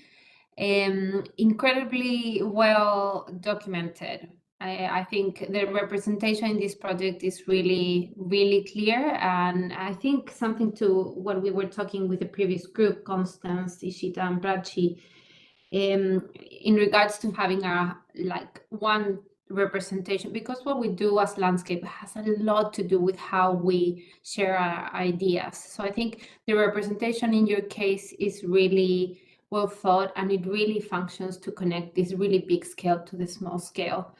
That's one of the main things I really celebrate, how you present the information. It's a very comprehensive study of a very complex issue, but also a simple one as well, which I also appreciate, because the design is not over the top. It's not trying to do more things that it can. It really talks, and you say it really clearly, looking at existing conditions and what can be kind of enhanced of what is already there. I think that is one of the big things. And when we're talking about sustainability, a big thing is about just looking what exists, what's there, what's working, and what we can do on top, minimal, to improve that. I guess it seems very practical, like a very, very practical solution, and very kind of positive solution for this issue. I guess the one thing that in my mind was like a bit hesitant was in regards to innovation, understanding what is the innovative approach of this project. I've seen many projects of this nature in different areas, obviously with different circumstances each and cultural backgrounds, but just really doing minimal interventions. And I guess what popped up, and I really celebrate, is that you brought this idea of economic options. We usually kind of disregard that as, secondary, not relevant, not important, whatnot. But I think in this case, it's really important that you're really bringing an economic factor into the solution-making process and kind of the design process, and saying, okay, we can do these simple interventions and improve the conditions of that local community and their existing way of living by making a little bit of a business out of it. It's tourism, it's very small scale, it's still very appropriate to the scale of the valley and its kind of future vision, while maintaining its core, I guess, culture and cultural values. So yeah, good work, and thank you for presenting and for putting your work here. I just wanted to ask very quickly, do all the projects from PUC come from the same studio? No. No? Okay. No. I was There's just wondering, because I couple. can see there's quite a few people coming from Peru, from the same university, and I wondered if they were all part of a same studio. But anyway, that's on the side. Yeah, I think most of them, but there are a couple, yes. Okay, cool. Thank you. Gracias, Thank Penelope. you very much for your comments.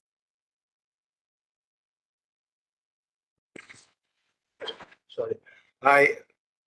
Once again, it is quite challenging for us to look at these drawings, and such beautiful drawings. I think it needs at least a huge screen to see them, not a 4-inch by 7-inch size.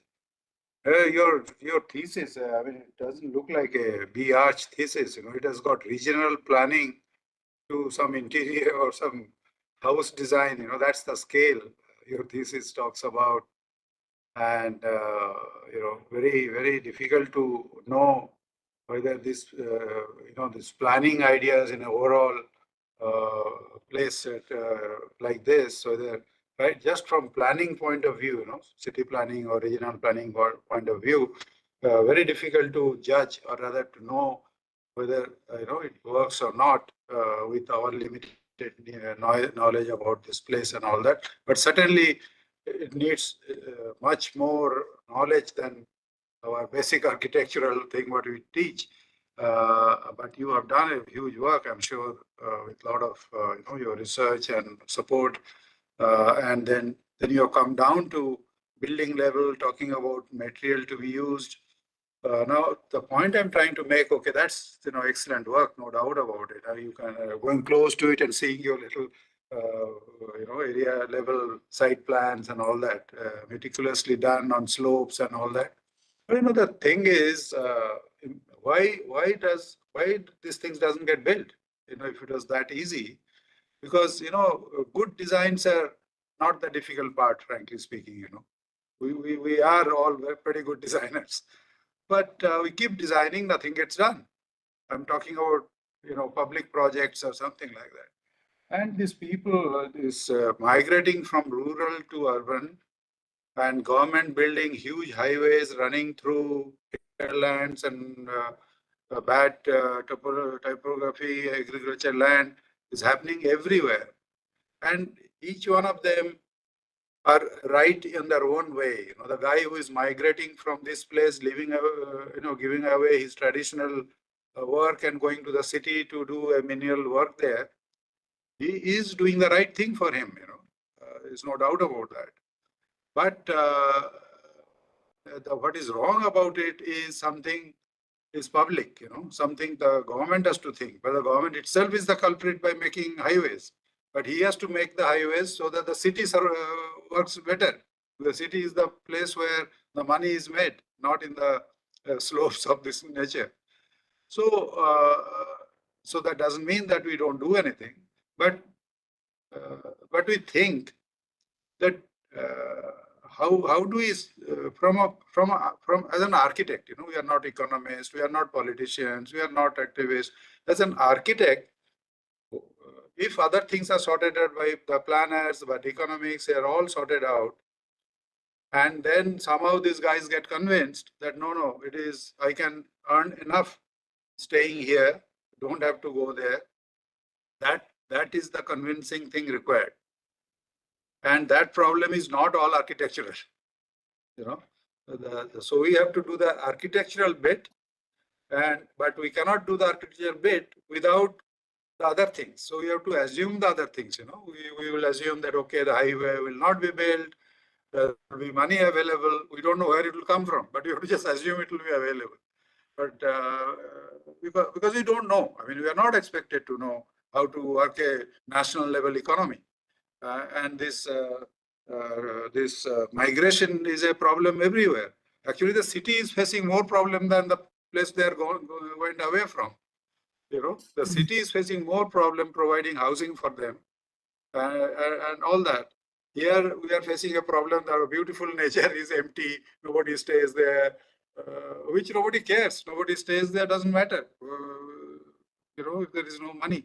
But however, we will keep trying. However, we will play our bit. That we will tell the government, you stop migration, whatever you want. We will produce the finest environment for them to live here in terms of their house, their entertainment, their play, their workplace. That may be crafts or maybe agriculture. So this is the issue I'm coming out with, not as a criticism for your work, but this implementation strategy at various levels. And that is one level which is ours also.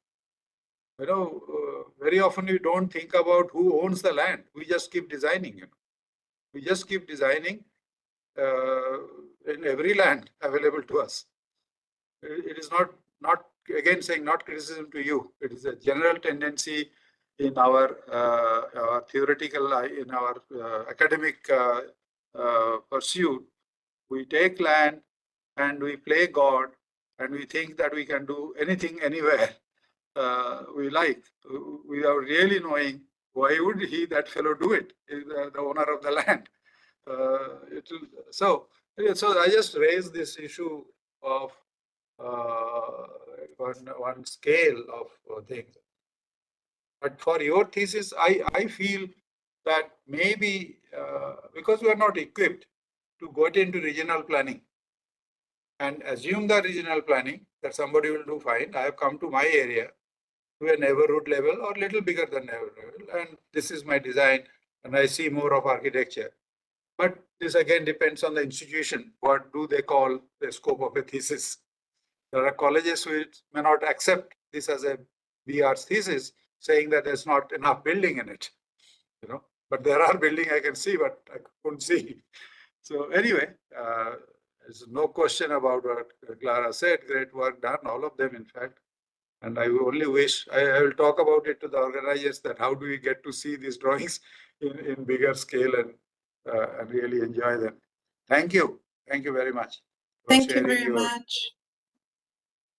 My pleasure. Thank you. Thank you so much, Penelope. Thank you so much, Professor. We're now headed towards the 9th presentation for this day, which is going to be presented by Anushri Milind Joshi, a Bachelor of Architecture graduate from Krivya, University of Mumbai, located in India.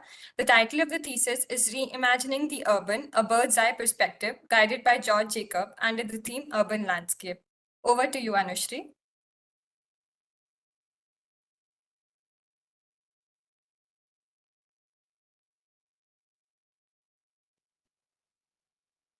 Hello, hi, am I audible? Yes, you're audible. But where are you? There's some issue with my camera. I just started.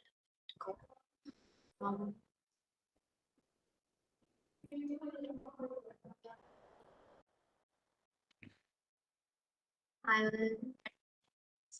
Okay. Can you see me now? Yes, we can. Okay, yeah. I'll share my screen. Yeah.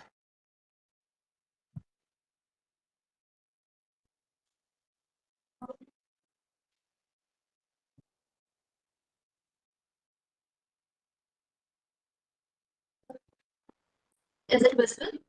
The Yes. slideshow. Yes, Okay. yes. Sorry for that. Okay. So, hello everyone.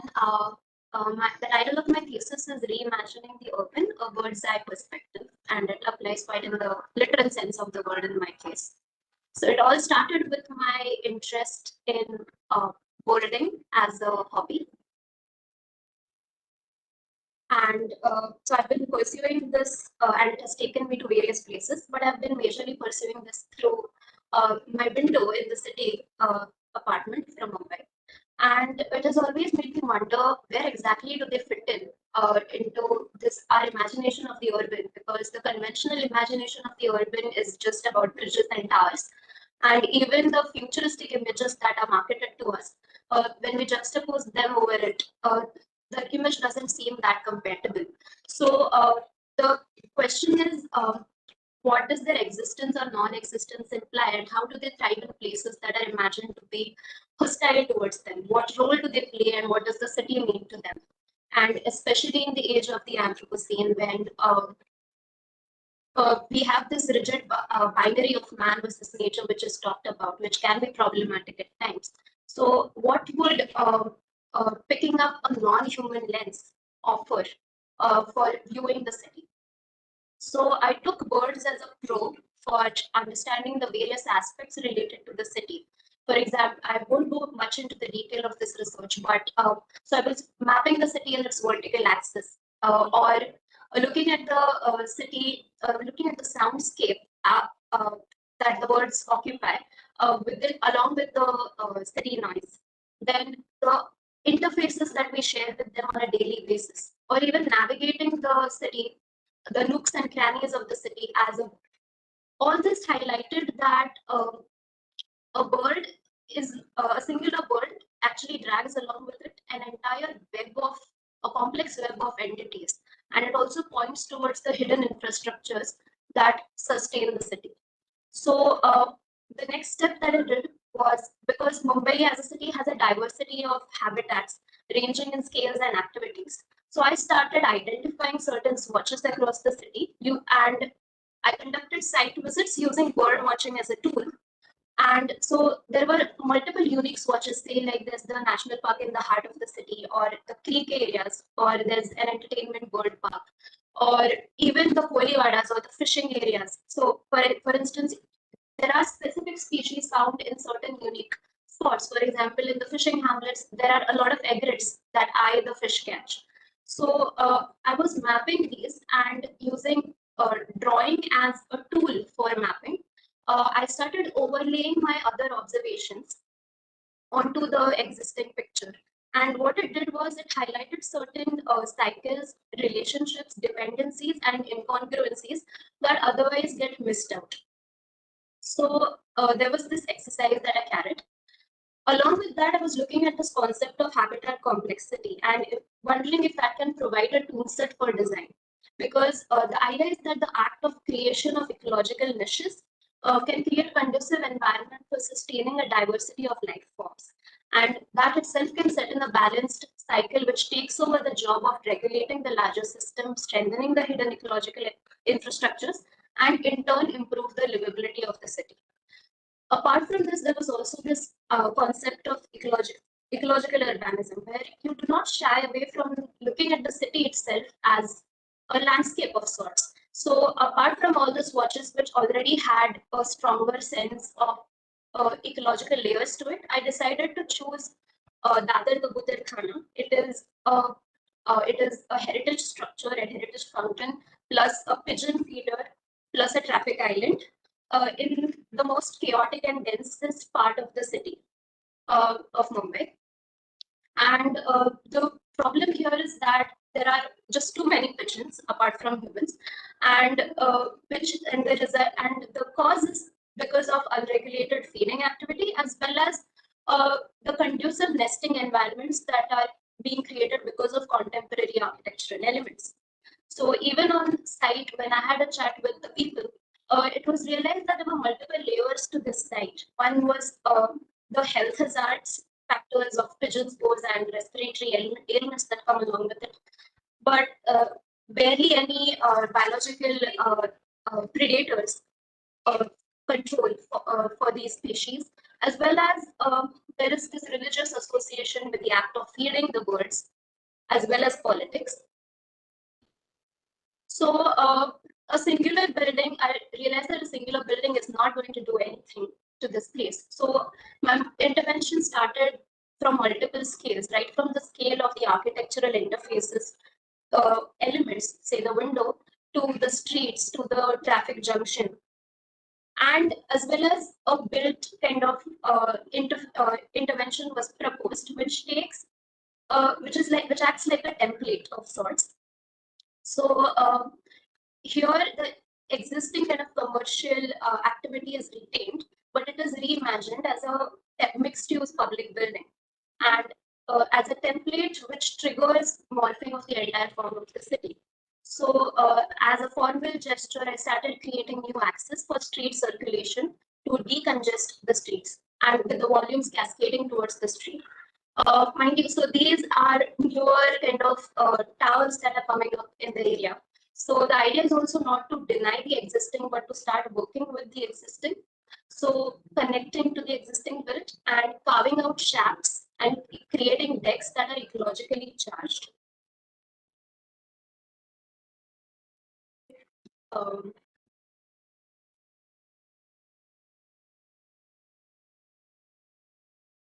So I'm working with the existing edge, and there are multiple kind of access routes. Plus, there are public courtyards that are getting formed along with the newer paths that I'm introducing. Simultaneously, I was working on a bird matrix where I identified certain birds that could potentially come here and would help in the biological control part of it. So I was looking at their habitat preferences, materials, the food habits, etc. And from that, I derived a planting palette. So the ecological shafts that I mentioned earlier, those were further divided into food scaffolds, habitat walls, and urban farming. So there were these kind of distinctions.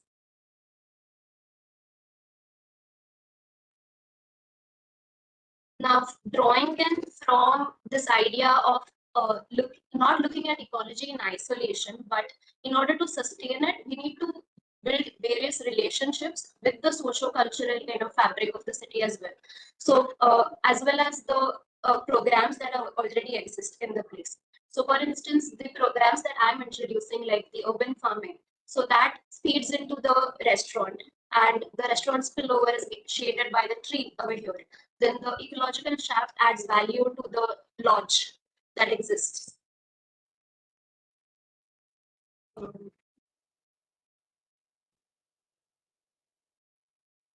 Then the second idea is also looking at the entire vertical axis. So there's an aviary for rescues, as well as there are spaces for organizations like Bombay Natural History Society, which or BNHS, which is an environmental group. So even awareness related to urban ecology can start getting activated through these spaces, as well as all these co-working office spaces. The ecological shafts kind of provide a respite to them. Yeah, and then even this idea of the Jain temple that basically triggers the feeding of birds. So there could be, so it is reimagined to kind of expand to other species as well, and it will be a regulated kind of activity along with BNHs being settling in this building. Along with that, there's an urban grove where it's also a place of respite and play, but also provides a habitat of sorts. And considering the proximity of this place with the railway station, so the existing commercial activity already exists, but it also kind of gives a lot more exposure to the experiments being carried out in this building. And so these are the various interfaces that have been detailed out at the smallest scale, say of the urban grove, or even the toilet duct for that matter, or the fountain of the Kabutar Khana.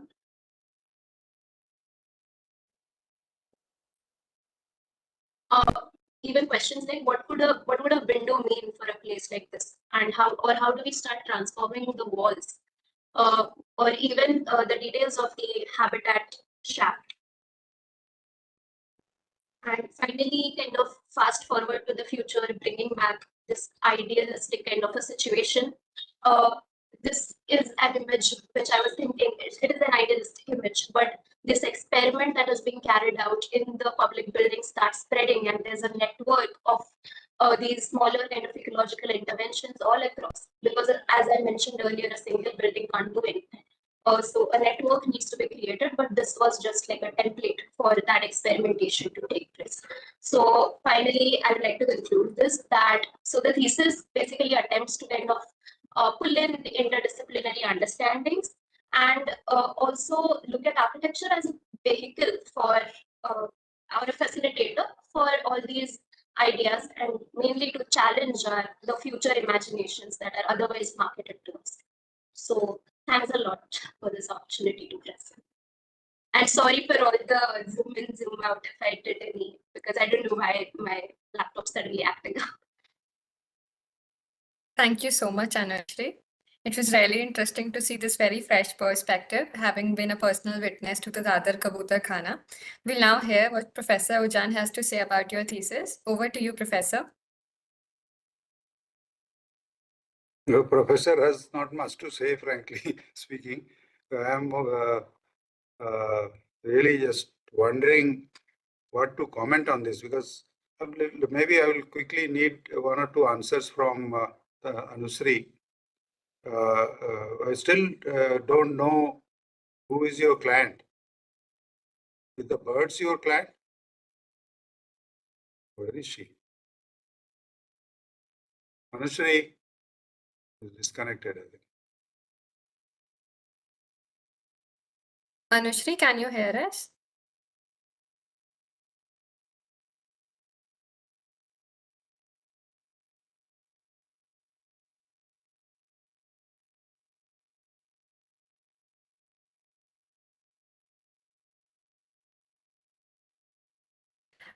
We also have Anushrie's mentor, George Jacob, with us. If you would like to take up the same for us. George. Hi. Hi. Hi. Hello. Hello, Ujjwal sir. Yeah. How are you? You might recognize me. Yeah. Yeah, we worked Not before fully, together. but I do. Yeah. But in absence of Tanu, we don't running out of time. We will Yes. talk separately sometime. I just, it's a great idea. I wish she was there. Yeah. Looking at something. So as soon as you see something, new approach, new idea, then you keep thinking. People like me who are, down, people who believe in what is really happening, what is existing, how things can be done. Yes. I'm not that much interested in ideas, as soon as I get an idea, I think about how do I do it on ground, So I start thinking about who is the client, who is going to pay me, and that will depend, not pay me, pay for the project. So still, I don't know what is the project she has done, or is it just her personal something. I still don't know whether the effort was, how can birds be comfortably stay with us in urban areas. Good objective, And easiest way is to make nice parks and trees, and they will stay. And so that they don't go away, you make large aviaries, public aviaries, and that's. But if you're thinking about buildings and all that, and you are talking about how we normally we try so that the birds don't sit on our windowsill, so you will put katas and all that, but if so, I actually don't know the intention. So I wanted to know. So Ujjwal sir, the thing is, largely this has been an urban renewal scheme for the city as a plan. So the idea is that such interventions should happen at every ward level. In a way to so she used birds as an indicator of good environment, okay, or a healthy environment. And the cross section of that the bird thing is to indicate that if you have a healthy environment, you have a range of a diverse set of birds who will be there. Without so that was that led to she has been looking at markets and public buildings which are going under redevelopment, and this redevelopment, the nature of redevelopment is completely residential real estate, rather than how can this redevelopment can give back to the city a public space, okay, a public renewal possibility. And also the terraces of the buildings are not used. How we can re-equip our terraces with more meaningful engagements. How can we begin? So that led to this thing of wanting to do a urban renewal scheme for this Dadar precinct, Kabudar Khana. And also, I think there were doctors who were involved in the thesis because she got reports of respiratory disorders, asthma. That because of this, only the pigeons being around had led to a certain kind of health issue and concern. So a lot of people are moving away from the old residents are moving away from this place because it was becoming. I mean, they were saying. I mean, some of the residents in one of her interview said that this is like they have the pigeons are ganging us against us. Okay, so I think there were also a lot of these other ornithologists also part of her research work that led to how can nature and coexist with urbanization, and how you can use birds as to learn something from them to set up indicators in the city. Okay. So I mean, if you keep the birds out, still it's a typical urban renewal project. Yes. Especially in Bombay, it's so difficult to do. But it's a good thing. Like there are some landscape ecology projects I've seen where type of birds which are there in a biodiversity shows how clean the water is or how dirty the water is. So it's a very easy way of knowing, just looking at the species of birds, how good the biodiversity or water quality is. So similarly, maybe there is a link between to actually how successful your renewal is through birds, type of birds and their presence. That will show the environmental quality, the pollution quality, and I don't know how. I don't know how the pigeons will be accepted, but that's a different issue.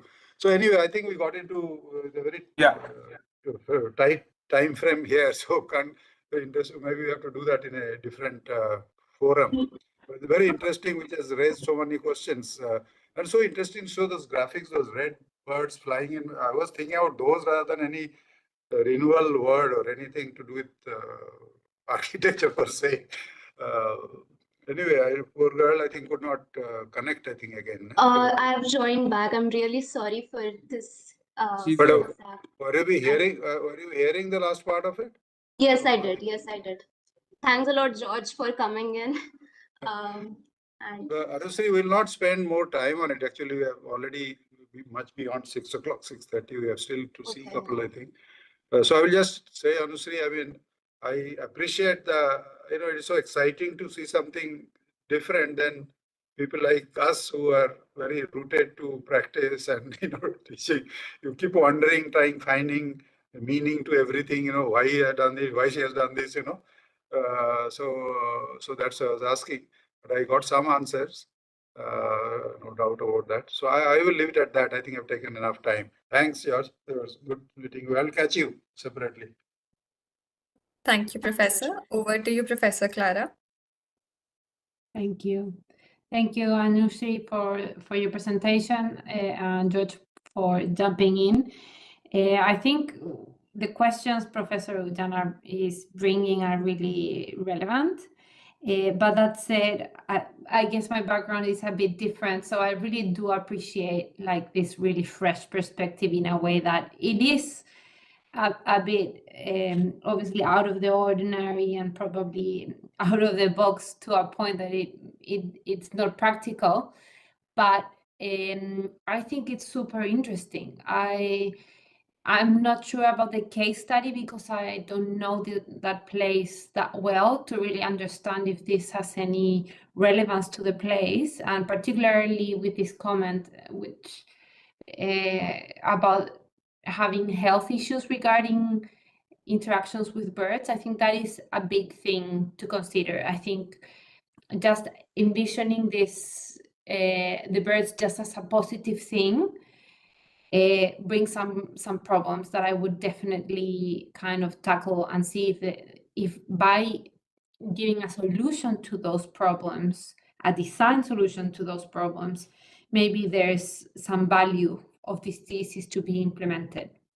On the other side, I really appreciate that you followed your gut and your interest. If you're interested in this, that's probably the best thing you can do, is just pursue something that you are motivated from the inside to pursue and to research and to kind of get involved in. So I just celebrate your motivation. And with the drawings, I think there's 2 or 3 drawings that I saw that were just incredible, and I just want to congratulate you for those. Some of the hand drawings on the birds, I saw your thesis, I did the assessment, and I really went into the detail to see your notes, and they seem to be really, really, really thoughtful. And that just shows that you're very serious about this, and it's not just some, birds flying around of the city. It's just actually trying to understand what those birds are trying to tell us about that city. That said, it's not very practical, because even one of the interviews is saying, they bring me asthma, the pool has health hazards, whatnot. So I think in that health hazard problem, there is a design solution that might be the key to making your thesis something really relevant. That is a problem. That's the real problem. Because, I don't know. I just think that's a key component that I'm not sure it was tackled in the design. That said, with the long sections of the building and the city, just incredible representation. I was blown away with the graphics, to be honest, and I just could see that happening, and I was just very excited about it. But I do know that there's that functional component that has to be addressed for it to be, something that really gets other people on board.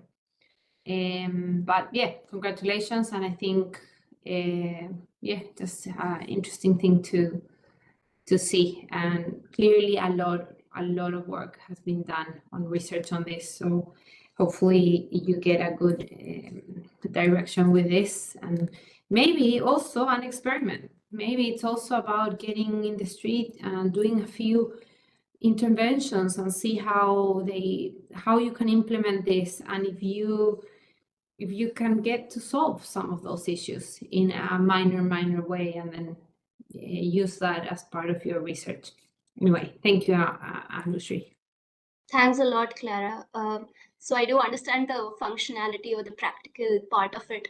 So even when I was doing the thesis, that was a debate that was having that maybe it's not exactly practical, but then even the images that are kind of bombarded to us about the future of the city, the direction that even those are taking is not something ideal. So so that kind of pushed me to, you know, like even come up with an idealistic situation to counter those at least, and then start working out the practicalities and the functionalities. So even the policies and regulation aspects that govern the city, the DCRs and others, I haven't gone into those in detail, but I'm sure that those will be needed to kind of incentivize certain of these interventions that I've talked about. So that is, I think, would be something that I would be keen on looking into. So thanks a lot for your comments. And really sorry for all the disturbances in between. Thanks, George. Yeah. That's all good. Thank you. Thank you so much, Professor Clara. And thank you so much, George and Anushri. We'll now be headed towards our last presentation for this day. Like Professor Clara was saying, this also comes from Peru. Most of our presentations under the urban landscape theme do come from there. So our last thesis project for this theme is going to be presented by Susana Vanessa Zapata, a Bachelor of Architecture graduate from Pontificia Universidad Católica del Perú, located in Lima. The title of the thesis is Coexistence Intermediates Between Anthropic Scenarios and Natural Ecosystem, the Santa Rosa Wetland, guided by Augusto Roman, Susana Lope, and Cesar Tarazona under the theme Urban Landscape. Over to you, Susana.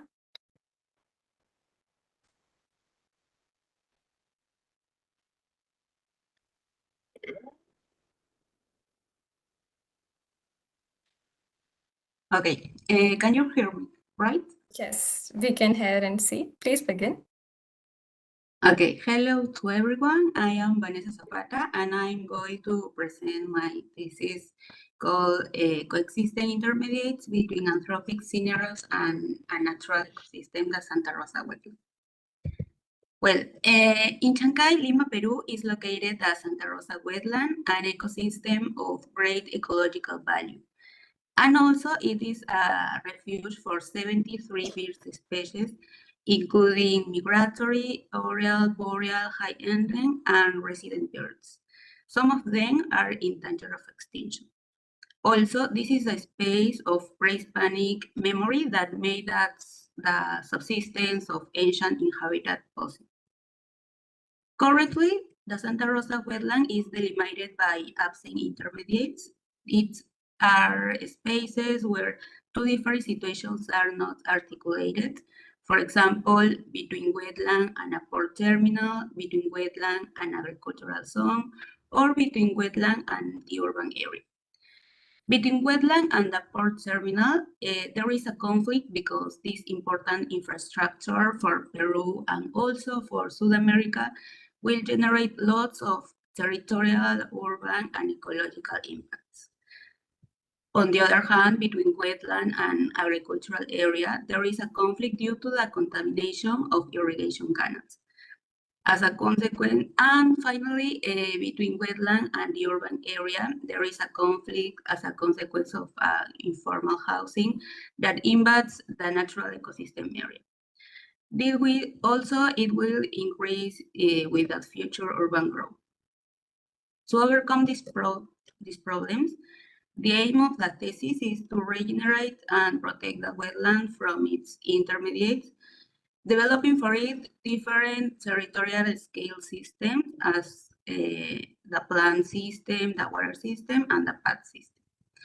First, the plant system is defined through plant rings structure to regenerate and generate a transition between anthropic area and the natural ecosystem.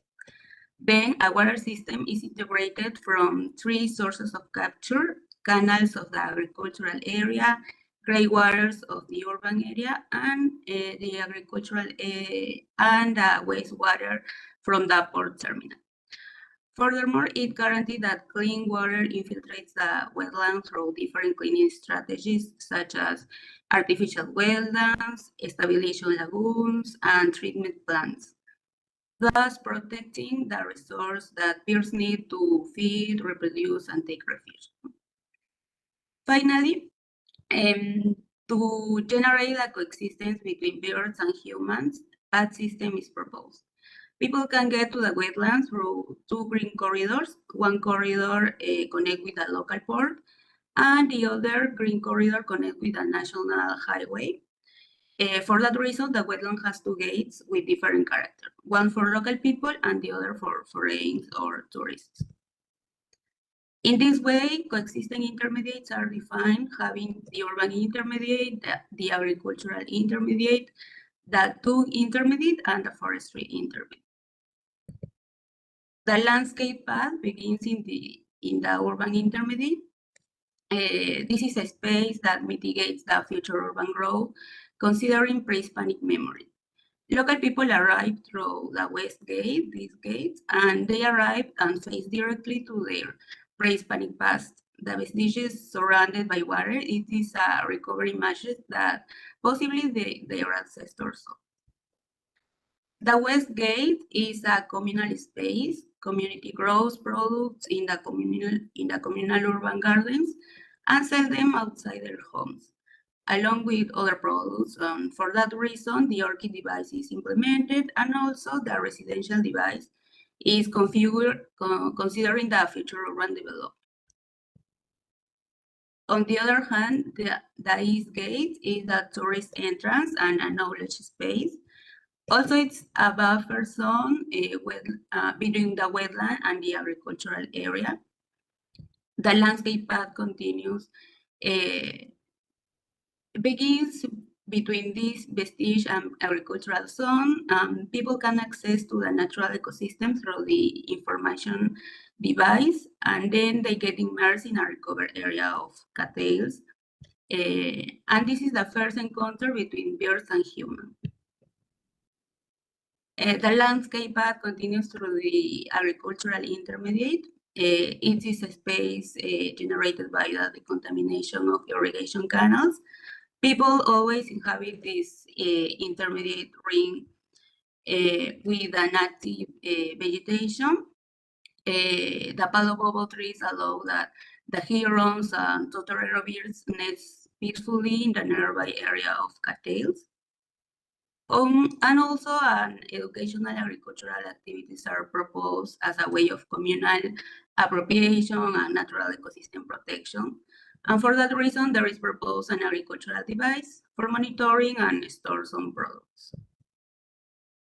Continuing with the route, people can reach to the dug intermediate, a space in constant change due to the sedimentation process generated by the port terminal. This condition will be reflected through a process of progressive dune formation, where the process of capture, accumulation, planting, and protection, a new habitat is generated. And for example, the Franklin gulls can find a good place to live. Here, also the wetland effluent water is used. This is water suitable for human contact that generates a recreational pool. In addition, the dressing room device provides some services and people can enjoy the pool or the sea without inconvenience. Finally, the forestry intermediate is a 10-hectare forest with an topographic intervention that protect this bird refuge. On the one hand, artificial ridges will mitigate the low frequency sound waves, and trees will disperse the high frequency sound waves. Likewise, it is proposed the wall port reconfiguration through that people can climb to the top of the Cascajo Hill where the lookout device is located. This device is a space generated from the three adjoining landscapes, the wetland, the port terminal, and the neighborhood. And This is a meeting place for visitors and community, and also an infrastructure that generates the forest from the for treated water. From there, people can see the coexisting intermediate between two international stops, one for ships and the other for birds. And this is how, after a period of disinterest, affectation, and threat to the wetland, coexisting intermediates establish a link between natural ecosystem and anthropic scenarios, generating a new public space for the neighborhood, taking advantage of some products of the wetland, and maintaining the operation of an international scale infrastructure, but above all, protecting an essential body of water for birds. Thank you. Thank you so much, Vanessa. Your research really stood out because of the depth you had for each process and the understanding you had even for the littlest of stages. And this last graphic was really captivating. Thank you so much for showcasing your work.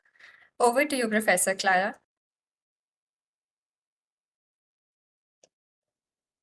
Hola, Vanessa.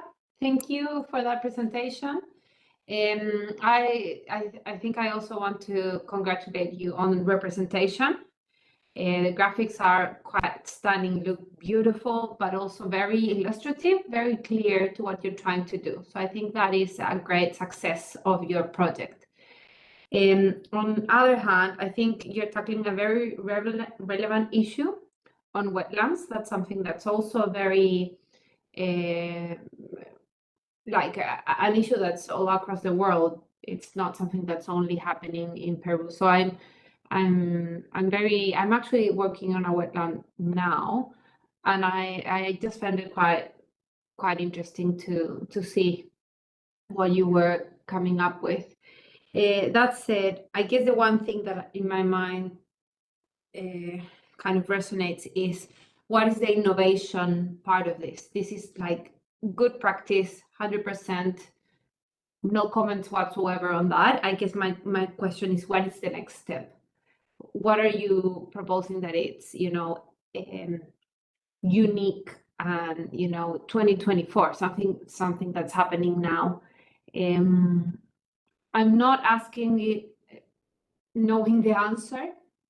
I guess it relates a bit with the use of materials, or how does the cut and fill work in this wetland?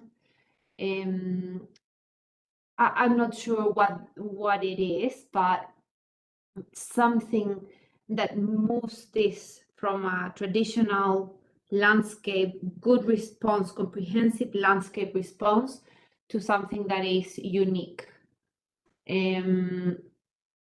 Obviously, it's unique because of its location and the design that you've come up with, but generally speaking, I think it is kind of just good practice. It's not something bad about it. It's not a negative comment. It's just a question that I'm thinking, because clearly you have the capacity to formulate a project and finish it and just, present it. So, congratulating you on one side, and also kind of thinking, push you to think, what is the next step for something like this? The other question in my mind that I think you didn't mention, maybe I missed it, I'm not sure, but who are the stakeholders here? Who are the decision makers? Who is financing this?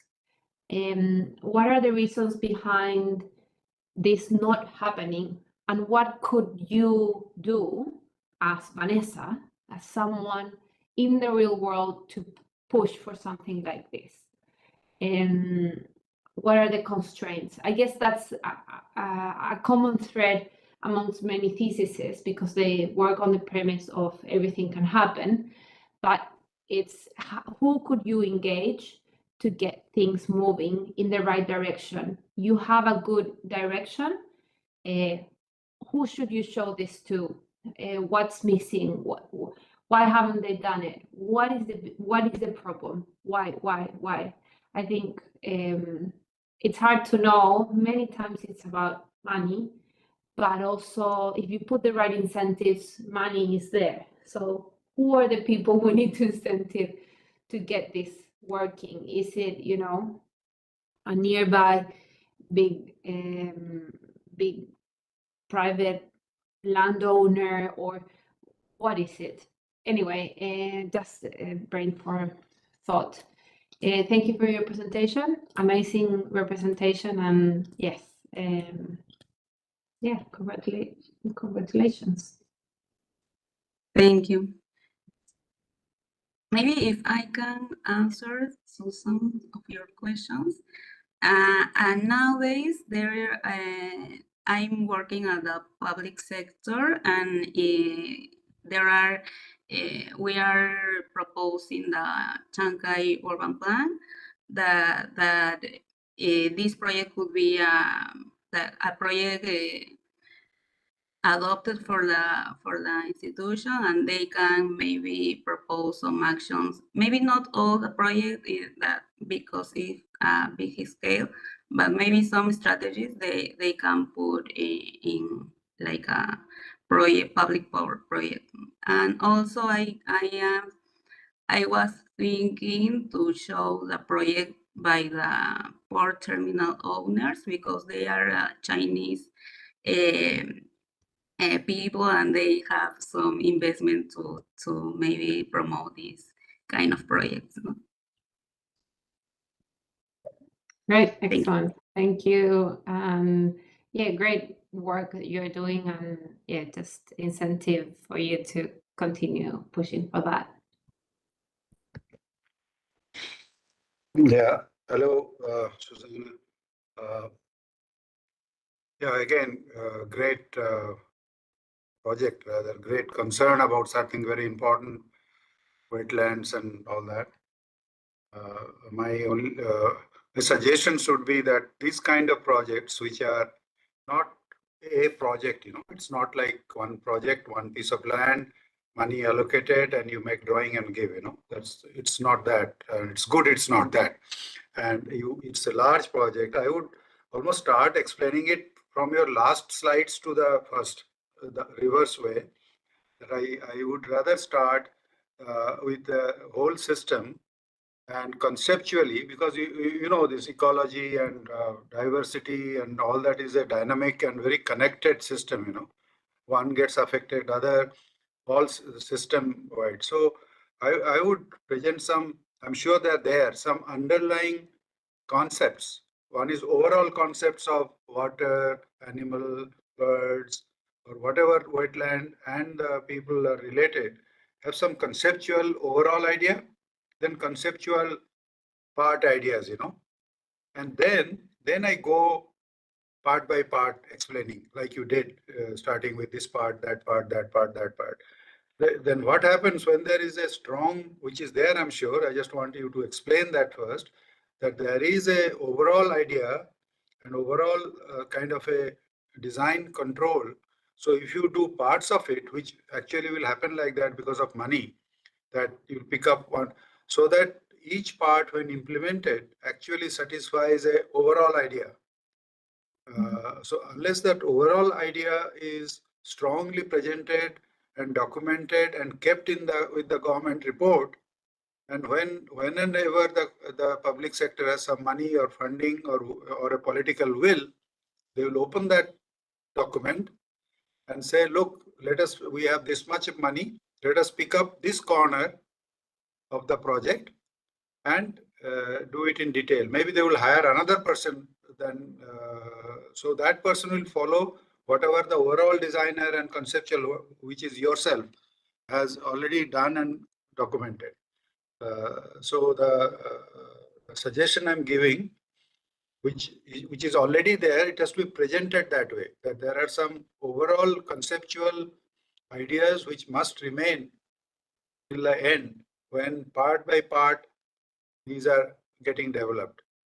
You know, water cannot be developed in only part without knowing the other part. So you know, similarly, nesting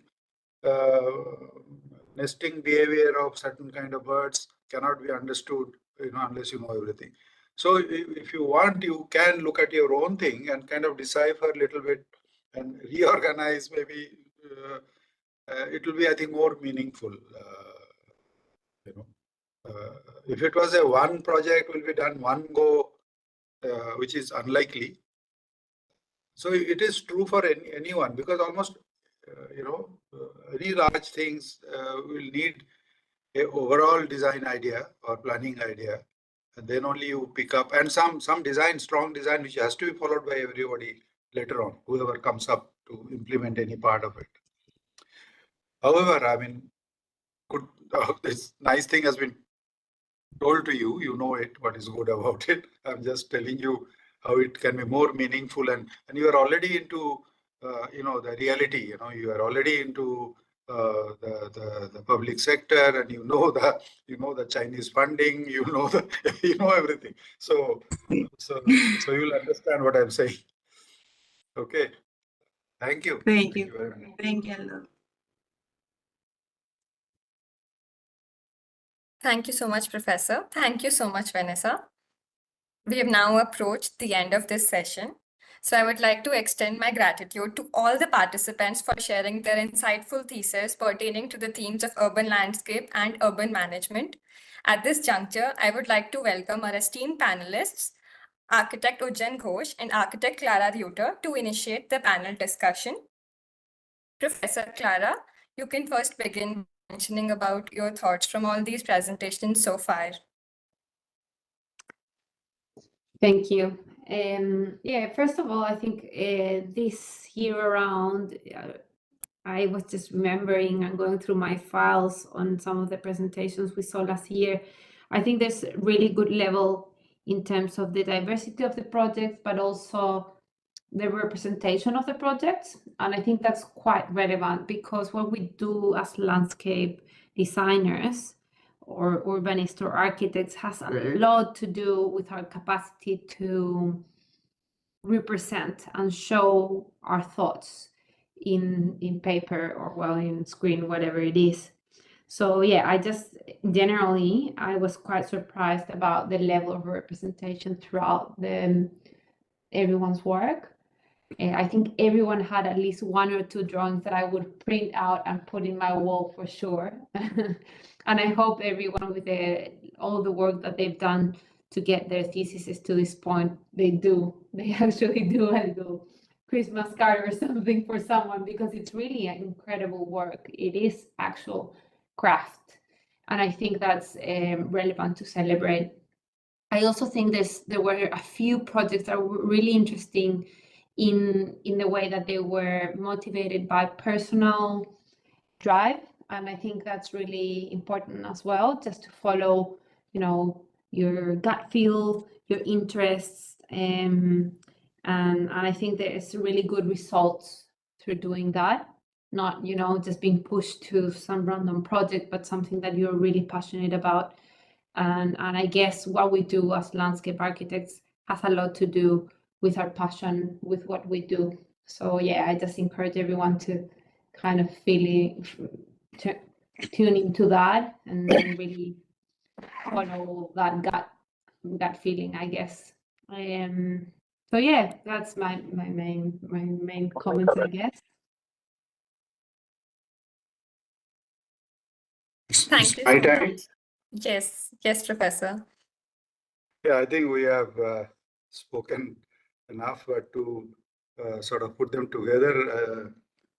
See, we all, I think, so it's Clara, that I particularly go to many institutions in India to look at BR's and MR's thesis.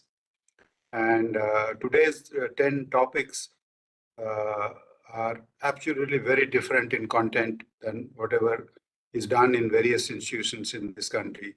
No doubt about that.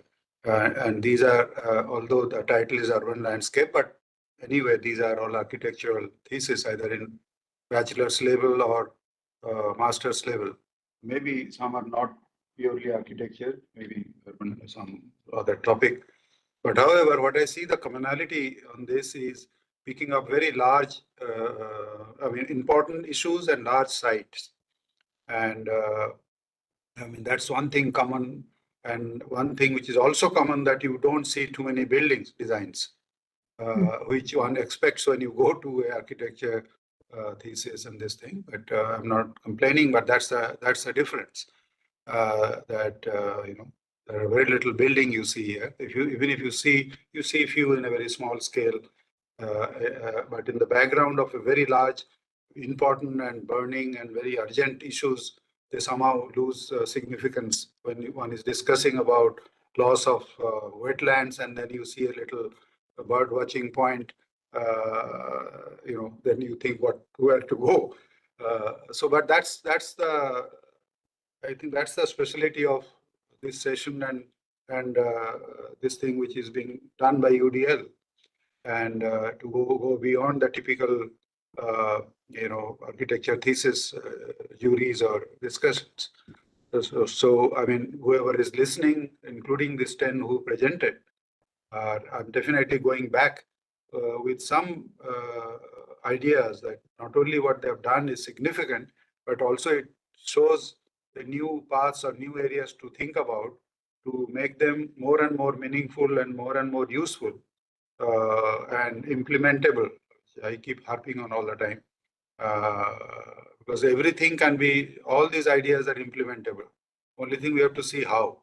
I mean, not money part I'm talking, even the design part, there are ways of doing, there's a lot of thinking has to go on, which part to start with, and which will act as a seed or as a catalyst. You do this bit, the other things will come up. That is then the system versus a part. A system versus a node. So you cannot design the node without knowing the system of which it's a part of. So that link has to be explained. I think all the node has been done, the system has been done, but the link between them and the presentation technique can be slightly different to show that how the part works only when the whole will work, or the vice versa. The one thing is good, that the tremendous talent of both graphic and verbal presentation. So with having that intact and the topics of a great level, and well done so far. So I'm sure the next step anyone wants to take, or anyone who is inspired by who is listening, UDL's this effort will be very, very effective, no doubt about it. Thank you. Thank you so much, Professor. I would now like to thank each one of you from different parts of the globe who joined us for this session. While we did extend a little long, we're very, very thankful for all of your patience. Thank you so much, professors. The next session on urban management will begin shortly, and I would now like to hand it over to Christy Verma, who will be moderating the session. Thank you so much, everyone. Thank you. Thank you, Thank everyone. you. Bye-bye. Thank you. Thank you very much. Thank you. Okay.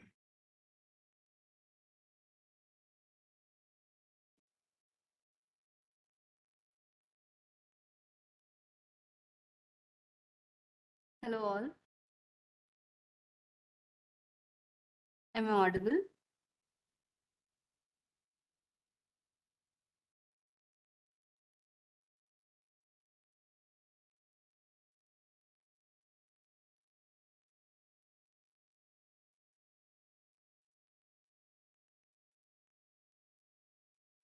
Hello? Am I audible to all? Yes, we can hear you. Yes, Christy, we can hear you. All right. A very warm welcome to this UDL thesis seminar. We are now starting with the second session of the day 1. We are here and we have come together to explore dynamic theme of urban renewal. I am Christy Verma, your moderator, and it's a privilege to guide today's discussions. I'm an assistant professor at Amity University, Jaipur, India, and an urban planner from Sept University, Ahmedabad. Urban management is a multidisciplinary field that governs the social, economic, and environmental aspects of the cities.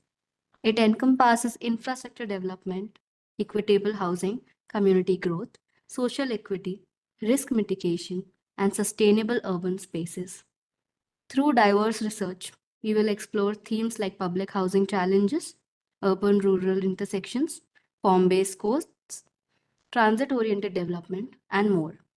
These theses highlight how innovative urban strategies can foster resilient and inclusive cities. As we proceed with the presentations, I encourage active participation. Without further delay, let's begin the second session on urban management, featuring panelists Professor Mansi Kataria, Professor Daniel Feldman, and Professor Evan Shea. Let's embark on this intellectual journey. And with that, I invite our first presenter, Vaishnavi Kishore Siddhapara. Vaishnavi, a Bachelor of Architecture student from Rachna Sansad's Academy of Architecture, located in Mumbai, India. The title of the thesis is Entertainment Experiences, articulating the importance of experiences as a means of entertainment, guided by Rahul Manohar and Yagnik Bhattija under the theme Urban Management. Vaishnavi, over to you. Yes, I'll share my screen. Just a second. Yes.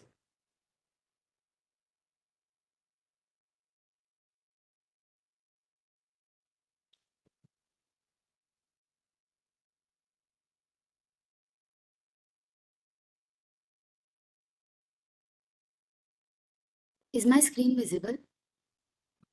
No, not yet, Vaishnavi. Yes, it is now. Okay. Yeah. So, hello everyone. I'm Vaishnavi Siddhapara and I'll be presenting my thesis. I'm a recent Bachelor of Architect graduate from Academy of Architecture, Mumbai. So, one second.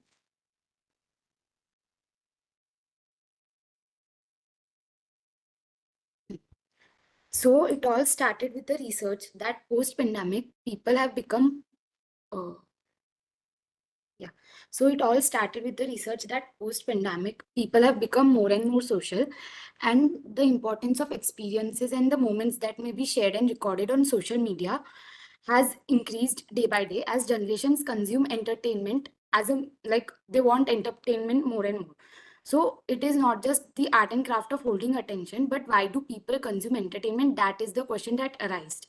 There are several factors like rising disposable income, the cycle of work and spend, escapism. It provides an escapism from reality and upscaling of desires. These are some of the factors that add to the consumption of entertainment.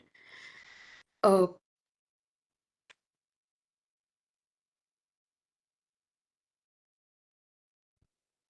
sorry, my screen has just froze. So the social lives of people are constantly changing and evolving, and a new breed of location-based entertainment is emerging. So this thesis embarks to understand the entertainment by focusing on architectural underpinnings that shape memorable experiences for the users. So the design focuses on multiple different entertainment, leisure, and dining experiences, and hence it is an integrated model of retail, leisure, and event. Amongst the rapidly urbanizing cities of India, the growth rate of Nagpur is high. So with the city being an important major commercial and political center, the advent of such a typology would create an economic opportunity. So a thorough analysis was done in terms of urban context, need, prospect for future growth, user diversity, and social life in order to locate where the best potential site would be possible. So the site selected was located in a plot between the NIT campus and Ambazari Lake in front of it. It is a linear patch of land with an overhead metro line and a rivulet that is seasonal cutting through the site at a cross.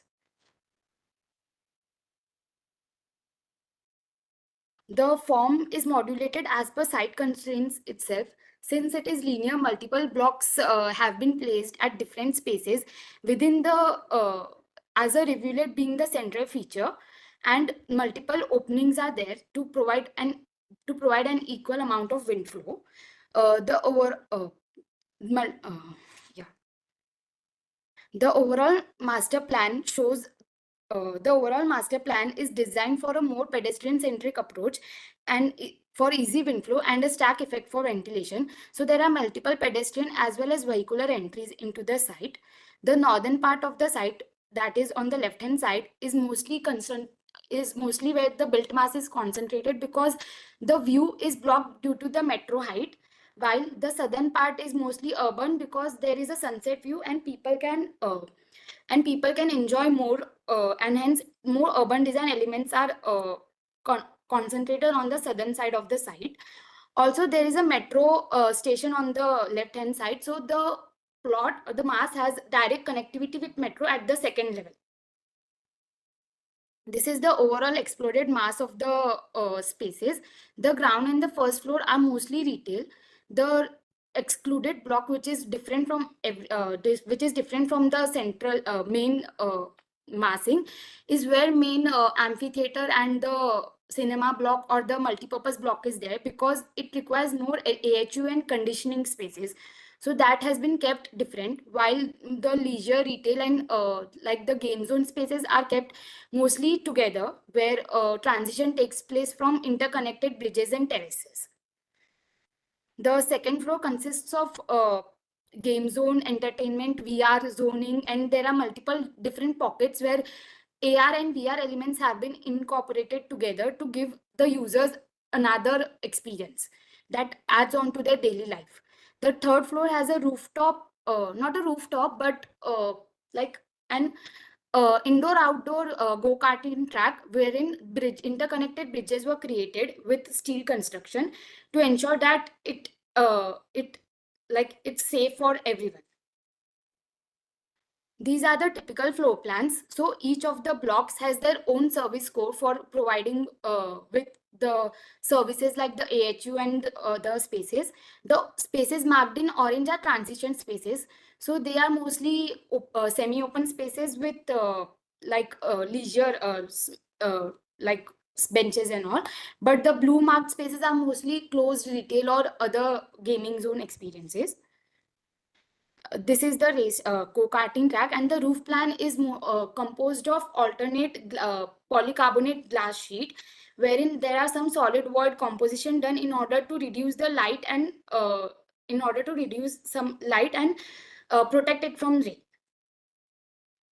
Thus, this is the overall sectional exploration, where you can see internal courtyards being facilitated, and in central like an amphitheater at the entrance, which gets converted into a night movie watching theater at night. So a projector screen can be popped up in front, and people could just sit and relax there.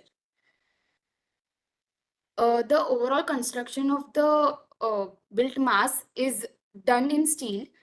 Steel as a material was explored and on how the construction could happen, and misting was provided. Since the site lies in hot and humid climatic zone, it gets extremely hot during summers and extremely cold during winters.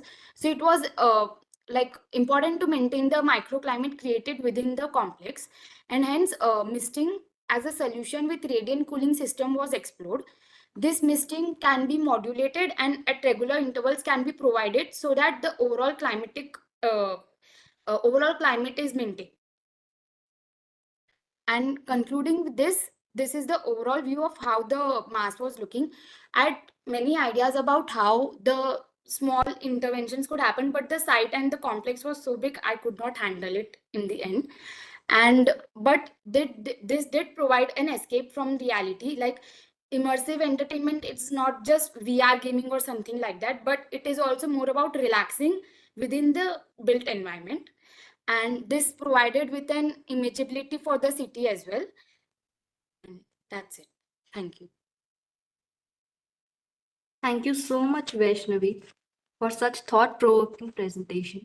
I truly appreciate the depth of your insights, especially your focus on making us explain the entertainment experiences through zoning. Now I'd like to turn to our panelists for their reflections on your topic. Professor Mansi. Good evening, good morning, Daniel, Ivan, and Christy. I'm so sorry. Apologies for not putting my camera on. I'll join in a bit. But my first thoughts to Vaishnavi's presentation. I hope I can be heard. Yes, yes. Yes, ma'am, Yeah. you're audible. Yes. So Vaishnavi, I love the way your design flow happened, But in terms of urban design, I think because you have to rush through the presentation, maybe there is a gap in my understanding of how this project sits as a public space. Because you started off with entertainment. Now, as per my understanding, it's a huge genre of a lot of many gamuts and many layers of entertainment that one can look at. For example, even understanding the way entertainment and its definition has changed over the last 5 years, also for that matter, would be a very, very intensive study in itself.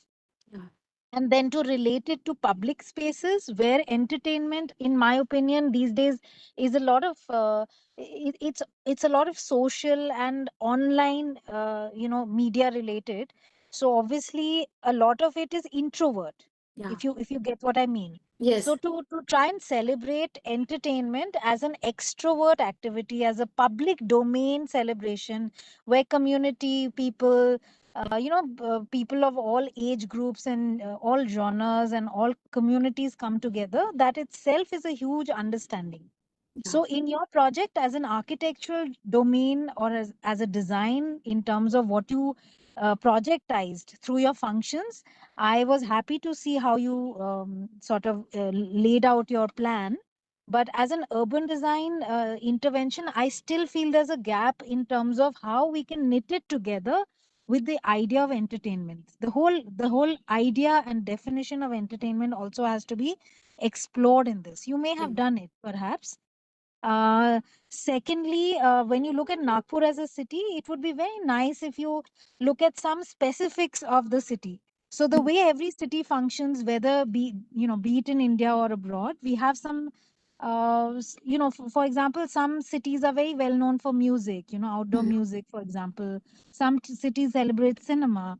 So it would be interesting to integrate the heritage or the plethora of events that are usually celebrated in Nagpur. It could be festivals or anything like that. So that also I feel is going to be a very, very integral layer to your study. So I won't keep the others waiting, and I'll join you next time on camera, hopefully. Thank you. Thank you. Thank you so much, Professor Mansi. Your insights were very valuable. Can we have Professor Daniel next to give his comments? Of course. Hi, everyone. Thank you. I don't think I'll be able to pronounce your name well, but thank you very much for your presentation. I want to touch on a different aspect, which has to do with water. There's a lot of water on your site, which I think is an incredible wealth for the site selection that you have taken on. And it also makes me happy to learn that there's a metro station next to the water, and that there's so much energy in terms of public space into the water and whatnot. But I think nowadays we have to make water a protagonist in everything we do, both in terms of the way that we are able to access it, but also as we see it as a resource, and we turn most of our urban design and architecture work into kind of nature-based solutions to be able to add to the water and to be able to make the water the actual reason behind the architecture we're doing. There's a lot of construction in your proposal, both on the surface, but also three-dimensionally on section. And most of the interaction that I saw that you have with water has to do with enjoyment, but it's not seen as a resource, or it's not seen as a way that we can add to it. And the building could actually be a part of the whole water process. And I think that would enrich in the project way beyond any kind of spatial scheme or material or kind of aesthetic desire. The building could be purifying the water. The building could be enhancing the water. The building could be mixing the water. And I think that would make the building incredibly more complex. But also whatever you end up coming up with, I think would be much more gratifying, because it's not only serving the human needs or the urban system needs, but it's also, it would serve kind of in a more holistic manner. So I think that would be my suggestion. Yeah. I can look at it in a different way as well. Yeah. Thank you so much, Professor Daniel, for your esteemed comments. I would like to invite Professor Evan to share the depth of knowledge that you have. Thank Hello, you. everyone. Thank you, Vaishnavi, for your presentation. And I'll try to build off of previous comments from our jurors that I also agree with. I think just maybe to start with some compliments, I think I want to commend you for resolving the project quite well in a kind of architectural and scheme sense, right? That the floor plans of sections are even to the level of the detailing of the floor systems are quite resolved. And I think that, it's a kind of very reasonable and realistic project in that way. And the representations, I'm glad you ended on this image, is a very compelling kind of selling type of image for the project. And I think those are very kind of positive things about your project.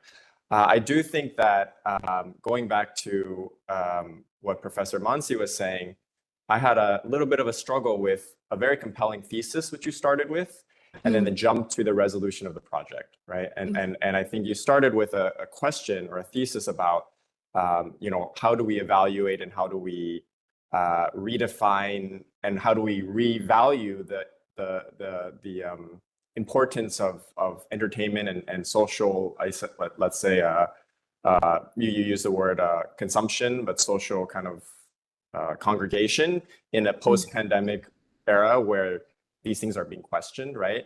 And so that was very intriguing to me. And then I kind of, and this, I don't mean this to sound harsh, but I think it's kind of interesting. And I was surprised that you landed on a scheme in which I feel kind of takes an attitude of what a social consumption used to be, like prior to COVID or even prior in the 20th century, when you landed on a scheme in which is it's almost a kind of conventional space plan mall of the 20th century with like a dumbbell scheme. You have the anchors on either side with a kind of pedestrian mall in between. Of course, you've introduced some new aspects of that, right? And Professor Feldman talked about the water, which I think is a great opportunity. But I think it, for me, doesn't necessarily address the very interesting question that you set forward in the beginning, which is how do we think about, how do we redefine the values of entertainment? And particularly, I was also excited about you talking about AR, VR a little bit. And they kind of got relegated to like an AR, VR space or program within the project, rather than perhaps how AR, VR, other forms of like digital social consumption could be, let's say, overlaid over physical space. So, in this image, maybe that means something else. Like we're seeing the physical environment of the built environment, but maybe there are digital environments overlaid, or you design that sequence so that you interconnect, physical to digital consumptions of space. And then the last thing I think maybe to add to the conversation that hasn't been addressed yet is perhaps, as an opportunity going forward, if you were to look at this project, in a different context or something like this, I think you landed on a little bit of some conventional programs, right? You took entertainment programs as what we typically think of entertainment in the yesteryear, right? And I think like retail, markets, things like this, commercial spaces, right? But in an era of like post-COVID, where the idea of like where you live and where you work and where you spend time and where you socialize has all become conflated, right? Starting with the living room or the home that where all these activities now more simultaneously occur, to even like the public spaces where those definitions are all blurring post-COVID and just in a little more of a modern day kind of sense. How could that result in public spaces for a future kind of consumption that kind of starts to explore those intermingling of programs, perhaps, right? So instead of resorting to like a traditional sense of the mall as the 20th century public space, what is the new form of public space that starts to blend the things that and reflects, digital to physical, these environments. That being said, I think the scheme that results is very feasible, and I think the image is very powerful, this one, and I think you know, the ideas of really building on water, but are, I think, really important. But I think I can see a really positive kind of like microclimate that could emerge as a conventional mall scheme that the shaded outdoor walkway and things that, to Professor Mansi's point, could potentially become a little more culturally sensitive. But I think it resolves itself in a very compelling image that we see here. Yeah. I actually had many AR/VR ideas incorporated as well, but I could not produce the visuals as I thought. Like there was some 3D like interactive wall, which I thought that a passage, like a transition element, could have an interactive wall where the users just engage with the wall while walking. So that were some small elements, but I could not bring it onto the presentation. So yeah, sorry. But thank you for your inputs. It was nice. For future projects. Yeah, thank you. Thank you so much, Professor Evan, for your thoughtful feedback. Thank you all panelists for your valuable input. Your analysis and perspective bring great clarity and depth to the topic presented. We'll move on to our next presentation. So our next thesis topic is going to be presented by Dhaval Shailesh Kumar Modi, an MSc Architecture and Urban Design graduate from Politecnico di Milano, located in Milan, Italy. The title of this thesis is Investigating Indian Festivals, Devices, Rituals, and Intangible Aspects of Temporary Events, guided by Giulia Setti, Gaia Caramelino, and Paola Giuseppina Vrietta, under the theme Urban Management. Dhaval, over to you.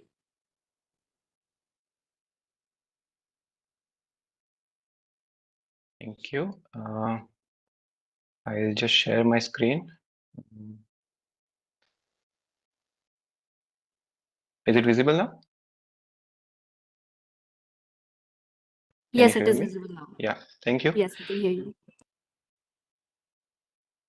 So, hello everyone. My topic is investigating Indian festivals, devices, rituals, and intangible aspects of temporary events.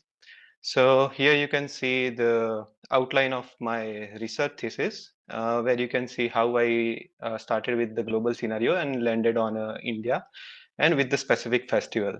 So my basic main research question was how the process of temporary urbanism becomes an identity of a place, and how it can generate intangible heritage for the city, and how both the things can influence the city development. So I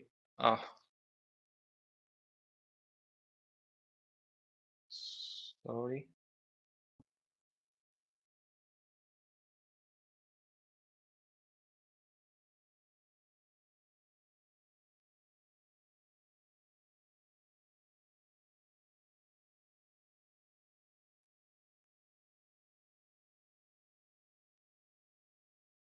Can you see my screen? Yes, it is visible.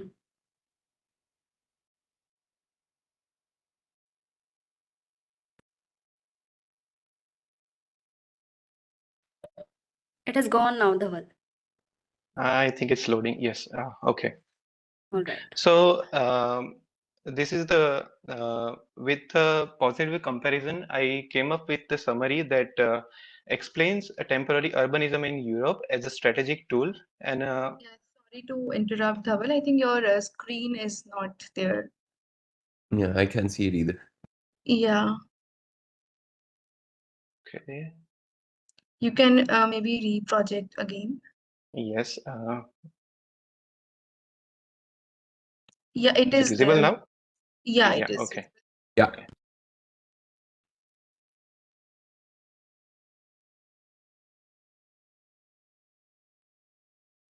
Yeah, so with the positive comparison of how Europe looks at temporary urbanism and how India looks at temporary urbanism, I came up with a summary where it shows that temporary urbanism in Europe is used as a strategic tool, and temporary urbanism in India is seen as a continuously evolving process. So to understand and so this gave me a strong reason to focus on India, considering the phase of temporary urbanism in India is a evolving process. And to understand this festival with an analytical tool and to make this understanding universal, I looked at the post-war history and derived inspirations from Siam grids and observation from Charles Correa's study on a use of species.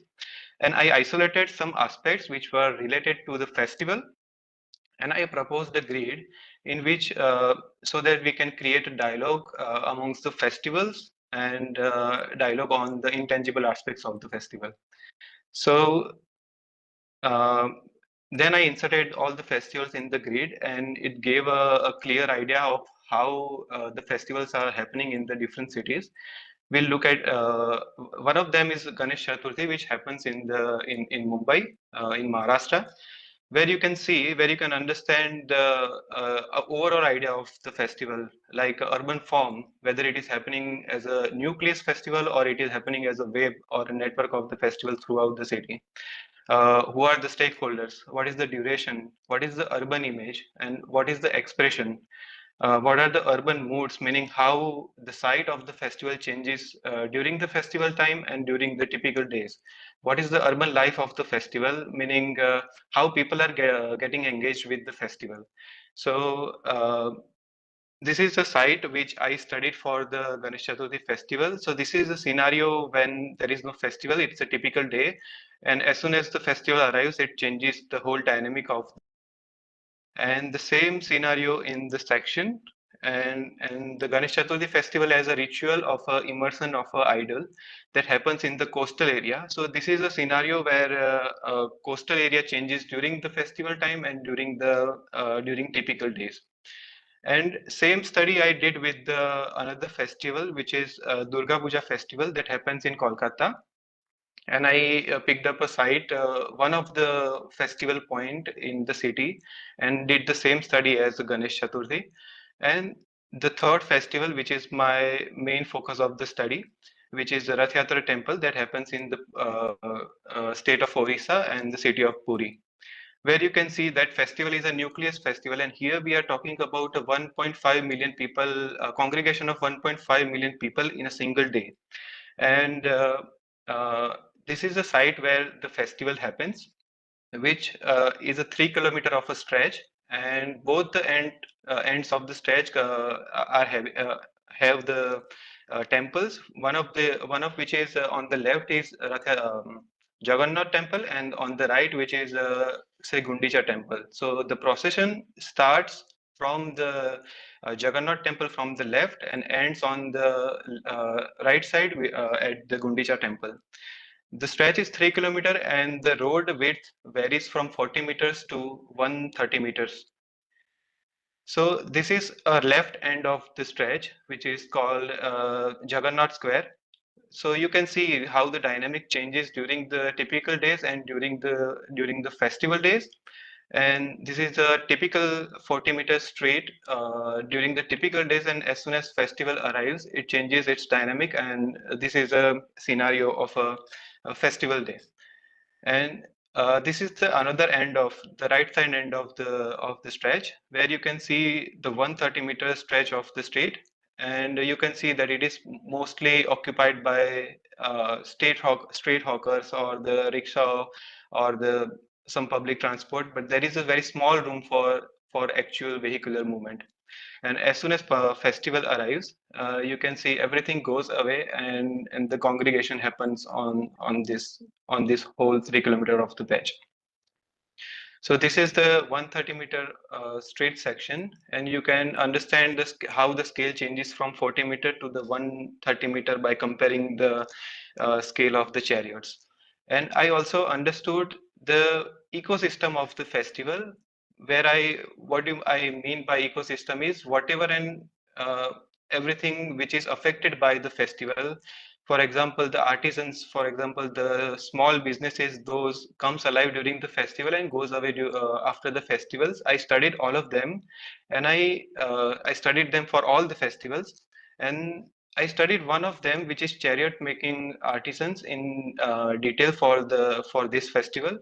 And you can see those artisans comes in the picture 8 weeks before the Rath Yatra, and rest of the year, So during these 8 weeks, they work for the festival, and rest of the year they have another businesses. So I documented how the chariot making process happens and how the artisans work. So this chariot making process happens on the 40-meter straight on the road itself, and because the Rath Yatra happens on the road, and it is very hard to move and very hard to assemble by making the chariot somewhere else and assembling on the side. So this is a scenario before 8 weeks. This is a scenario before 6 weeks, and you can see the photographs as well, the real-time photographs that the chariots by. It's all handmade, and this is scenario 2 weeks before, and this is a scenario before a few days when the chariot is almost ready, and this height of the chariots are almost 42 feet to 46 feet, and they make 3 of them. And then after the study of these 3 festivals, and when you observe this festival together on the grid, so it gives you you can understand the common threads between them, how the people comes in the picture, how they all together, like how the community building happens, and you can analyze the festival. And I saw that it is not particularly staying in a city. It is expanding locally throughout the India and also globally as well. So I saw a need of a festival-driven strategy to be implemented in all the cities where the festivals are happening in the India as well, and maybe some inferences can be studied by the. So I proposed a festival-driven urban strategy where that can be applied in the cities in India with the presence of festivals in them. And it is a network of public spaces that acts as a one space during the festival time and acts as a separate entities during the normal days. When there is a festival, though all this network advocates for community engagement, cultural expression, and shared utilization of the spaces. So and when during typical days, all the spaces act as a separate entity, and you can host, expose markets. You can use it as a playgrounds as well, but it can serve the city as a contextual need. So then I applied this concept on one of the festival I studied, which is Rath Yatra, and I proposed a master plan by identifying public spaces around the main place of congregation, and then I identified the public spaces and made a network of them. And during that festival time, all the smaller public spaces marked in red helps the Rath Yatra festival, the main occurrence, efficiently. So those spaces becomes ancillary spaces to the main occurrence during the festival time. I also identified few public buildings that can also helps the Rath Yatra to function very well and also address the duality of the festival. So I proposed some strategic scenarios that how the urban strategy which I proposed can be implemented in a city where there is a festival. So these are this is a scenario where I identified the public buildings and how a public building terraces can be changed during festival time and during typical days. So this scenario speaks for typical days, also Rath Yatra preparation days, and on the Rath Yatra festival day. And I propose, I gave a strategic scenarios for the public space, one of the public space from the network, which is on the end of the stretch, where the Rath Yatra stops and where the chariots are being kept every year in the end of the Rath Yatra festival. So I showed the scenarios how those spaces can be designed, or proposals can be made considering the festival's presence. So, and because this congregation of 1.5 million people happens on a single day on a single place, there can be no level differences on the road. There can be no footpaths, footpaths with the levels on the road. So you can consider it's a flat terrain of 0.3 kilometers square. So I proposed strategic scenarios for urban mobility as well, where you can adapt visual I took mobile furnitures and the patterns on the road which can identify and segregate the vehicular transport, vehicular movement and the pedestrian movement as well.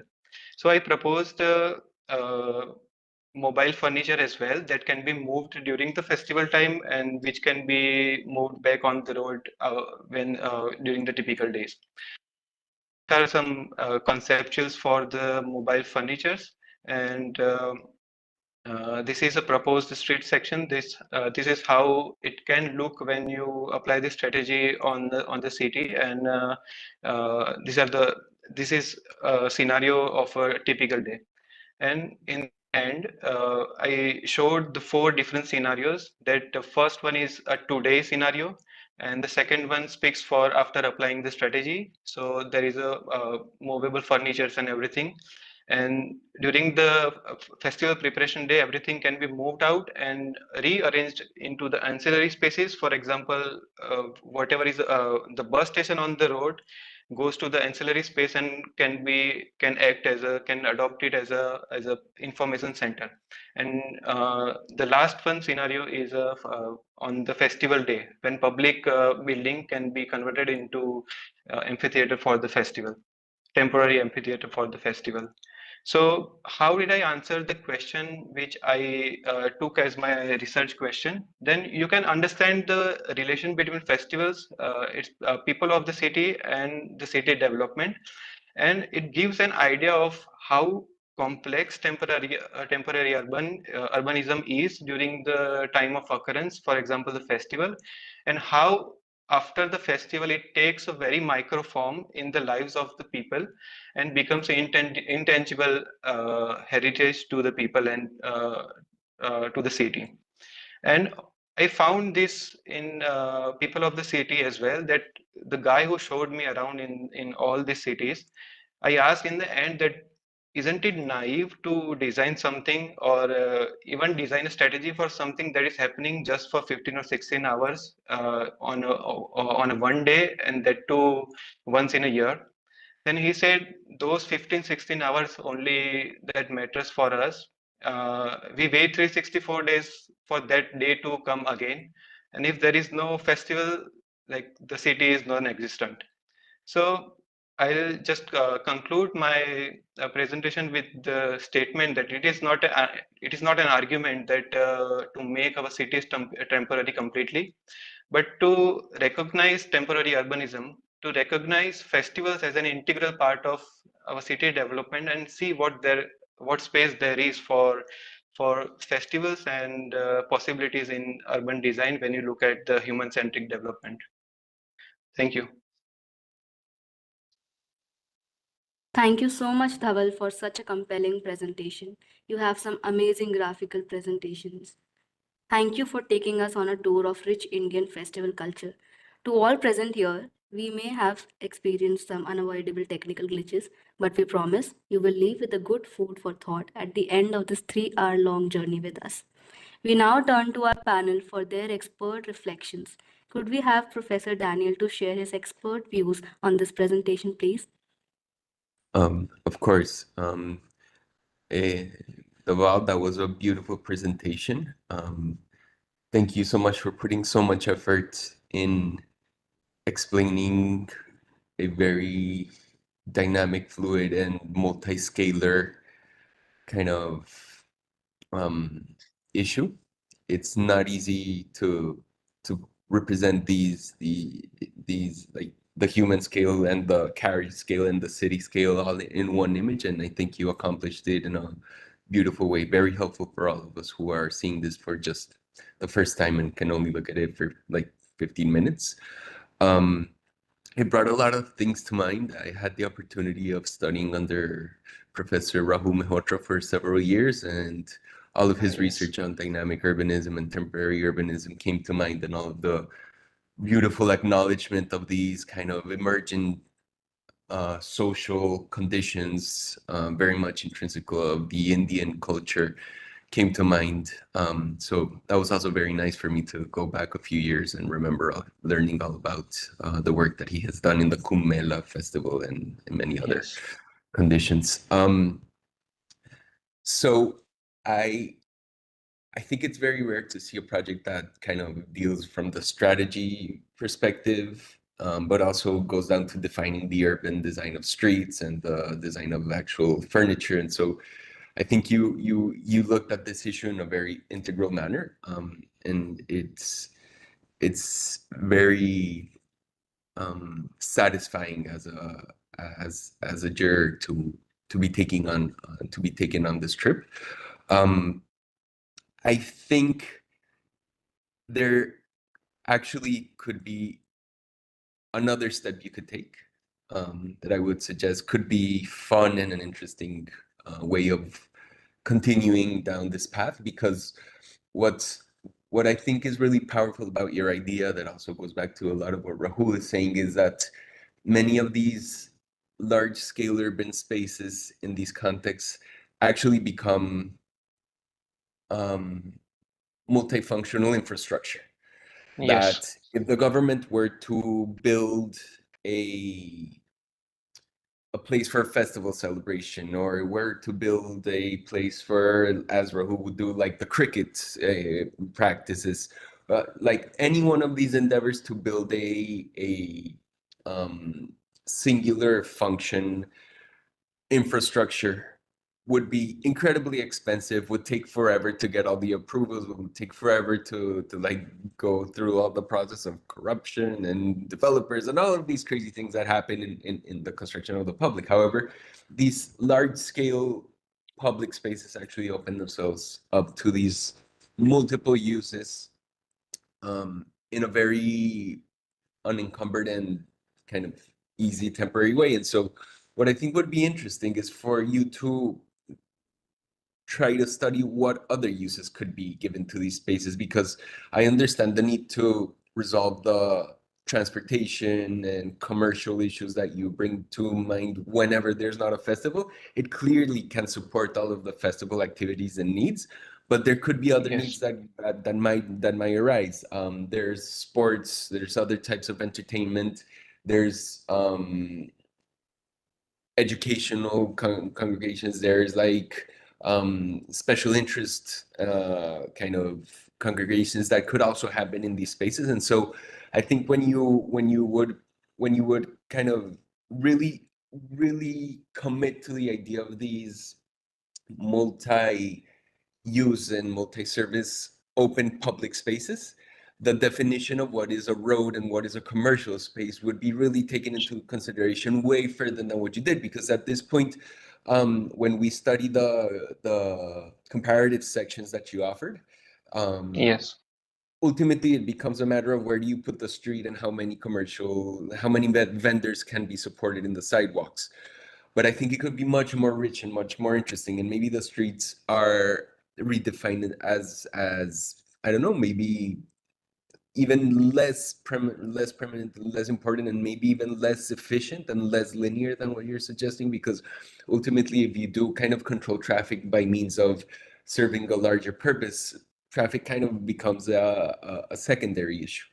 And so again, I'm coming from a place where I thank you and commend you for the work you did. And what I want to suggest more than anything is for you to keep going down that path and hopefully make it even more complex and more multi-use and more kind of in the service of all these emerging uses that can add to a lively public sphere, which I think is what you're suggesting. Yes.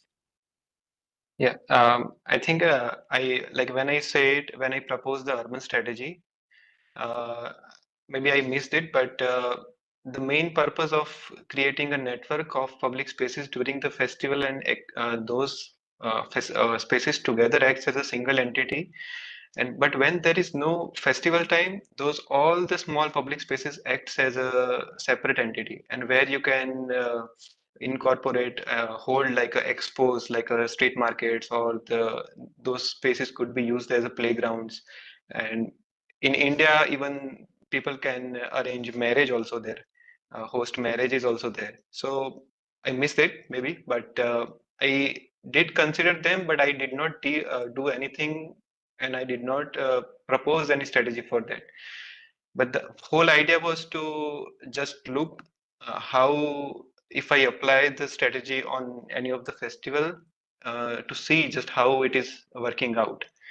So the implementation part is just a conceptual strategical proposal, but the main idea was the analysis and the urban strategy.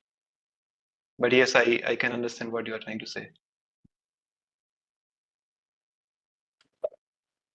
Thank you so much, Professor Daniel, for your valuable insights. I now invite Professor Evan to share his unique perspective on Dhaval's presentation. Over to you. Thank you. Thank you, Deval. It was a wonderful presentation.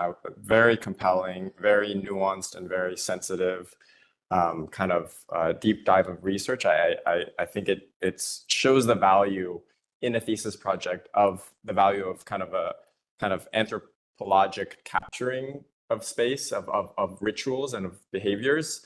And I think that in itself, even beyond the design strategy or before you get to design strategy, has a credible amount of value. So like Daniel, I would completely recommend you to make this almost like a lifelong pursuit or a lifelong kind of mission to continue to investigate this critical topic. I only have a few, let's say, not criticisms, but I guess questions, but also suggestions for how you might carry that forward, because you've done a lot of very sensitive and great kind of visual work already. So to build on that, I think one question that comes to mind is, now I'm going to talk about the design kind of proposal or strategy proposal of sorts. Is if you could maybe think about,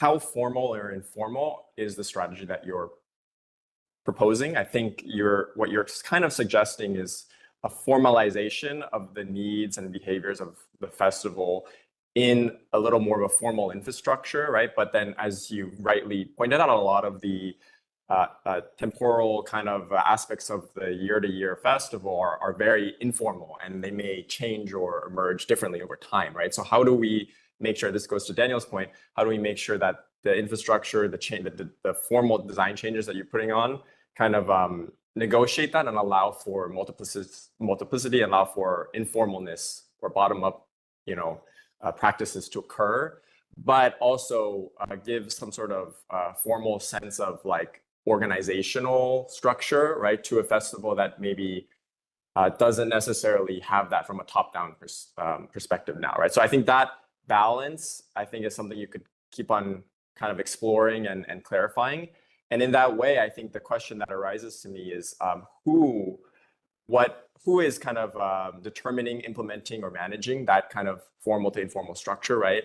You've suggested this as an idea that might just appear, right? But I think it may require some sort of organization between the variety of, people that are like vendors that are coming bottom up, but also the city that obviously kind of safeguards and hosts the space versus the scales of organizational and management that must happen in between, and we're in this category of urban management, right? So I think that to me would be an exciting research question to continue to propose in order to actually make this a very feasible project, a very potentially implementable project, right?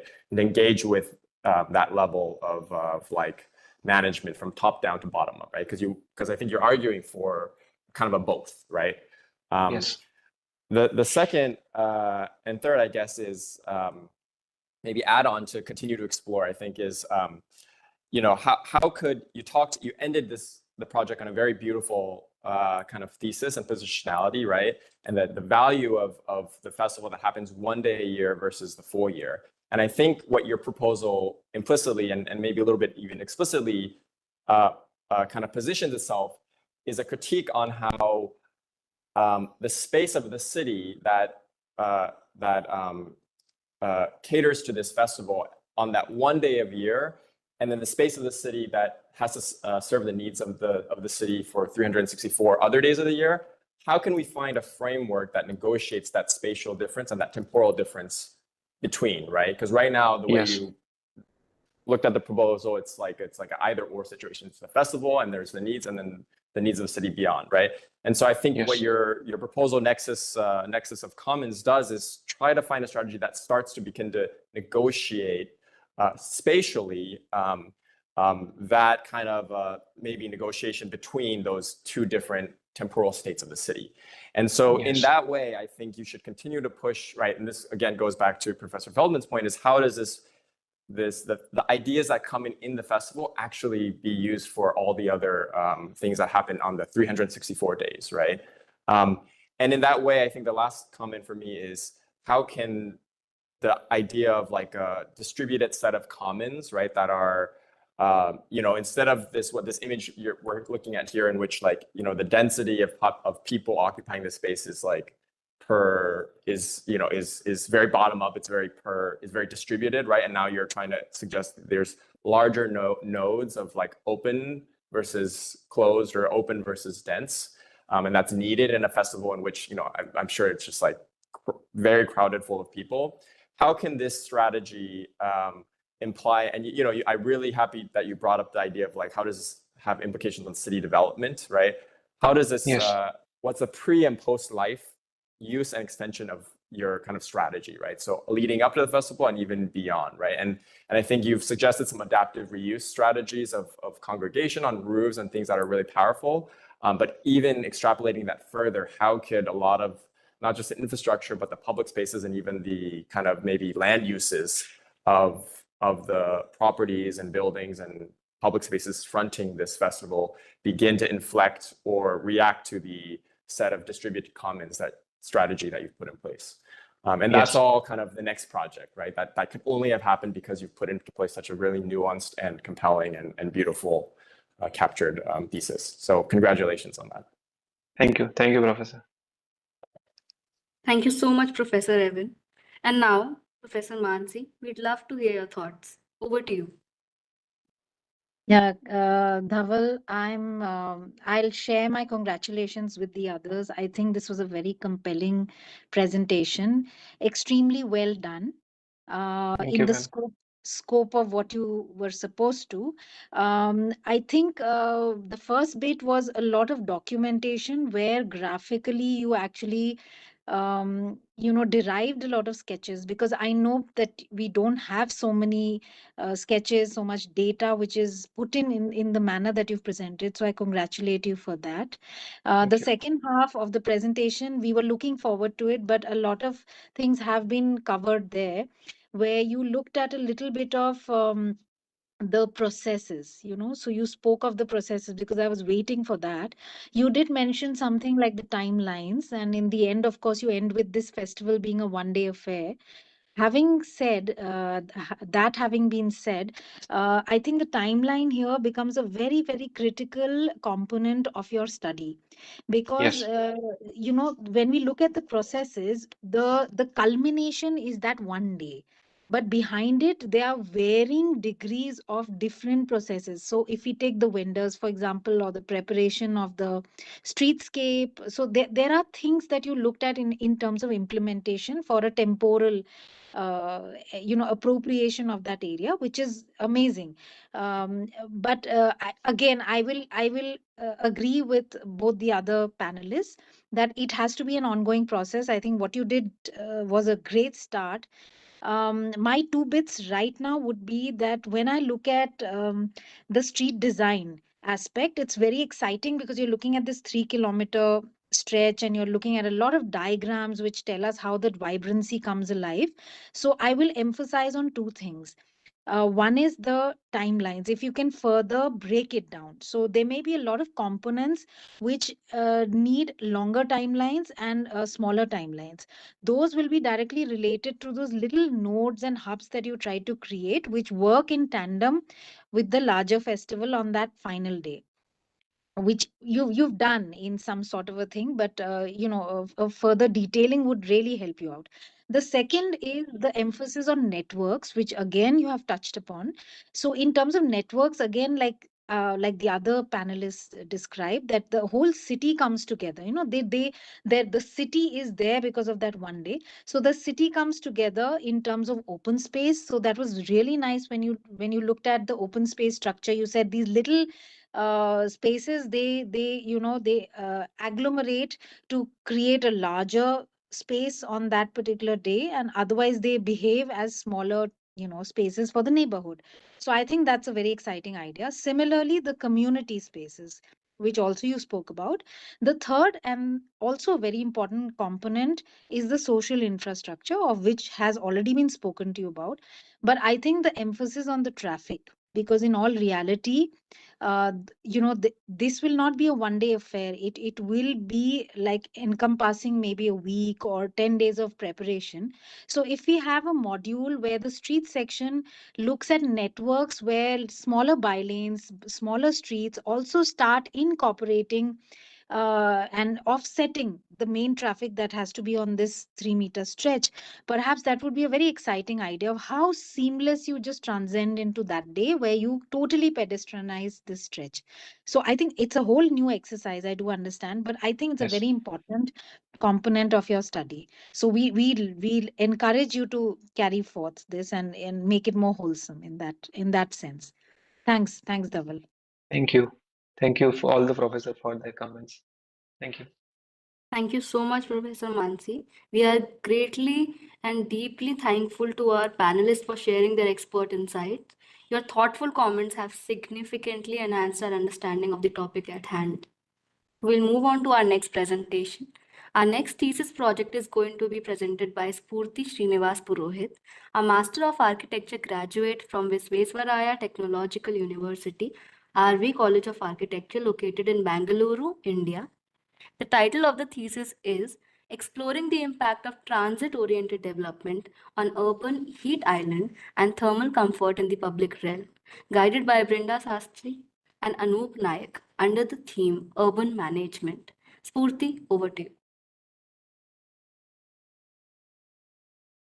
Hi, I'll just share my screen.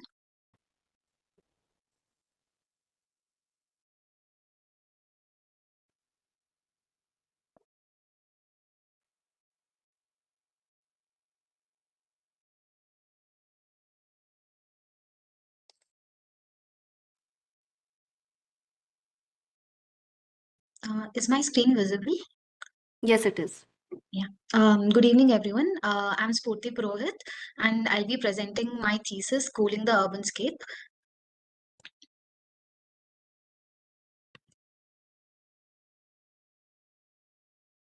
Is the slide changing?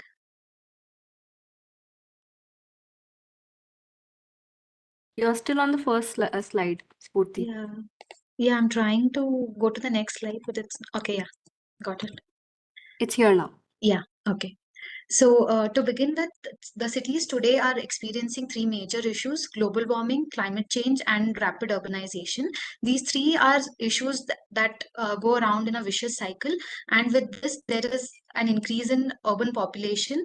And with the increase in urban population and all the three issues, the urban fabric keeps changing. What we see is there is horizontal growth in the city, and since there is not much of the land left in most parts of Bengaluru, the example that I have taken, there we can see vertical growth in the city. There will be land use changes, housing demand increases with the population. There is rapid infrastructure development, and with all of these, the amount of energy we consume also increases. So like I said, these are the major issues in the city, and these lead to urban heat, thermal stress, heat island hotspots, and poorly designed public spaces. So the aim of this thesis is to design thermally comfortable public spaces along the metro corridors and aim to bring down the ambient temperature by 2 degrees Celsius.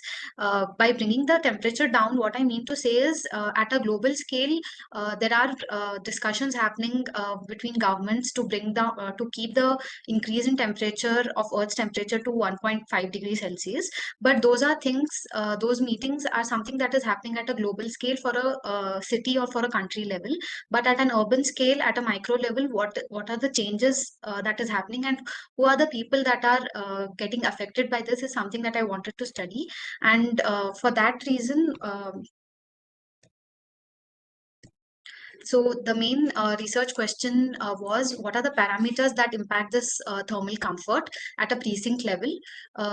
What is the impact of transit-oriented development? Transit-oriented development is something that even the state of Karnataka has implemented because of the increased development in Bangalore. So the idea is to guide this development along the metro corridors and the suburban rail network. So for this thesis, I considered the metro corridor as a place where I can do the microclimate study along with the outdoor thermal comfort, and how this outdoor thermal comfort can be regulated at a micro level, and what are the framework from a urban perspective that we can put forward is something that I wanted to study. So the study was done both qualitative and quantitative aspect, and this diagram shows the method that I used and the variables that I measured in both the qualitative and quantitative data, and how the output data was shown using maps and graphs. To understand what are the climate variables that we need to study, for example, relative humidity, ambient temperature, wind speed, I analyzed previous written research papers. Most of them were from Lily Rose Amritam. She's a professor in Chennai, and she has done a lot of work on thermal comfort and its connection with urban development.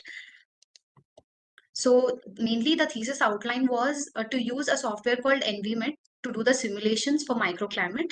So there were basically 3 simulations done. The Sept simulation included the understanding the existing microclimate and outdoor thermal comfort, identifying possible prediction of the changes in built fabric once the TOD policy is applied. Sept simulation was done to predict what changes happen in the OTC. Then from that simulation, identifying which areas are affected more. Based on that, I formulated a toolkit for both unbuilt and built spaces to enhance the OTC performance. And the final simulation was done by applying the toolkit to the same selected areas, and to see if there is any positive change or even a negative impact. To select the site, I overlaid the Urban Heat Island map for Bangalore from 2017 with the transit corridor metro network of Bangalore. With this, I identified 8 hotspots that have highest temperature, and then comparing this with the density, because density is something that TOD will be looking at. TOD will be applied to areas that are highly dense. So comparing this and using a process of elimination, and I arrived at 3 places along the Green Line Metro in Bangalore. And further analyzing the built environment, I selected this stretch between 2 metro corridors along the Kanakpura Road in Bengaluru, between JP Nagar Metro Station and Yelchinalli Metro Station. The main idea behind this was, this is an area, if you can see the map, after the outer ring road, this was an area that was the edge of the city. But in past few decades, this stretch has developed a lot. There has been a lot of real estate development. By real estate development, I mean both mid-rise and high-rise structures. And because of that, there are other commercial buildings that are coming up, and all other added facilities like schools and shopping places have also come up.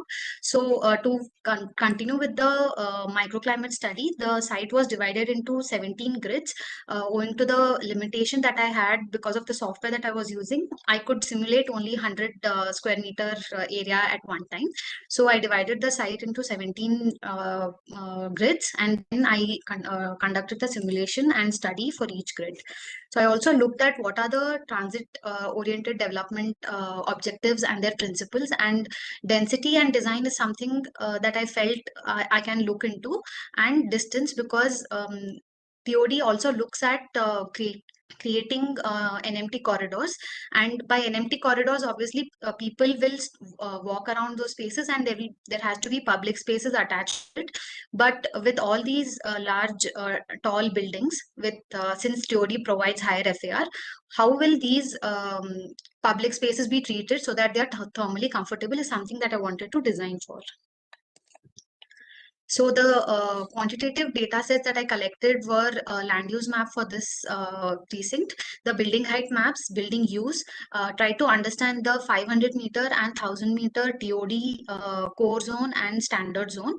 The blue-green map and the road hierarchy map, because the junction where JP Nagar Metro is there, Saraki Junction, is always crowded, and many news articles have also been told that this place has a lot of pollution and a lot of private vehicle ownership is increasing in this stretch. So to understand which junctions experience this traffic congestion is something that I thought could be useful for a climate study.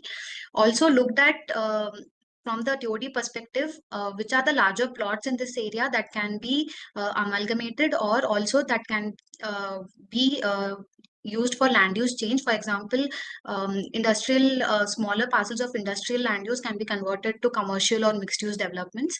Mixed use development is something that transit oriented policy looks at, because with mixed use development there will be all other amenities that gets added, and that is how they create density along one corridor.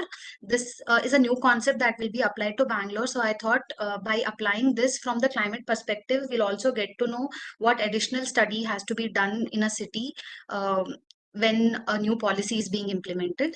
So for the 17 grids, I collected ambient temperature, wind speed, and relative humidity data using small handheld equipments from 7 a.m. in the morning to 7 p.m. in the evening to get a 24. I couldn't get a 24-hour thing, but I tried to do from 7 to 7 in a day.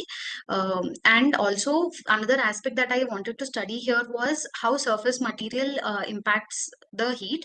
So I also used an infrared gun to understand the surface temperature of materials like concrete, bitumen, pavers, and also green pavers, and to see how different it is at different times of the day. So I looked at 3 times, 12 to 3, because that is the time where temperature is highest in Bangalore.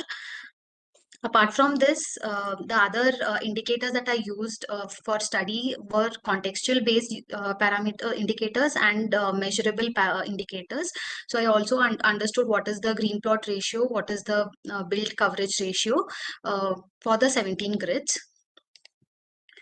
And since outdoor thermal comfort is very subjective, as in if I'm feeling uncomfortable, it's not necessary the person next to me also feels. It also depends on what the person is wearing, what is his how he perceives heat. So I conducted a survey for a group of 50 people, and these were some of the results from the survey that that is being shown in these pie charts. Most of the people suggested that the temperature has been increasing throughout the day, mostly between 12 to 3 from the past few years.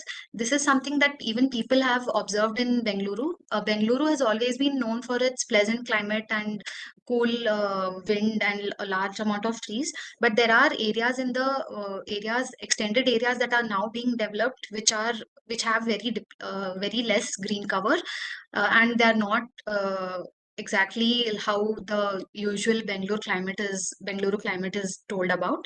Other thing that I wanted to understand was, since TOD will look at public spaces will obviously have public activities. So certain public activities that are already there on this site were vending activities and construction activities.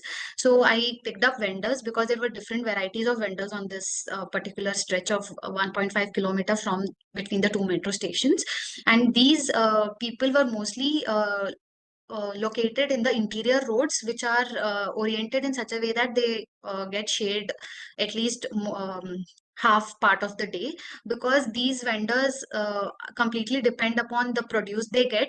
They are mostly vegetable, fruit and flower vendors, and they need to store their produce throughout the day so that it doesn't get spoiled by the heat. So what they said was, even from past few years, how much ever they try to protect or hide their produce under shade, the heat keeps increasing by 3 o'clock, and all of their produce gets spoiled, and they have to buy new stuff every 2 days, which they usually don't do. They usually stock for 3 to 4 days. So economically, it is very difficult for them to cope up with this increasing heat in Bangalore. So further to look at issues at a city scale and at a precinct scale. At a city scale, if we look at previous studies done, it shows the lack of green in this particular area.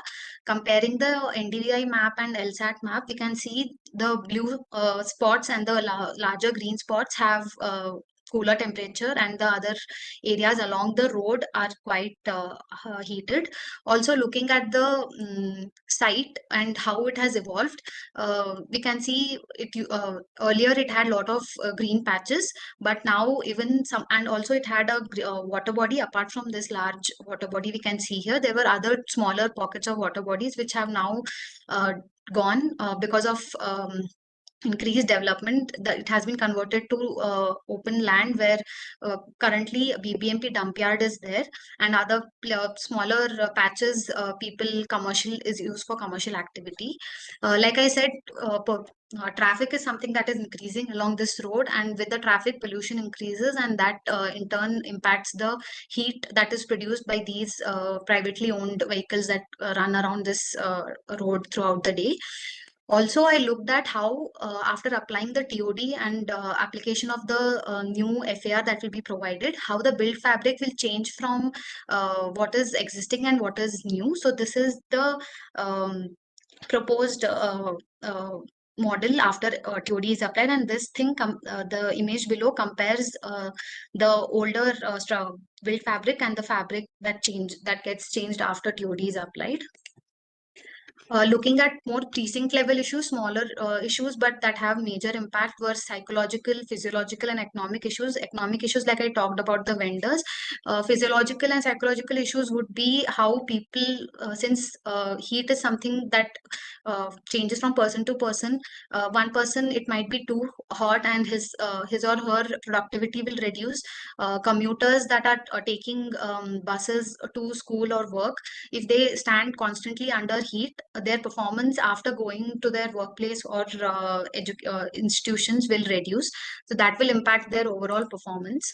So the main strategy for this study was to connect, create, and change.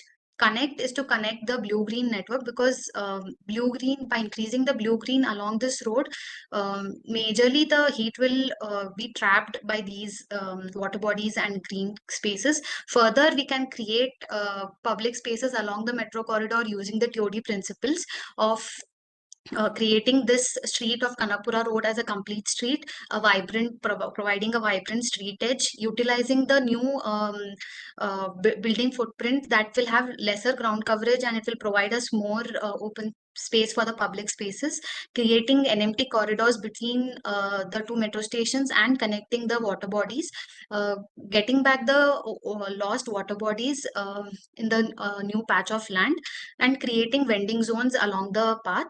I'm sorry to interrupt, Spurti. Yeah.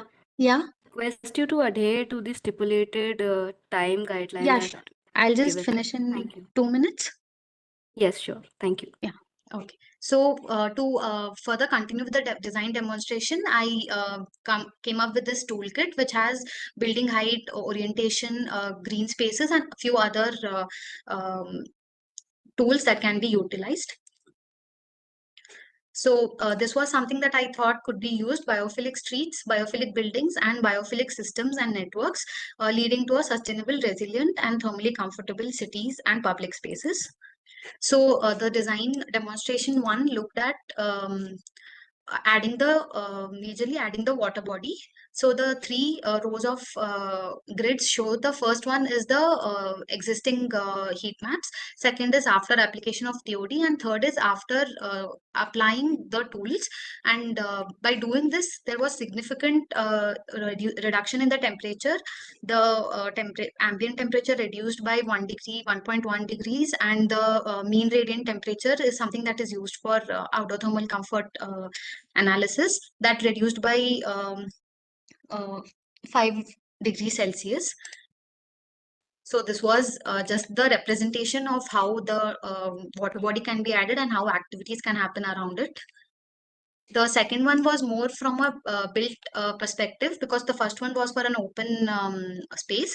So the second one was how a building footprint, its profile, and how if a building gets staggered, how that will impact the wind movement, and how the temperature then can be reduced by treating the building itself, by creating staggered surfaces, by giving cool roofs, by adding smaller water bodies instead of a large lake that I showed in the previous demonstration. Smaller water bodies will also have equal impact. Also, since the NMT corridors and division of road will also happen, what if instead of just concrete topped roads, we use bitumen roads with red pigmentation, so that concrete is very light in color, so it absorbs a lot of heat throughout the day, and emits back the heat in the evening. So that is one reason where Bangalore also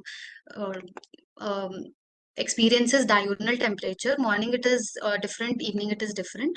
So how surface materials can be treated so that temperature reduces. To conclude, this was just an idea for how climate study can be implemented in our cities. So this study looked between two metro stations. At a local scale, what I felt was a local area planning that we do between for our zones, that can be done with climate as a separate study, not a small portion that gets added. A completely detailed study could be done, wherein different agencies have to be involved, because this is not something that one urban designer or an architect can do, because something that is we need other experts as well. Also, other government bodies also have to be connected with us. So this is something, urban heat is not a small issue.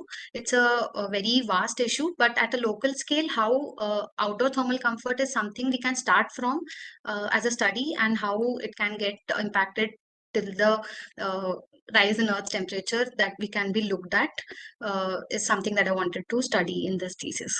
I would like to thank my mentors and guides, Professor Brinda Shastri and Professor Anup Nayak, for guiding me throughout the thesis, and also thank all my colleagues in the college. Thank you so much. Thank you so much, Spurti.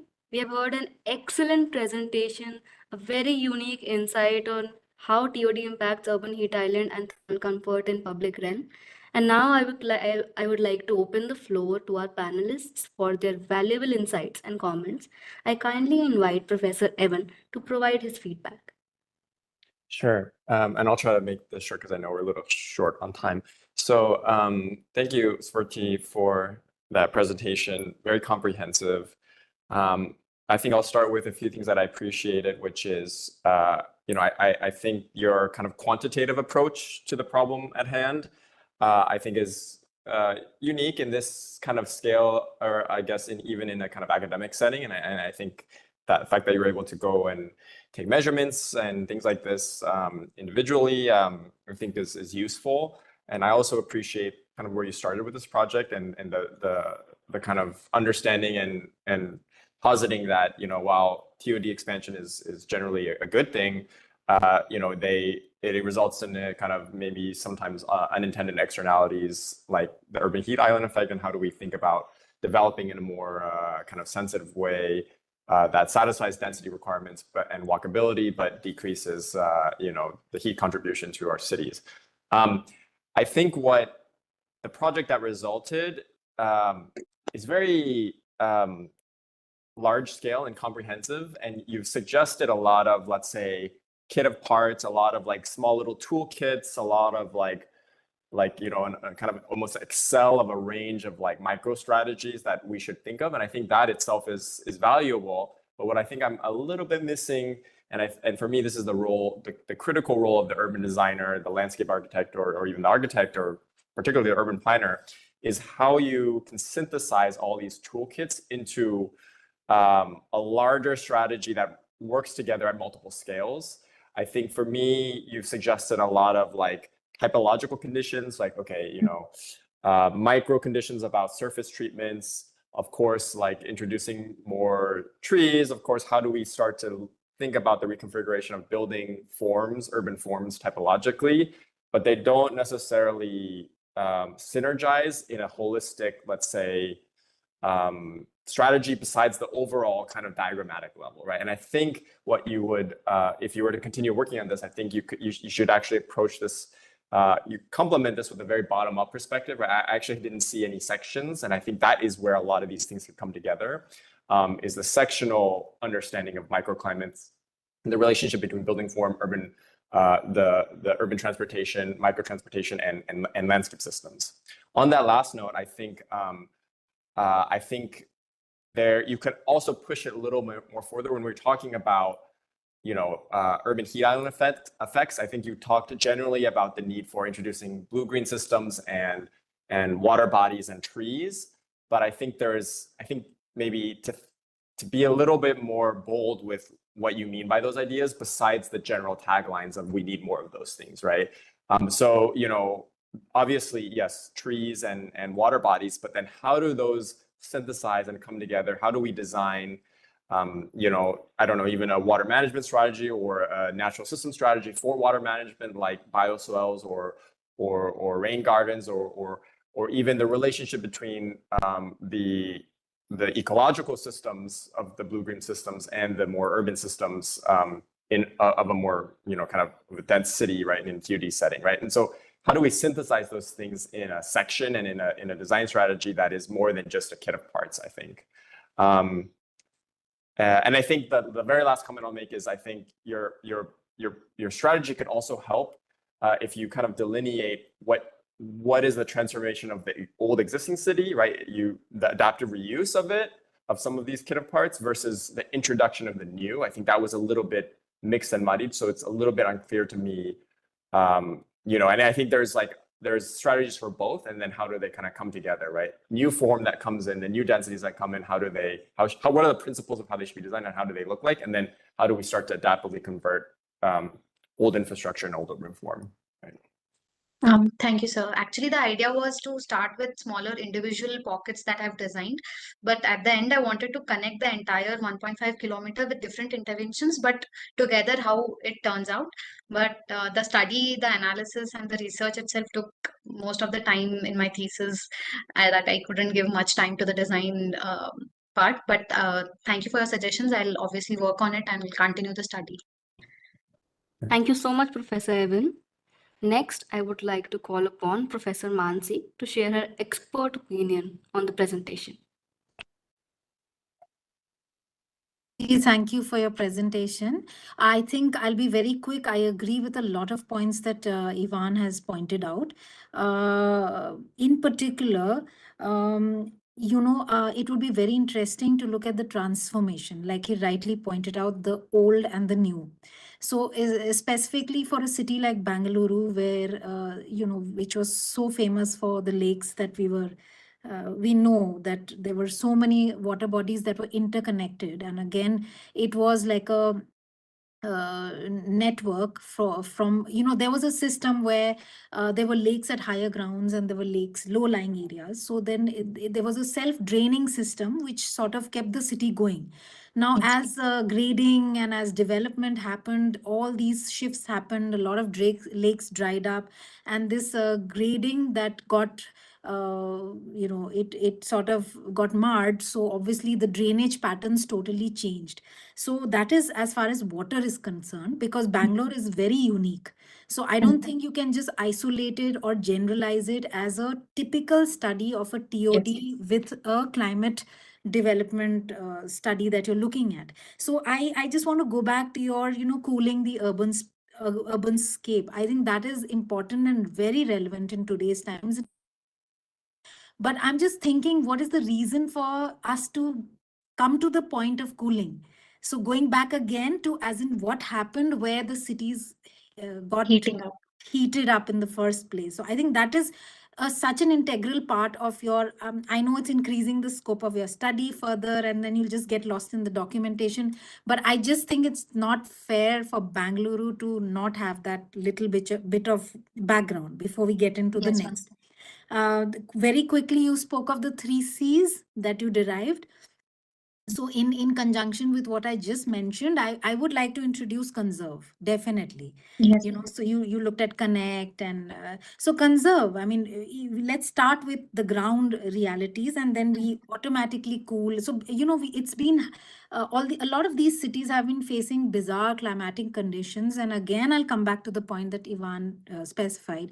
It's not so much of micro scale that you can do in urban climatic studies, but it's actually to do with the regional networks, and it's a huge scale. And then you can look at small micro projects and then intertwine them and make that a larger compilation of the project. But at the end, it is like you also mentioned that it's a huge team that is required to really look at this condition. So I would really encourage you to look at patterns, you know, so what happened as patterns in the past and how can you now change or replicate that to give certain conditions, and automatically in that pattern, the green, the blue, and the transit, everything will just fit into place once that is established. But if we go wrong there, then we will never be able to come back to what we are trying to achieve, because development is inevitable and, you know, all of that. So I think I'll end it there. Yeah, thank you. Yes, ma'am. Absolutely, ma'am. Like how every pocket changes and how the networks change is something that I could have studied, but that would increase the scope that time. But I think that is something that I can continue now because I picked up 2 metro stations. But if I pick up multiple pockets of such metro stations in Bangalore itself, I'll understand how things change in the city itself. So I think TOD is just an opportunity. It's a tool that you're actually using to come back to that urban cooling or the urban heat effect or island effect that you're talking about. So you have to look at the past for sure. Yes. Yeah. Thank you so much, Professor Mansi. Next, I would like to invite Professor Daniel to come and share his insights on the presentation. Yes, thank you, Spurti, for your presentation. I would like to commend you on your rigor on the data analysis and data aggregation that you did to kind of start your process based on a very solid foundation of base information as to what you wanted to work with. And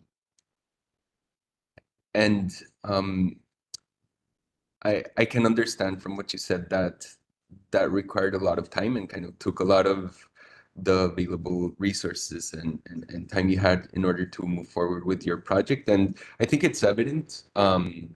Evan said it in a beautiful way, where basically I'm gonna try to simplify and say, like, I think you left us wanting more. We wanted to see what was the next step that you would do with all this data that we generally as designers and planners sometimes kind of fail in being as rigorous and dedicating as much time to data. We kind of rush into creating new solutions very quickly. I think you showed the importance of not doing that, but you also showed the shortcomings of spending so much time on that. And obviously we can't do anything, and that's why when we deal with cities, we work with teams of multiple disciplines, and some can do this faster while others can do other things faster. But to not dwell on this, I think what you open up is a conversation on how these transportation infrastructure should be thought of. We have for a very, very long time been kind of stuck on this idea that the best transportation is the most efficient one. And this efficiency it ultimately ends up generating, in many cases, incredibly low quality of public space and of urban built environments, and all in favor of ultimate of efficiency. However, on the other side, it does generate a huge kind of weight on all the taxpayers around it, and it does open up a huge amount of opportunities for developers around it. And so there seems to be this unbalanced conversation about what TOD could actually be beyond the idea of put a train line and build higher, right? It just brings it just brings density and just puts a train line, and if that is accomplished, we made a great project, and then they sprinkle some trees around it.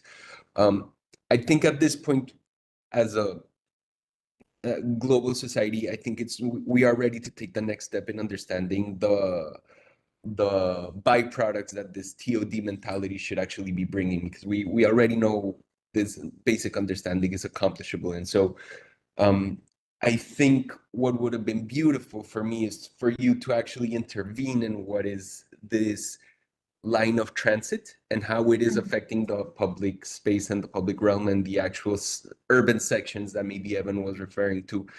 They should really kind of become your project. And we should be able to go beyond this kind of elevated train line with 4 lanes underneath it and a few trees. I've always admired the way that Seattle deals with transit and public space. There's a couple of beautiful examples. There's like the freeway park that Lawrence Hawthorne did in the 70s when they did this crazy highway through the middle of the city, and it became one of the most beautiful public spaces the city has. Similarly, in a more contemporary manner, Waze Manfredi did the Olympic public sculpture park on top of the rail line. And it created what I think is one of the most beautiful waterfronts you can visit in the world. And so for me, that would be the next step, right? Yes. The data is great. The critique on how we're building our cities is great. The kit of parts is very helpful. Would be amazing if you can turn it into a project. Yes, definitely. So I'll try to work on it. All the 3 jurors' ideas, I think I can work on it. I just need to find the right space and right time to work on it. Thank you so much, Professor Daniel. Thank you all panelists for offering such detailed and insightful feedback. Now, before moving on to our next presentation, we also have with us Brinda Sastry, that is Purti's professor, her guide. So I would like to call upon this floor, Professor Brinda Sastry, to share some insights on Purti's work. Over to you.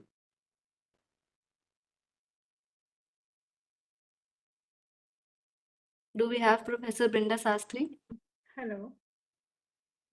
Thank you for the opportunity to put in a few words. I think the comments were very, very valid.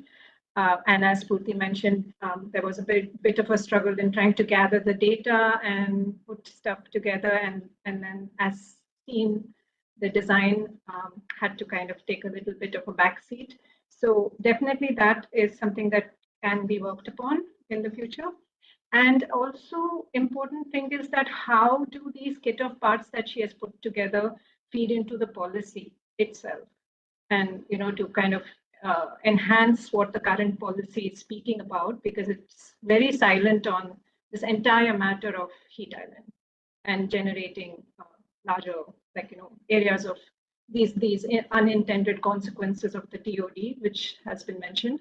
So how can it be integrated into the policy is another aspect. So I just wanted to kind of mention that, because that was the intention when she started off, to understand how that policy can be actually reframed. And currently they are implementing the policy very aggressively across the city. So this aspect has to be included. Thank you. Thank you so much, Professor Brenda, for your insightful comments. Now we'll move on to our next presentation. Pardon me for my pronunciation, and please feel the need to correct me at any time if I'm wrong.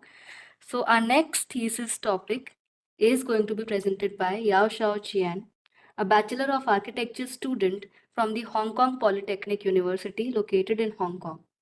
The title of the thesis is The New Type of Community, Typology of Public Housing, guided by An Lee Ginka, under the theme Urban Management.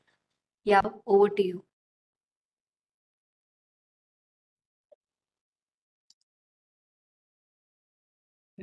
Can you hear me? Hello. Hello, yes, you're audible. Okay.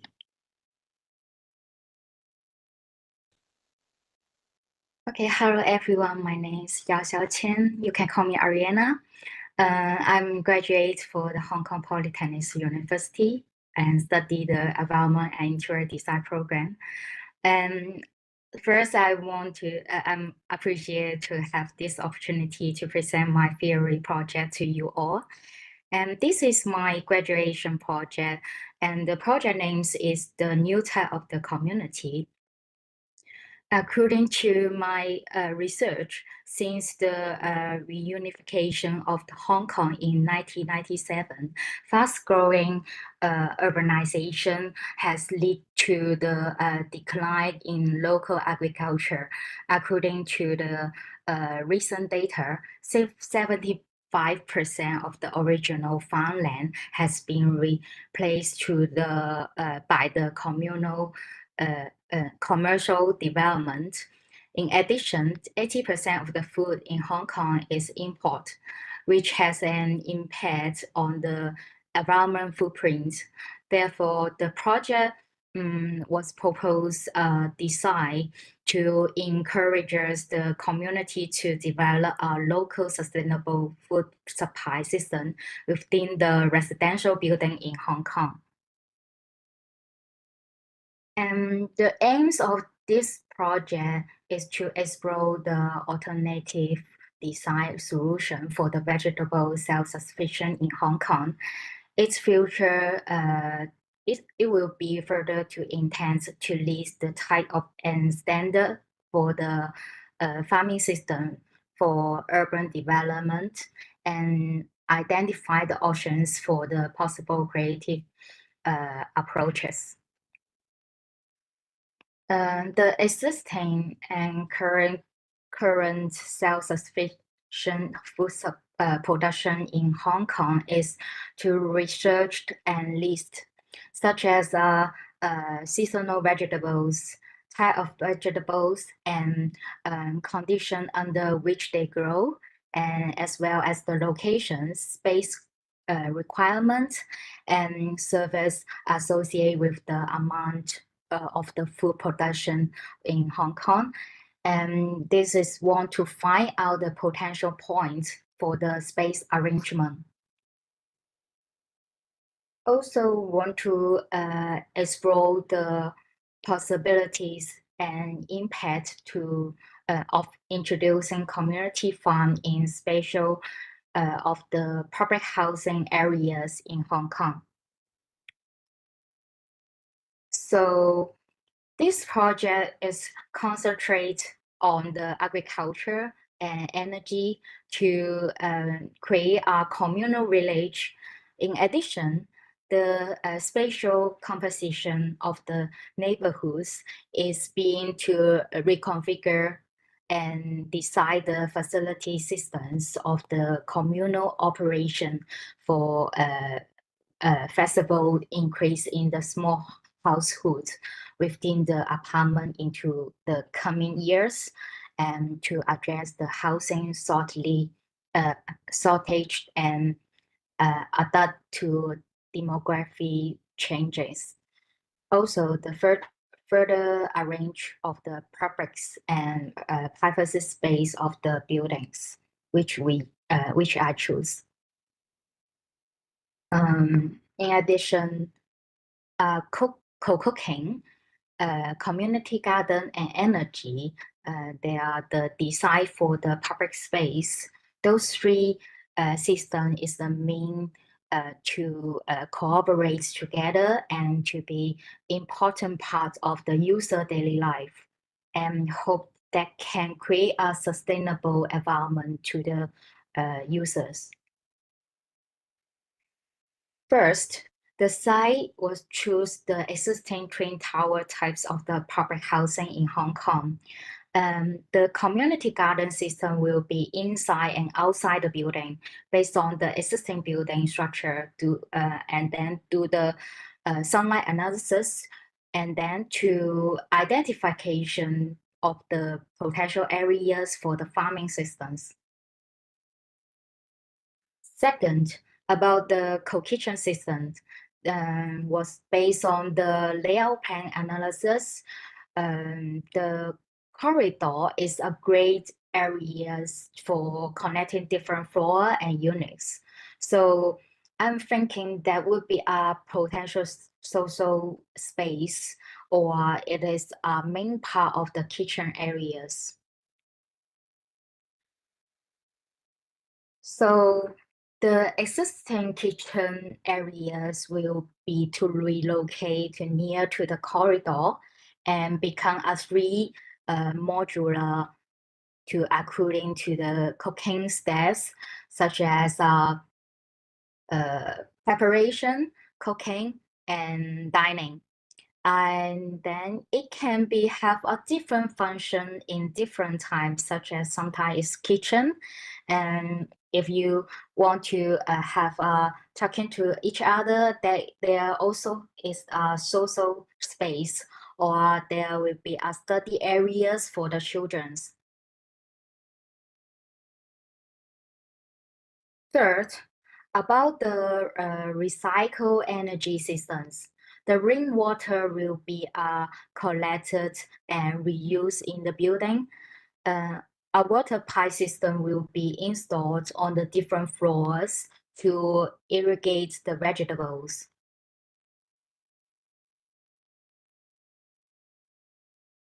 And the right-hand side, you can see the section drawing to show the arrangement for the vegetable, and using the floor to define the planting systems. It would be easy to know the location and harvest time of the vegetable.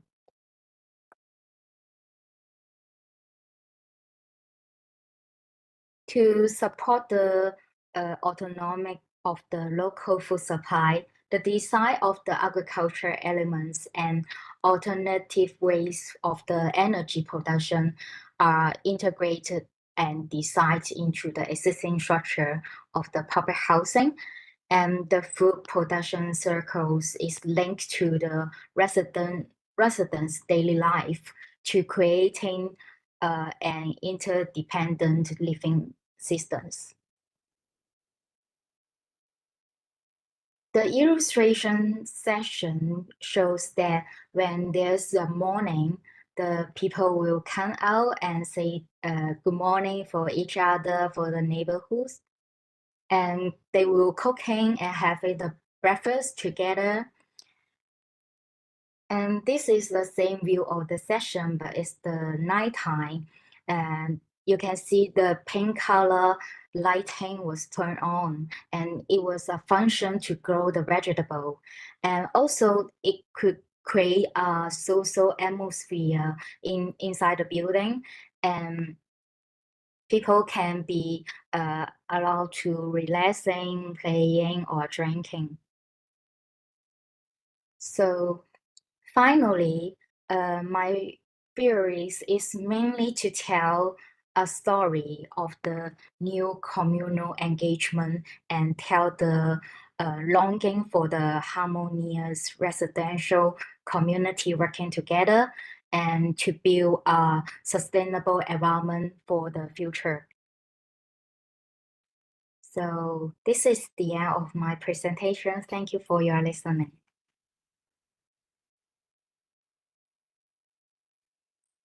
Thank you so much, Ariana, for such thought-provoking and detailed presentation. I truly appreciate the depth of your research. And also we have some amazing graphics here.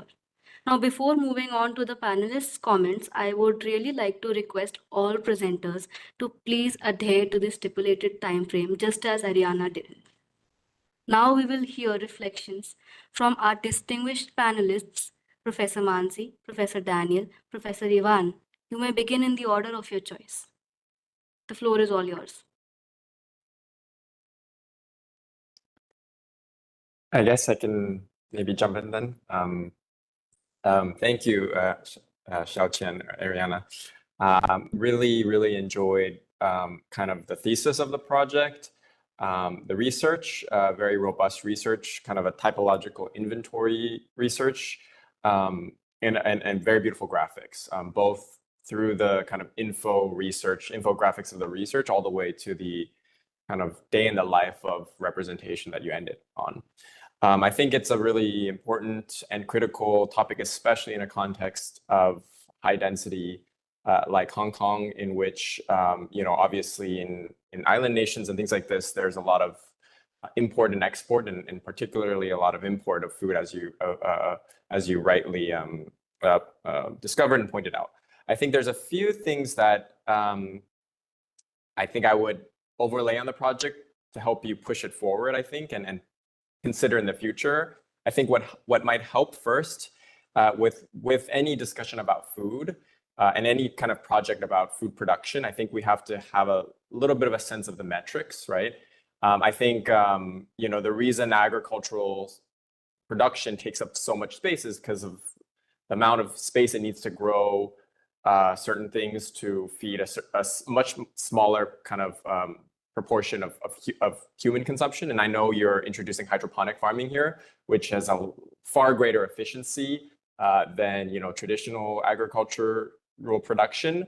But I think even so, I think knowing how many volumes of water, when we're talking about hydroponics, you're talking about water flow, right? And then how many kind of like water flow that has nutrients, and then how much like food can be produced per square meter, per square unit, per square household, per square person, right? And to truly understand whether this can be a replacement or of food source, and then make a dent in that 80% of import that you're talking about, or whether it's maybe a little bit more of a kind of supplementary to your diet, right? Supplementary of like, once every week you get something, right? And you can choose what that is, right? And I think that would position the project very differently, I think, if you take an attitude or one another based off of those metrics.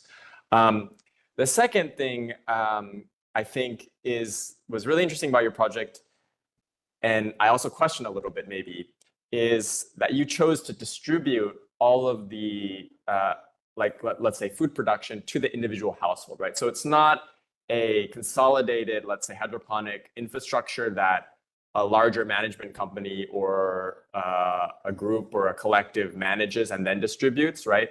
You're putting the agency of that into each of the households as part of their daily ritual. And I appreciate the kind of integration of this into the household's daily ritual as a form of communality.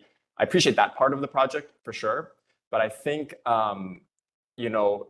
there also is a big question if you do that, right? Who is actually I think, paying for this infrastructure? How does that economics of it work, right? Especially when we're talking about public housing and the larger governmental systems that are overseeing and administrating this housing, but also economically and management-wise, like how do we train let's say, the residents to be able to grow this food? I know hydroponics, there may be some maintenance and some like management and some like, it definitely deserves a lot of, or requires a lot of like, let's say, more maybe advanced management techniques potentially, right? That maybe the residents living in public housing who are potentially of lower means, right, don't have the time or money or energy maybe to like devote a lot of their time of their day when they're working elsewhere to this, right? And so I think when we take it out of the hands of a larger, and I think it would require a larger central management strategy, right? The infrastructure, obviously, with these blue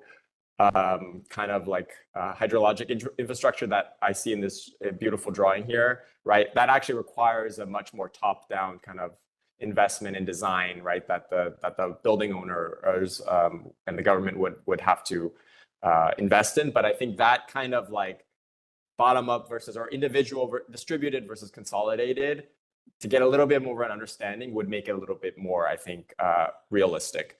But I do really appreciate the how you ended up in this project, which is like, how does the food generation not just be something to something to address a kind of quantitative issue, but use it as a form of like collective and a form of like introducing a new type of kind of ritual or new type of daily practice in a typology that potentially has that possibility because it has this larger management structure in place. And maybe it's a new form of public housing that's like almost like a communes of sorts, right? You actually opt into participate in this, right? Instead of necessarily maybe, I don't know if it's like, I'm not sure about the retrofitting aspect of it, but like maybe that the resident who comes here it's like a communes in which you actually are people who are really interested in contributing and participating in this type of new food production to consumption exchange. And again, I didn't touch upon this, but I really appreciate the aspects about the kitchens and the typological design that resulted. Thank you. Yeah, I'm gonna go ahead. I'm sorry, I didn't ask you, Mansi, if it was okay with you if I go ahead, but yeah, I think Evan again has said a lot of these things beautifully. So well articulate, man.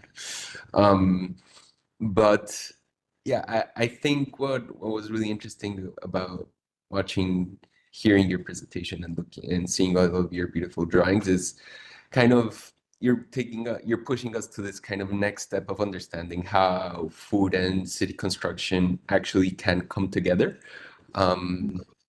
It's for me, it's like the next step of what Carolyn Steele has been pushing us to think about all along with her books like Hungry City and Zootopia, like all this idea of like how food is a cornerstone of civilization in a way, and the construction of civilization. If we continue down this path of not being nomadic and actually being stationary, it's all about the food.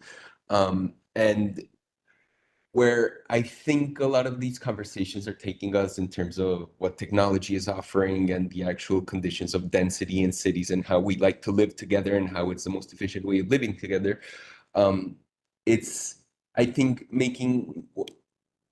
it's pushing us to reconsider what we have and how can we use what we have, because I think your project is incredibly well presented, incredibly well resolved, and I can imagine it happening from a technical and architectural perspective. What I think is very difficult for it to happen is from a financial perspective, like being able to invest in a housing development that has so many systems that need to work in order for it to actually be successful becomes really difficult. However, on the flip side, we're also going through this incredible global moment of like empty office buildings with very deep floor plates and in perfect settings. And I think a lot of the intelligence that you presented today actually is a better fit for the existing than for the new. And the notion or the idea of retrofitting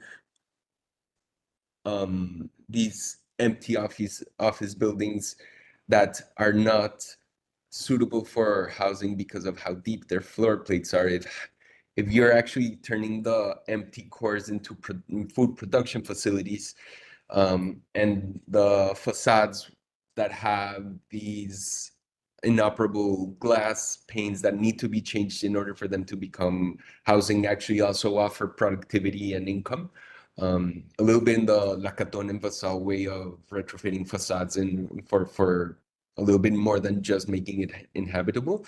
I think there is a beautiful, or more than beautiful, like this need for these types of things to start to be thought about and think of. And so I would push you towards considering the existing more than the new.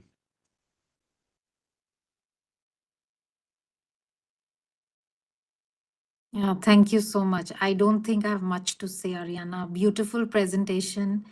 I think as an idea, it's brilliant. What you've started out with this little seed of imagination and depict it so well in your representations. I don't want to repeat what everyone said. I think I agree with all the points, if you can take back most of it. I'm just very intrigued by the form that you have chosen for your particular project. So it's like a perimeter block with this big cluster inside. So, I mean, it's like a, well inside, like a courtyard, which this last image of yours also depicts.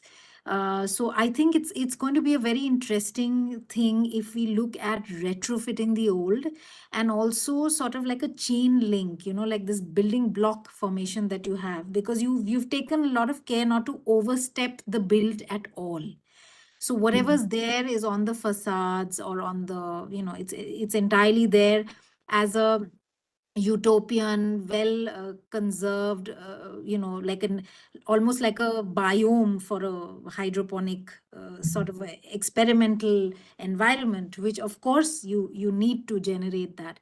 But I think that little link with nature, is just spilling over a little bit here and there, maybe a puncture here or there. So I think that, to me, in terms of a form, like an architectural form, would be very interesting if I sort of use the retrofit and the new, maybe like a plugin, So I do like a chain link of one building which starts this as an experiment and very nicely projected as maybe a commune living, where it's not a mandate, but it's like more like a voluntary thing where people experiment, and then it builds on, it grows, and the network lends to each other, because I feel somewhere there may be shared facilities, somewhere it may be very specific to every household.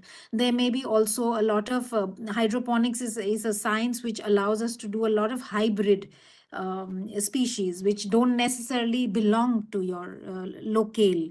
So I think that's a very interesting idea of how you can create, you can surpass these boundaries and look at a different economy of food also, for that matter. Yeah, thank you. Thank you all panelists for your thoughtful contributions. Your expertise has added great value to this dialogue. Now we'll move on to our next session. Our next thesis project is going to be presented by Ashish Mehta, a master's in town and country planning student from the College of Engineering, Pune, located in India. The title of this thesis is Urban Form Complexity and Challenges of Framing Form-Based Codes, guided by Pratap Raval, under the theme Urban Management. Rai, over to you.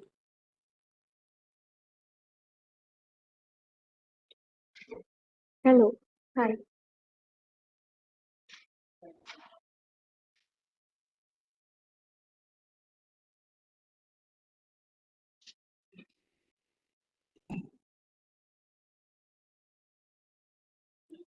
Is my screen visible? Yes, it is. It is visible, Rai. Thank you.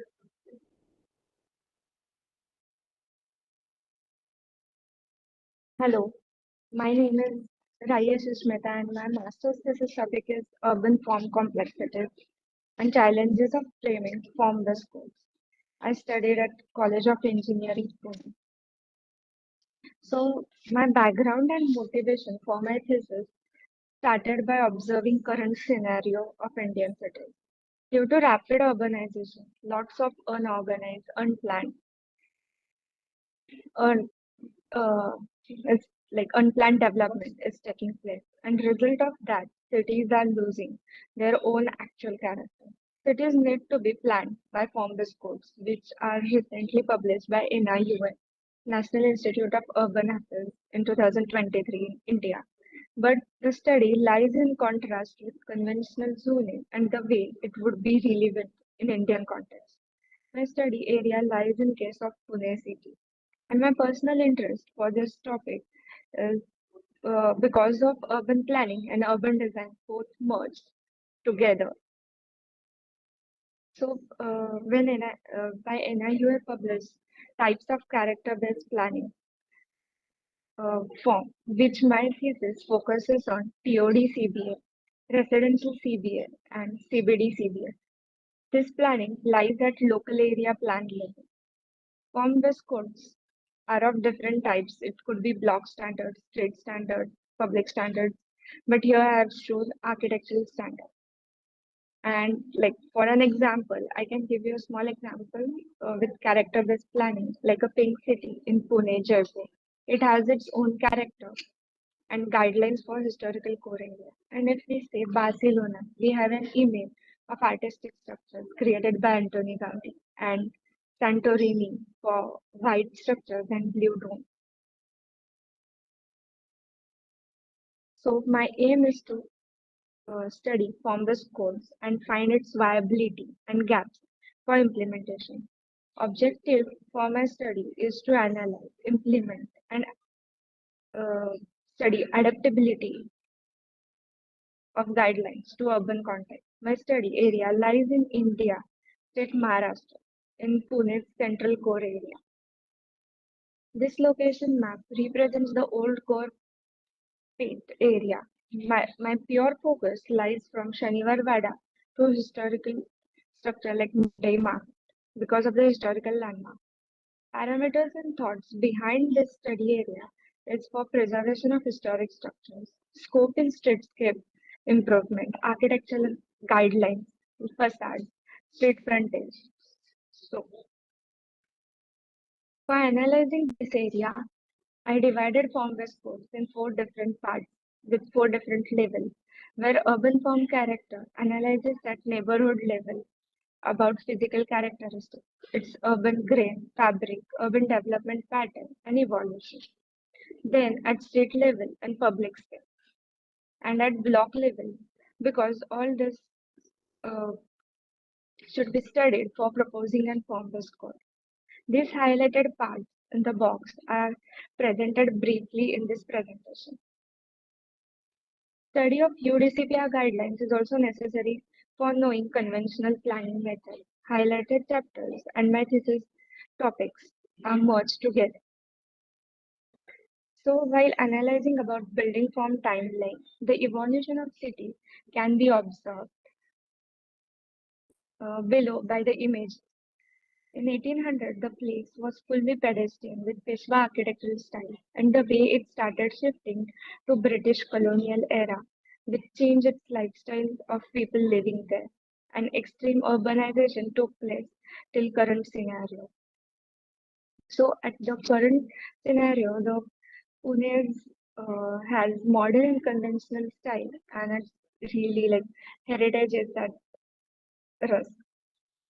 So while studying about main public space and around which the whole city has developed, it's Shaniwar Vada, which consists Mughal, Maratha, and Rajasthani architectural style.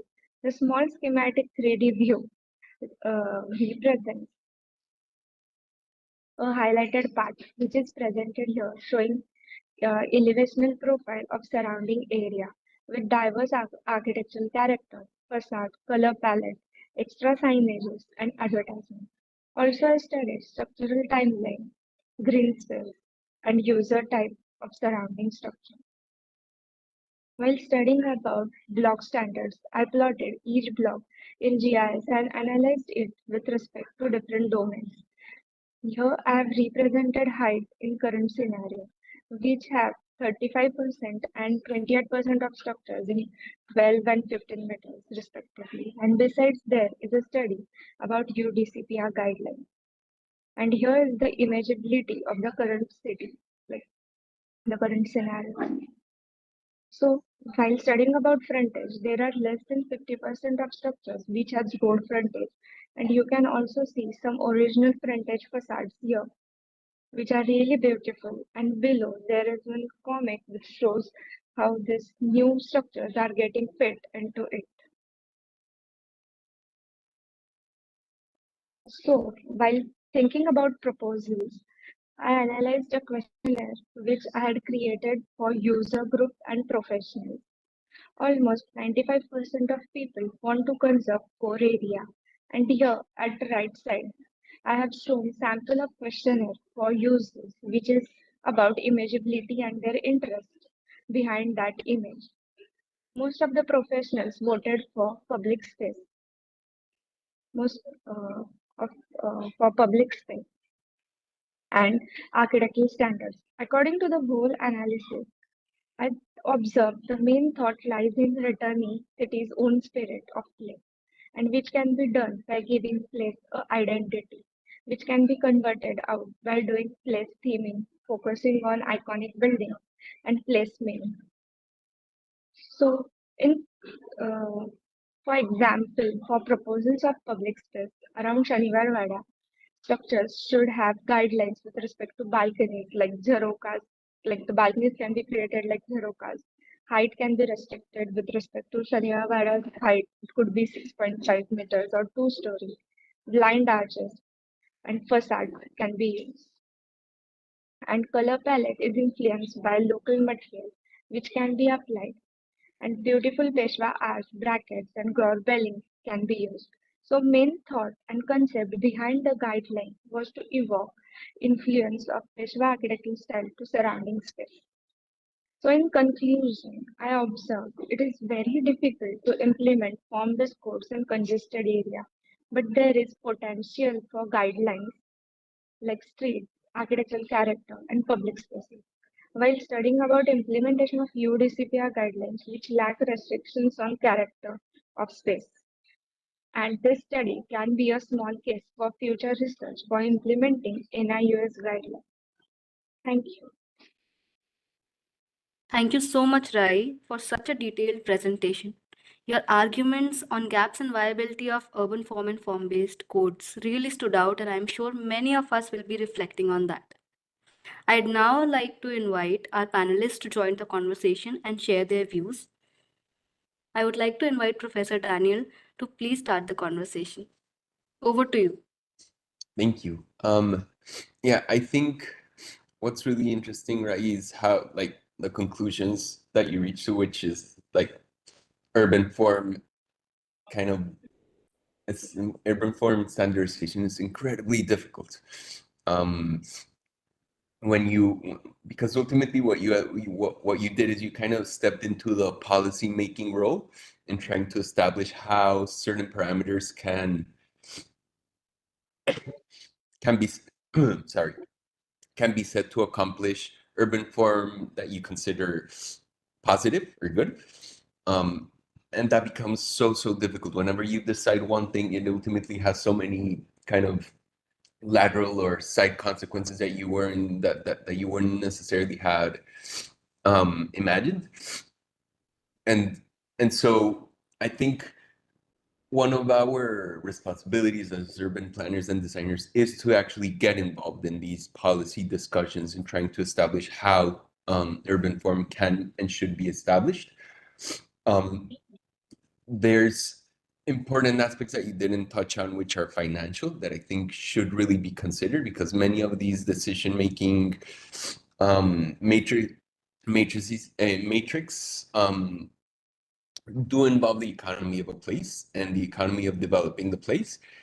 And although many times these kind of cost engineering mentalities end up resulting in sad outcomes, we can't shine away from it. We cannot allow others to have these conversations without us being involved in them. And if anything, I would suggest if this is actually a path that you are interested in and feel happy kind of going down, do complement it with a more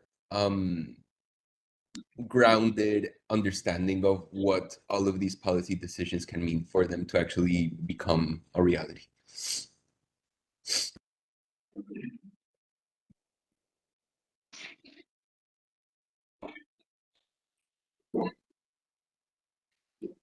Thank you so much, Professor Daniel. Next, I would like to call upon Professor Mansi to share her insights. Yes, Rai, thank you for your presentation. So it's evident how your core city is very close to your heart. So that's the basis of your survey and all the things that you covered. Now, we all agree that form-based any design decisions are extremely complex. That said, I think you need to break it down further to be able to help you, in your pursuit, to break it down further into a typological study, where I think sections also will play a very, very integral role. Because at least in the city of Pune, as you explained, and many other cities, we do have a lot of it's not just the vertical format, it's also the horizontal format, the transections of how we have mixed functions over different heights and through the depth also. So I think that understanding becomes very critical to be able to analyze the form in entirety. So the typological study with sections is very critical. I also feel that reality or real estate, Daniel also mentioned that in terms of economics of a city. I think that is extremely important to understand in terms of policy making and in terms of ground realities. So there are times when there are certain codes, there are building codes that are functioning within the city, but at the same time, things are being trespassed. So whether you would like to explore that informality and because that's also that's another layer of this complexity of urban form. So I think it should be one full package. Lastly, when you speak of heritage, because you did come back to the core city area, you looked at a very, very important structure, which is a huge open space, within the city, having an old Vada, or, the celebrated heritage structure there.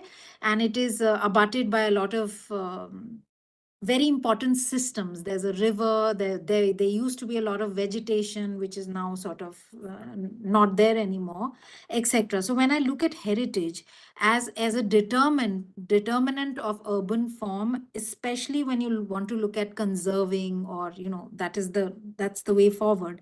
So the survey itself spoke about what do you want to conserve.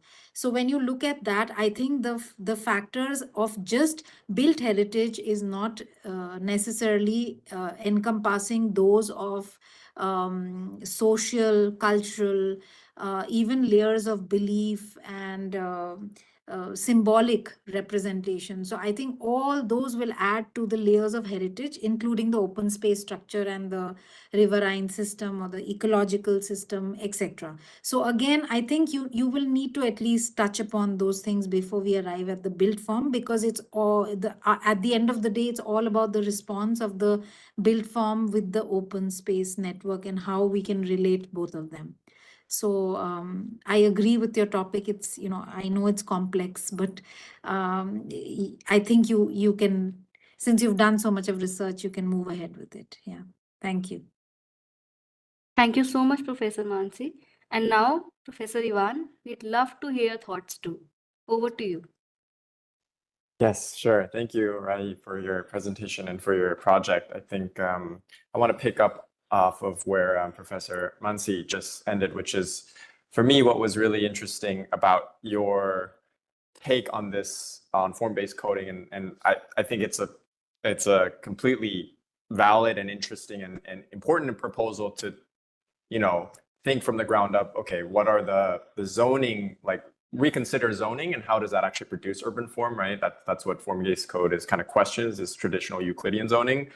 But I think your take on it is particularly interesting, as Professor Mansi pointed out, which is that you're using form-based code to actually talk about the preservation of historic structures, facades, and buildings, right, within a area that's near and dear, close to you.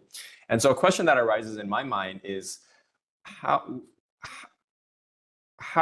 what is different about your proposal of form-based code to preserve and celebrate those structures, and then maybe provide a structure for how new urban form can coexist with them, then maybe a more traditional way of like preservation through like landmark preservation, or designating buildings as landmark buildings, or designating a district as like a historic landmark district, right? And I think I think there's a question there about for you, right? I think your answer is that, okay, it's not just the aesthetic character and quality, or a kind of maybe subjective like historic evaluation of a building, but that there's something about typological form, relationship of form and space, and density, right, that we preserve, but also set into place a framework for new development that comes in, or new urban form to coexist with what's old, right? And I think that's what's really quite unique about your take on this. But on that note, I think there's a few things that you should maybe consider and also might help you move forward. I think one of the most infamous, let's say, famous or infamous, depending on your positionality, uses of form-based code is by the new urbanists, or by new urbanism, which I'm sure you've heard of, which is a movement that really has championed that and has actually developed some cities, in addition to the ones that you brought up, like Seaside, for example, and Miami also is another city that uses form-based code in the US. But Seaside particularly it uses form-based code infamously because they're using it, at least the way the code is applied in the form-based code in Seaside, to replicate and to, there's no preservation, but there's a replication of a certain historic aesthetic, which is, of course, based off of a little bit of a Eurocentric kind of imagination of what a traditional town, a Eurocentric town, could or should be, right? And so, I know you're absolutely not doing the same. It's a very different take and a very different project, but I think understanding that there are nuances to, let's say, what and how we dictate is a certain aesthetic character, right, that should be preserved or will be preserved in the future or will be replicated in the future, right, for any new buildings that come in. I think you could kind of hover in that area a little bit more, right? And what does that mean for your project? I think Professor Mansi pointed out the critical question about the transect, right? I think in the way the new urbanists kind of talk about form-based code, they have this what they call the urban transect, which delineates lowest density to the highest density, and the typological forms that are allowed, and the range in between, and the typological forms that are allowed to exist within each of those, like not R1, but the F, the kind of transect of densities in the section. So I think for you, maybe, if you're taking this project even further, I think to develop further that sectional kind of gradient, let's say, and then of course between like what's old and new, and also and in particular what should be historically preserved, and what the new buildings or new urban forms coming in, how should they be arranged in response or in reaction to what you have designated as should be preserved, I think. And then of course in form-based code, I think the big thing that it frees up from traditional zoning is that land use is not determined by the city anymore, and that land use is actually in the hands of the developer or the architect to determine, right? And so how does that, like the land use component of form-based coding, I think is a huge opportunity, and how does that come into play with your project, with the kind of preservation of old structures? Do the uses stay the same, or could there be a framework for potential change in the future? And what new land uses might kind of arrange themselves around these historic structures or buildings? I think because the criticism of our traditional Euclidean zoning is that it results in mono-use areas or cities, right? For a reason, right? We don't want to plant residential next to heavy industry, right?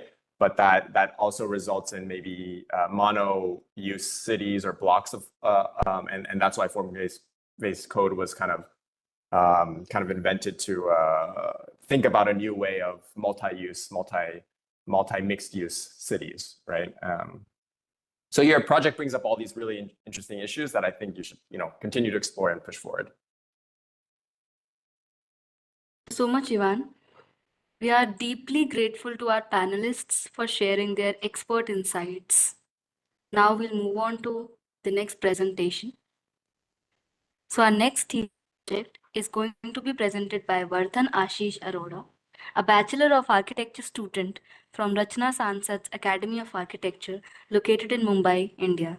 The title of this thesis is Decommodifying People, a Transgressive Approach to Social Housing, guided by Ashley Fialo, under the theme Urban Management. Vardhan, over to you. Is my screen visible? Yes, it is. You may continue. Thank you. Hello, good evening. I'm Bardhan Arora, and today I'll be presenting my thesis, Decommodifying a Transgressive Approach to Social Housing in Mumbai. The thesis explores the housing crisis in Mumbai, emphasizing vacant homes, rising slums, and unplanned urban development. The main focus here is to see how architects and urban designers can decommodify housing by and make it a fundamental human right instead of a product for sale. Housing complexes and buildings lack uniqueness and contextual appropriateness. The notion of social housing has become muddled, with private developers prioritizing profit over the fundamental idea of housing as a basic human right. Current housing development processes often exhibit standardization and neglect a human-centric approach. Frequently, housing patterns follow a copy-paste model, disregarding socio-cultural factors, local context, climate, and resident needs. Cities like Mumbai, which are continuously developing, faces challenges due to a number war, where social and affordable housing become entangled with profit-driven motives, resulting in subpar living conditions and proliferation of slums. Mass-produced housing neglects social and urban equality and fails to address the complexities of slum redevelopment and equitable housing. The role of architect has diminished, constrained by regulations, and is focused on meeting numerical objectives rather than contributing meaningfully to the urban development. In Mumbai, people from all walks of life are ready. Sorry. In Mumbai, people from all walks of life are reduced to mere commodities exchanged between builders and banks. The thesis hence proposes a transformative approach that encourages architects to go beyond the status quo and challenge the regulations. The ultimate goal of this project is to develop a design framework that enables architects to challenge the status quo and play a more active role in the urban renewal and revitalization efforts.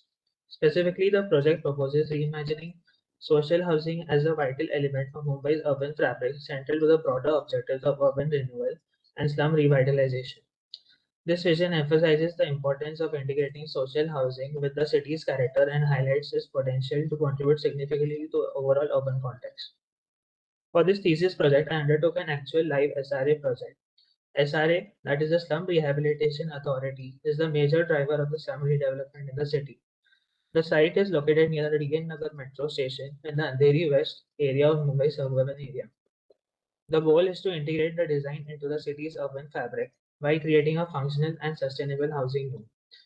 The site selection was also based on promoting urban mobility and connectivity through public transit for a huge amount of people. This SRA proposal was also chosen as there are a lot of municipal amenities included in the program.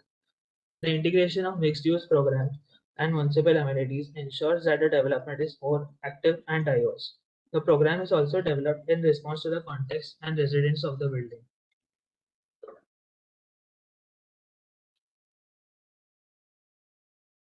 The form development process of the housing block as a whole was based on breaking the traditional planning of SRA buildings and creating a playful form that seamlessly integrates into the urban context. The mixed-use approach to the social housing scheme also integrates a diverse user for the housing development, and the form development process responds to the same. One of the more critical design elements is also to ensure that there is an equitable distribution for all in terms of open green spaces, terraces, and social spaces such as the wards.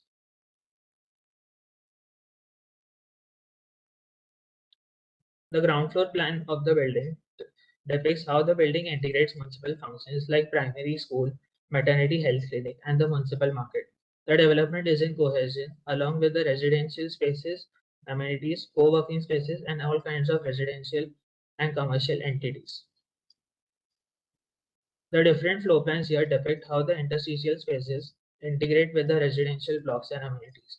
The design incorporates vertical streets, an innovative approach to the residential planning that promotes social interaction and shared spaces vertically. These vertical streets are designed to break away from the isolated typologies that is seen in many high-rise buildings and encourage community living within vertical limits. The voids carved out of the building mass are also improve air circulation, natural light, and promote a sense of community. The building floor plans are derivative of four major type of units which differ on the basis of their area structural grid, and the facade treatment. The residential units in this design proposal offer flexibility and customization for various user groups.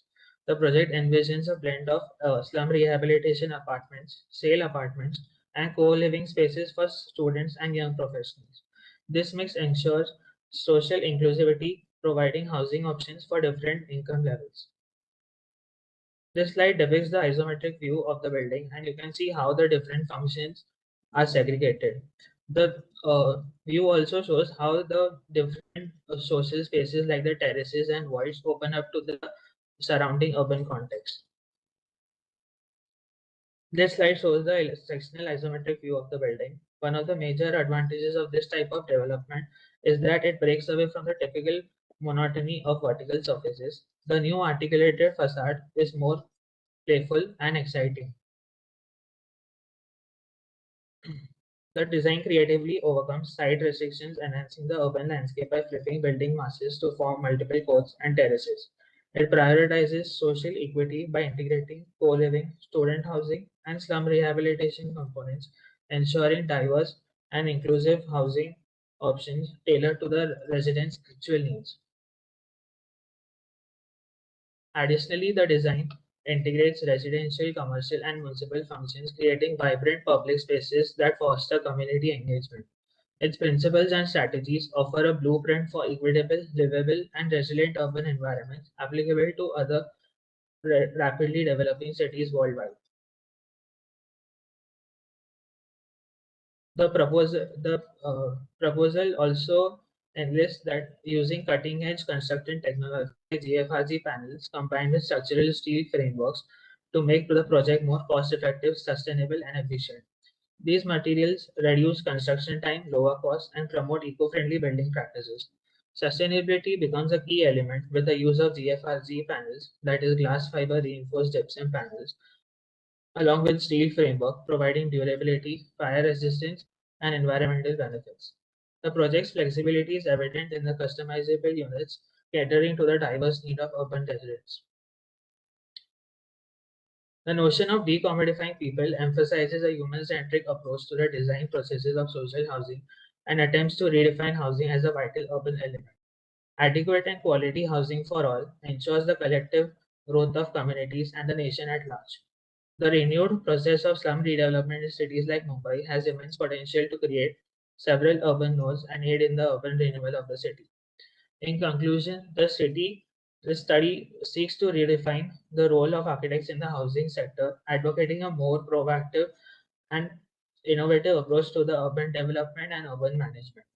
By focusing on the integration of social housing within the urban fabric and emphasizing the importance of contextual appropriateness, the study aims to develop a framework and that can serve as a model for future housing projects in Mumbai and other rapidly developing cities.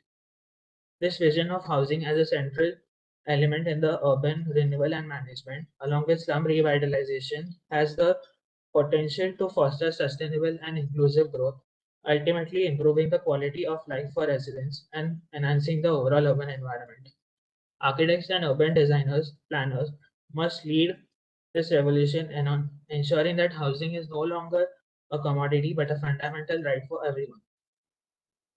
Thank you. Thank you so much, Vardhan, for sharing such a thoughtful presentation. Your focus on housing crisis really resonated with the key theme we are discussing at this conference, and I'm sure it sparked new ideas for everyone present here today. I'm eager to hear how our panelists will build on your idea. Could I please invite Professor Mansi to share her reflections? Hi, Vardhan. Thank you for your presentation. So in the given context, in the city of Mumbai, I think I'm a little confused if you're looking at social housing or a slum rehabilitation, or would you define it as one and the same thing? Because when you started on this theme of, decommodifying people, the pivot of the design element is really the person, the people, right? And Yes. yeah, so when we look at your housing, I think it's a wonderful project the way you've the massing, the form, and all your ideas that you've looked at in terms of a habitable environment are really brilliant. I'm just a little concerned about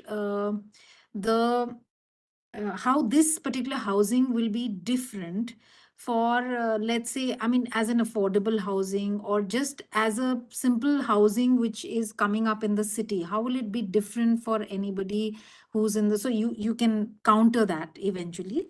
So I think a more participatory approach when we come to urban design interventions, that would be very, very critical, because whenever we look at slum rehabilitation, I think the whole idea of the slum generation in that particular setting is very critical to the job opportunities. It's critical to the infrastructure. Maybe there's a water source nearby, maybe there's a railway line nearby, maybe there's a creation of, like I said, the jobs are close by. So there are a lot of these little triggers which begin the development of a slum, and then of course it becomes larger, and it's like a domino effect, I would say.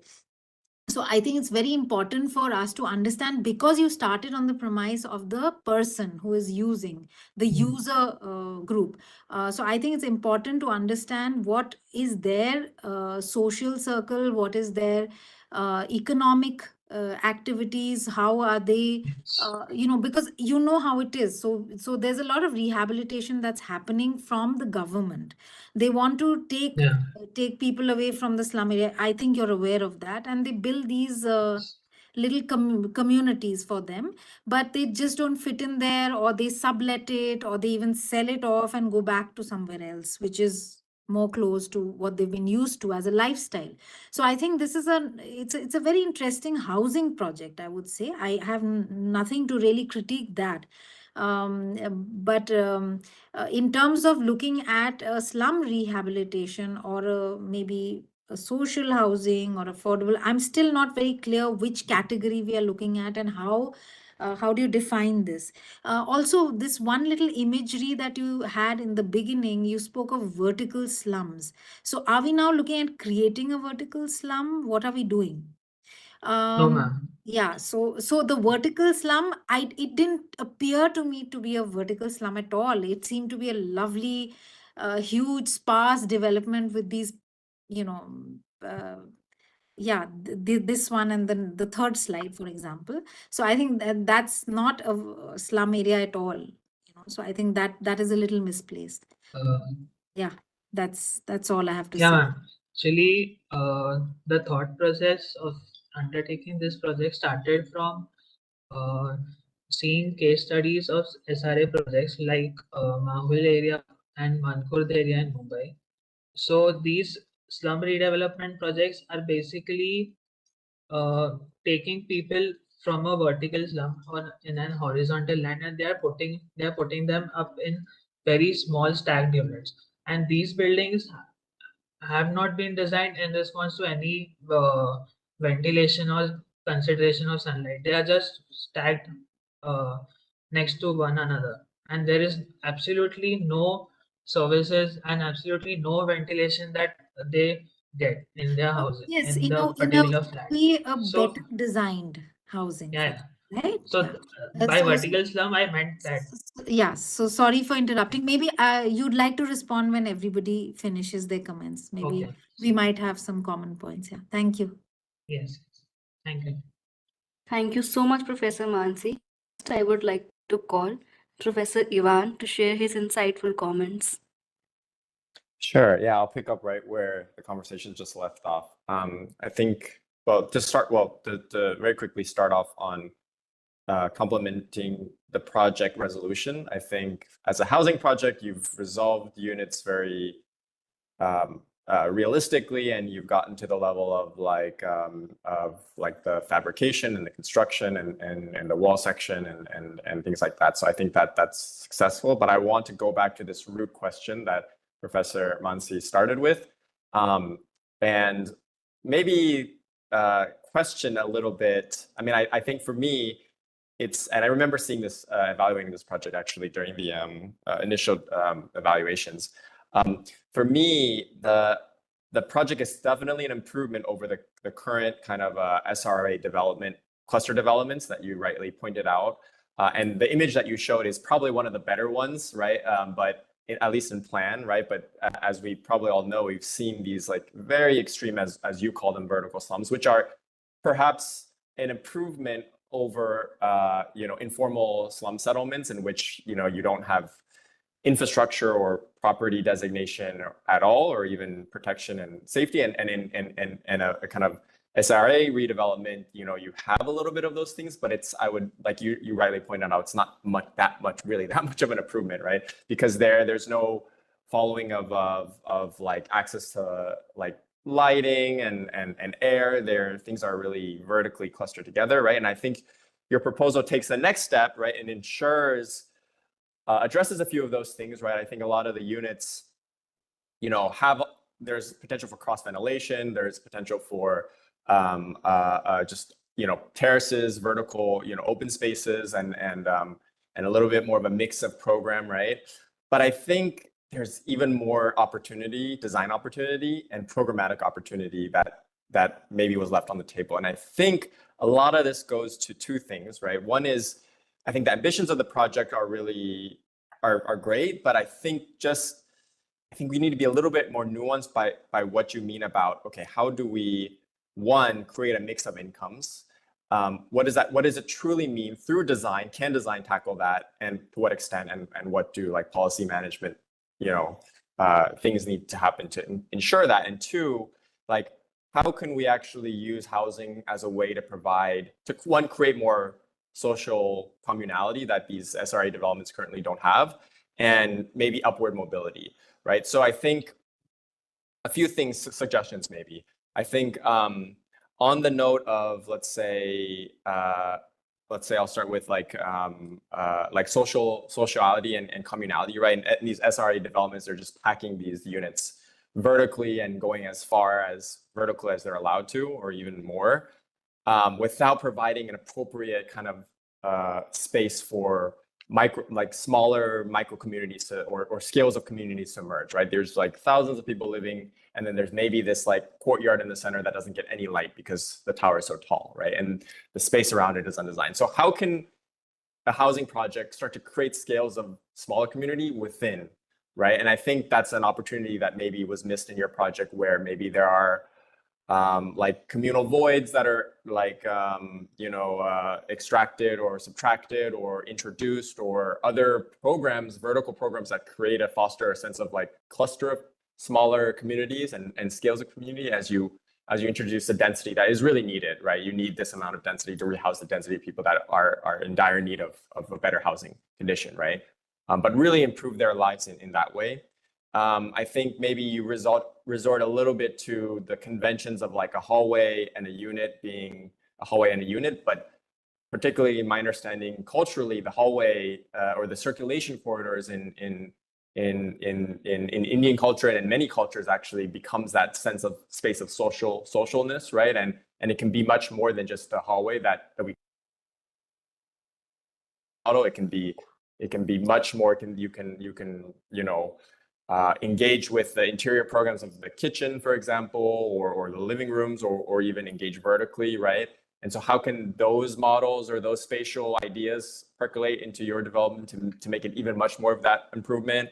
I think with regards to program, right, you've kind of conventionally located like new programs like retail and things like that on the ground floor. But if we really think about giving upward mobility to these residents, how can, like, maybe, I don't know, we think of a new model of like live work type hybridization where, somebody who lives or like basically somebody's allowed to maybe even own or operate a business, maybe on the ground floor for sure, but maybe even, I don't know, vertically, what does that mean for the land uses? And that, you can bring, and as you as you move upward in your social and economic status, you may be able to acquire a larger unit or even rent out, a granny flat, or rent out like a unit for another business, or some sort of income generation at the unit to building level. You know what I mean? And then the last thing maybe is like, okay, how do we really ensure that mixed incomes is a possibility? And I don't know that I have of a design answer to this. I don't know that is a design answer, but certainly it's a design/policy answer that just by saying a mixed income community can reside here doesn't necessarily mean that it will.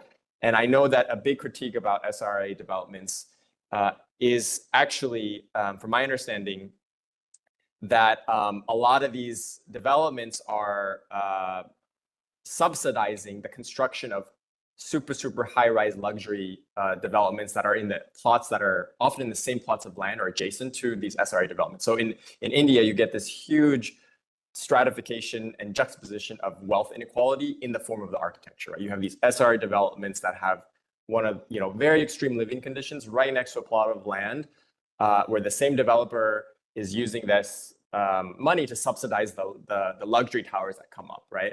And basically you have no mix of incomes because you have the highest, income generators living right next to the lowest income generators. So when we talk about mixed income development, how do we ensure that in the design? I think one is like ensuring a range of unit scales and types. And you talked about, studio units and student housing to maybe 2 and 3 bedrooms, but maybe hovering in that, programmatic space a little bit more might push the project in a slightly different direction, right? And then, and then what are the policy and planning and management things that need to occur for us to really encourage a mix of incomes and also an upward mobility of incomes as you kind of, hopefully improve your lot in life, right? As these the larger ambition of this development and your project is trying to do.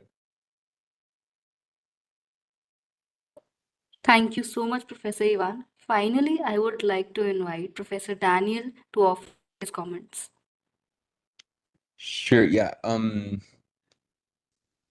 Thanks, Vardan, for this presentation. It's always fascinating to see how when we get into housing, like everyone is very emotional and becomes super complex.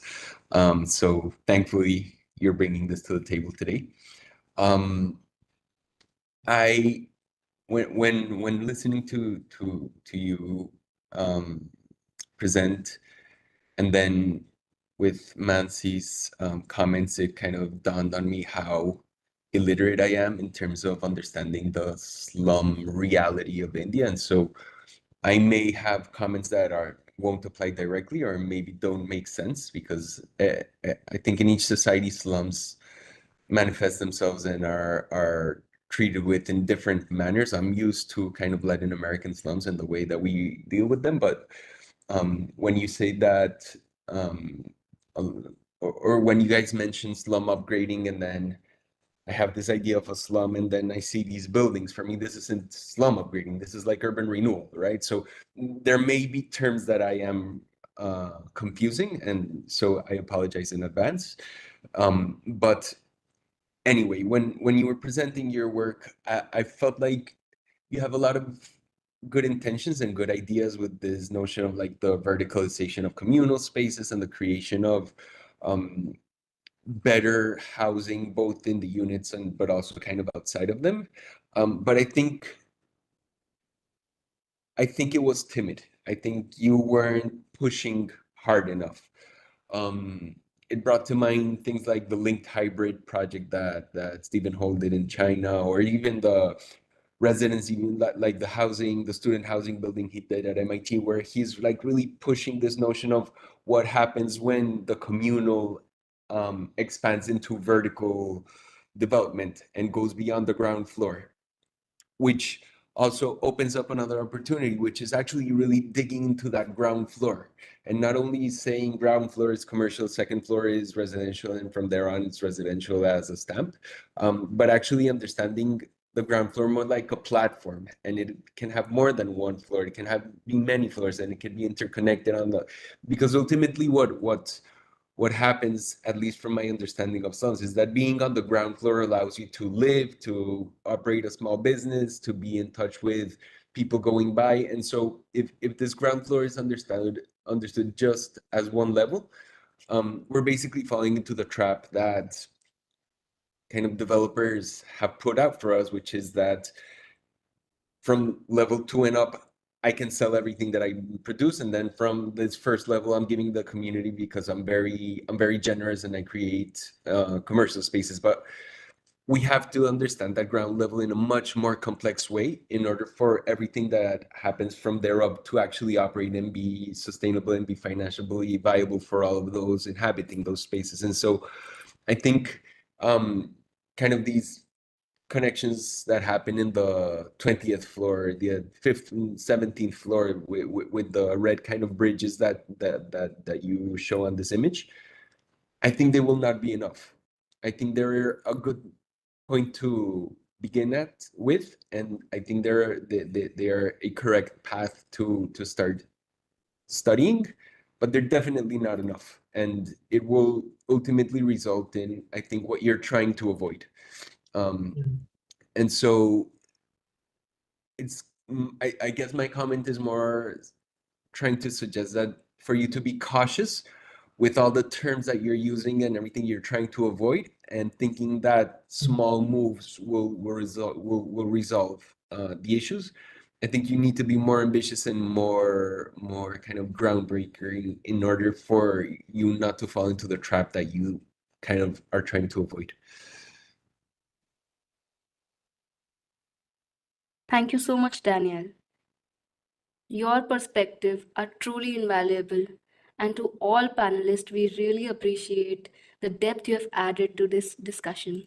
Now we'll move on to our next presentation. Pardon me for my pronunciation, and please feel free to correct me at any and all time. So our next thesis project is going to be presented by Laura Ortanes and Erica Ortiz, Bachelor of Architecture students from Universidad del Valle, located in Cali, Colombia.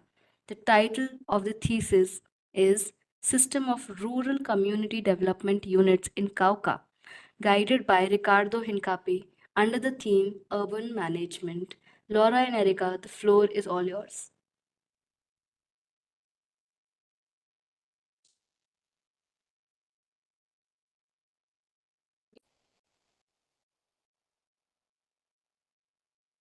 Hi.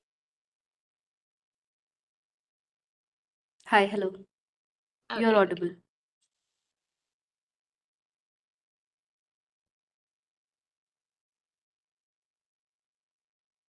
Okay, it is my screen visible? Yes, it is visible. Please continue. Okay, thank you very much. Well, hello everyone. My name is Laura, and I'm going to present our thesis, System of Rural Communities Development Units in Suárez Cauca, or for short UDRC.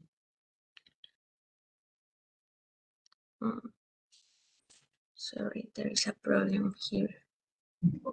Okay.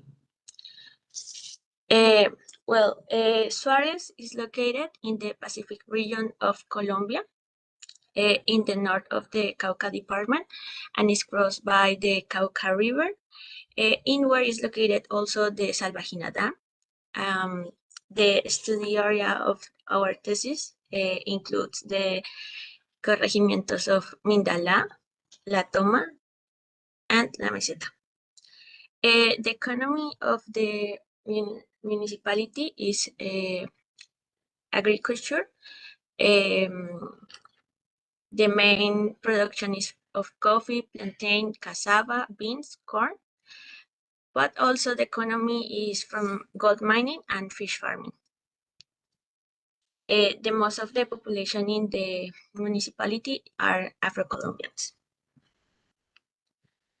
The motivation for our thesis was Suárez is a place with a lot of potential due its location, the diversity of the production, its people, their particular way to inhabit the place, and to build their houses.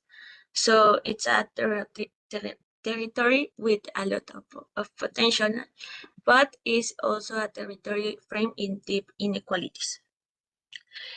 For us, the creation of flexible spaces become a tool for the communities living in the rural areas and a way to imagine another possible futures. For our thesis, the goal of or the main objective was create identity space that strengthen the governance of the Afro communities. And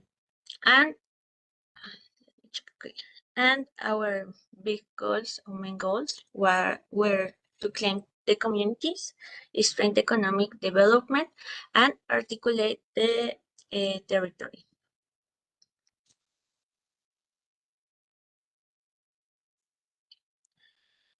The main problem of the territory was the disarticulation of the territory due to unsustainable occupation that was provoked by an ancestral ethnic communities destructured by historical change in the territory.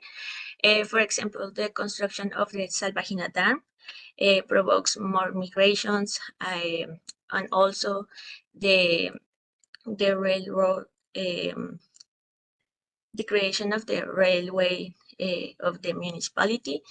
In the economic dimension, the loss of the governance and the productive vocation of the territory, and in the morphological dimension, the fragmentation of the territory caused by the Salvajina Dam.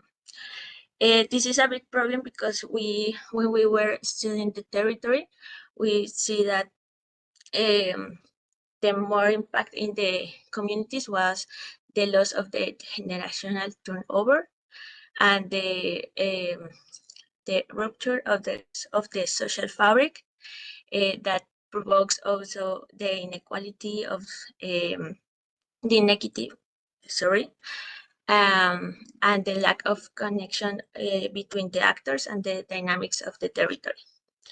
So the UDRC system is an opportunity to link the qualities and the potential of the territory to exalt them through the implementation of flexible spaces for integral development of the community from the social and economic aspect as a way to retake the governance of the ethnic communities in the Cauca River.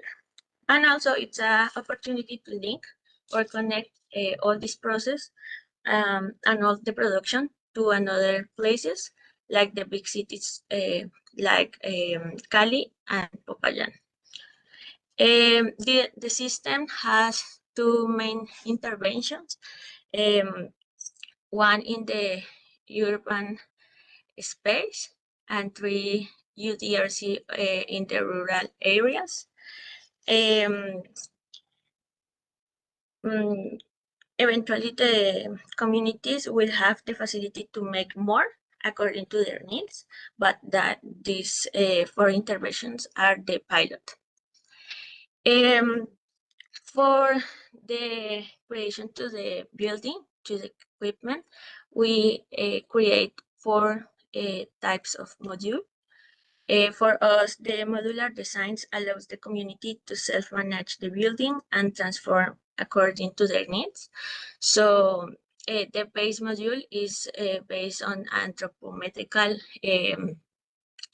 reference that we take from a book called Primitive Architecture that talks about the all the African heritage that came to our country. Then we create a spatial module that it's very important because we have a free plan that the communities can organize and they have diversity of spaces. A structural module that it's made by materials of the region, like Guadua, that it's very important because the Guadua has a very special relationship with the river, and with the production. And for us, it was very special to take the material into our building. And a construction module that it's for the facility of the community to build that building. So this is the rural UDRC. You can see here the plant, and we have some special variations that we want to create with the generation of the module. So the communities will have this building, and they can it's like a multi-proposal building that can make very different activities. So for example, you can have here a main activity, or you can take two activities different. And this is how the UDRC sees outside and inside. For example, here it's very important to have the modular, the constructive module in the facade. It's very important because it's woven by the community itself, and you can see here the importance of the variations, because you have one building that allows you to have very different activities, and in the rural areas it's very important to have this in count, because it's very difficult to build elements in the rural areas. So here it's a cultural space, or an agricultural space, or a commercial space. Well, the another intervention is in the municipal seat. This is the main intervention of all the system, but also the urban interventions. We want to replicate the model as the rural UDRC, because we want to have that rural identity to remain the building and remain also in the municipal seat. For this design, we take two important elements that have the municipal seat: the river, the Cauca River, and the railway heritage. We have here the railway station that now is a library, and then a railway warehouse that now is the gallery. And we have so many places that have to do with the railway heritage. So what we made was to take all these important places of the municipal seat, and we located our urban UDRC next to the tornamesa. And we create a public space that connect all the important places of the municipal seat. So these are strategies to implant and to form to design our building. And this is the plan of our building with all the public space, taking the tornamesa as the X of the design, and specific public space that allows you to enjoy the city and to know more about the Afro communities. For us, we're very important to develop a building that were sustainable for the climatic change, and also because we want to take all the heritage of the Afro-Colombians and mix together with modern strategies to make buildings and form this project. The UDRC use passive systems to ensure the thermal comfort inside, like the suits and the implementation of vegetation and other stuff. And the tornamesa becomes in a stage that you can transform according whatever the municipality wants. So this is the view of the urban UDRC. This is from exterior, from the patio, and this is inside. Well, for us, we're very important to understand how the communities, the Afro communities live in the study area. We work with the communities and they can tell us which needs they have, and that was very important from to take in account to make the design. So the implementation of these networks that connect all these important places of the municipality can build and send relationship and exchange for the benefits for the community as an exercise of governance to enrich the peasant culture. The UDRC is not only for commercialization, also is for culture, for education. We see the rural population as people that research about the rural, the crops, all the stuff. So for us, it was very important to have an equipment that have a lot of things inside that allows to the community to do too much activities.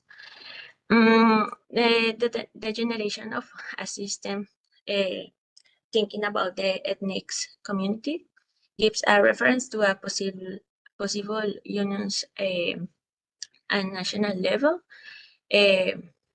putting the rurality in the spotlight, because we believe that the government and all the people, the urbanists and the architects are not thinking too much about the rural people and how they can be developed from a very particular way from the people that live there. So for us, it's very important to know more about them and make a proposal that talks about how to live there, how to have a better way to do their things, and also a build that take all that stuffs and all that heritage and mix together to bring a proposal that it's very very I don't know how to say it in English, sorry, but yeah, that's what our proposal.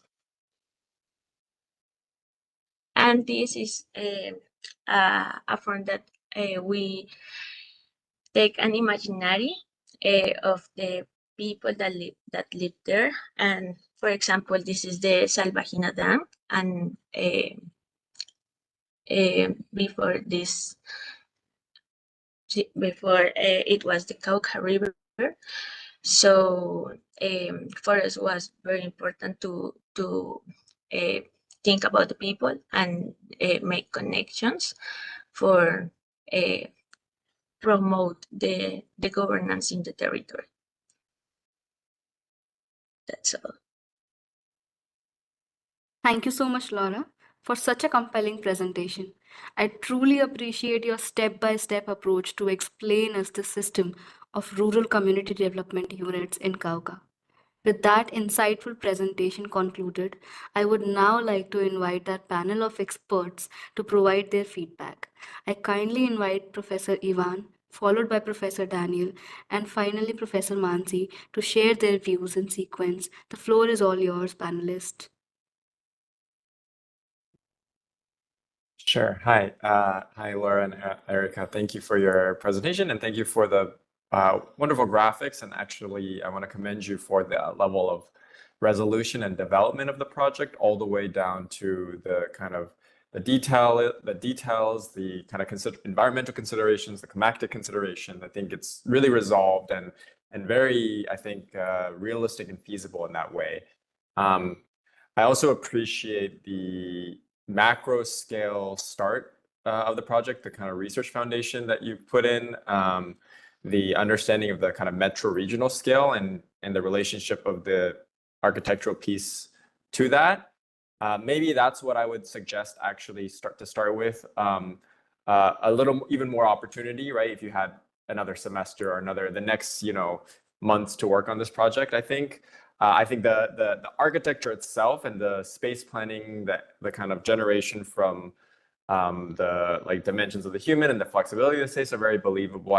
And I think the next step for me is that mesoscale in between the, let's say, deployment of these interventions just as along the river, right, at that macro scale, but the intermediate maybe site scale. And maybe that's not necessarily the focus of your project, but I think there's an opportunity there. And I think you already started to do that in a section, an environmental section, where you're not drawing just the two buildings, but you're designing a little bit of the landscape in between and the site strategies for how to collect water, how to filter water, right? Or around retention basins or detention basins, and the relationship of the quote unquote formal architecture to the larger systems in play, which is actually kind of how you started, right? So I think that bridge of scales would make the project even more stronger.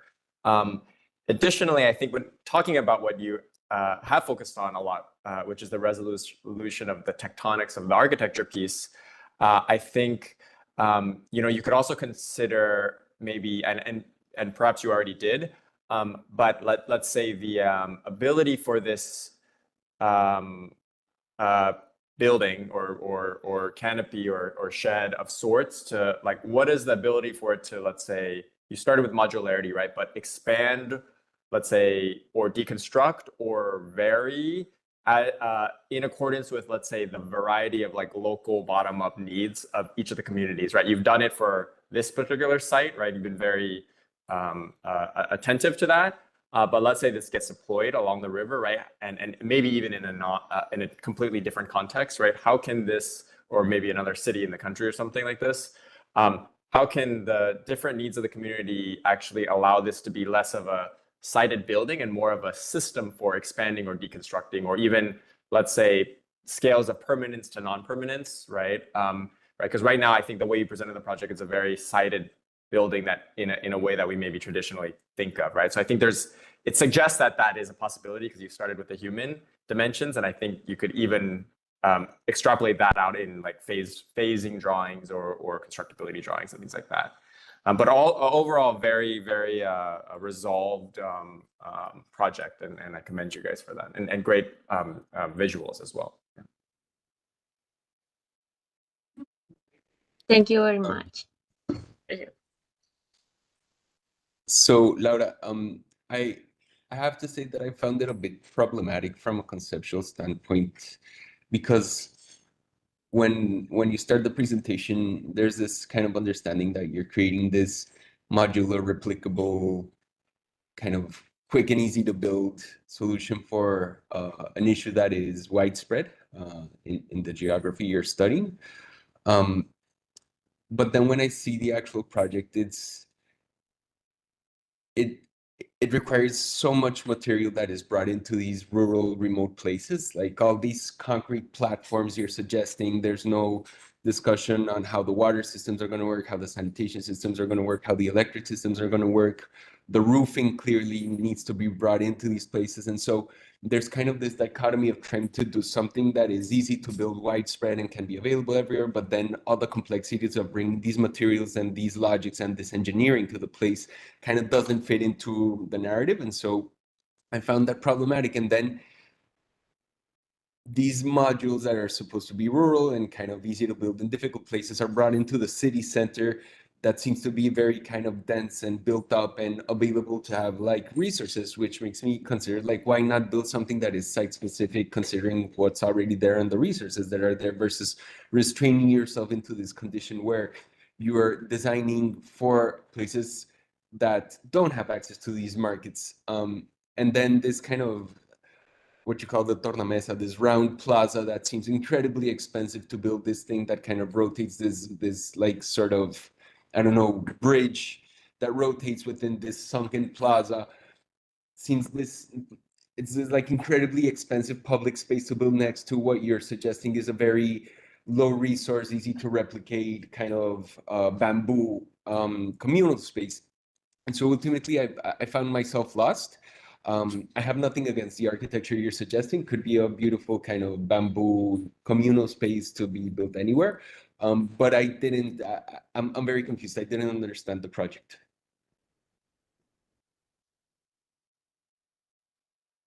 Okay, I would like to say that well, the community is making a transition. The guava was the material, the ancestral material of the community, and because they see the development of the cities, they want to make the transition to the concrete, and it was very difficult to mix up together and make that building because they see the development like buildings like commercial buildings and okay, but then we talk with the community and we present the proposal with that well structured, and then they want to get back to the beginning when they use that material, and when they mix they see that you can mix the concrete and the wall together. The community like to see new forms to do ancestral buildings, but a little bit more modern. So that's why we use the concrete as a material, also because in the place the I don't know how to say in English, la humedad, it's humidity. Humidity, okay, humidity. It's very strong, so it's a form that the community have their buildings to avoid that humidity. That's why we use that material from. So yeah. So to kind of react to and try to build upon this desire you guys were trying to explore.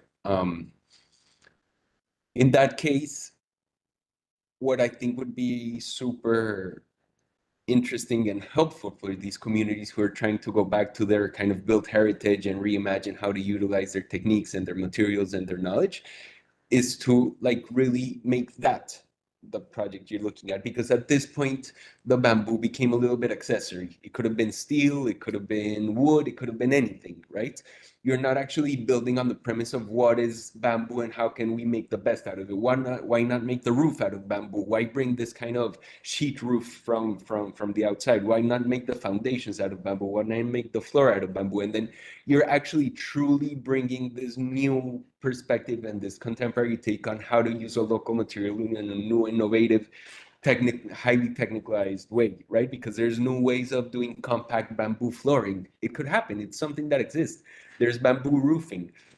But at this point, you're just using it as a symbol to say that you talk to someone and listen to them. And ultimately, the project is void of meaning when you look at the result, because it honestly could be done with any material in the world. There is no research in how to actually commit to what you're saying you guys would like to do. And so again, I'm lost at understanding what the project is. It is a nice attempt at doing something humane and viable and kind of important, but the resolution I think got stuck in the beginning of what it should have been. So And I Lord, understand the search and the concern. I actually built with bamboo in Villarrica, in very close to where you guys are. So I know the struggle and the desire. But there's much more depth that you guys should have gotten into.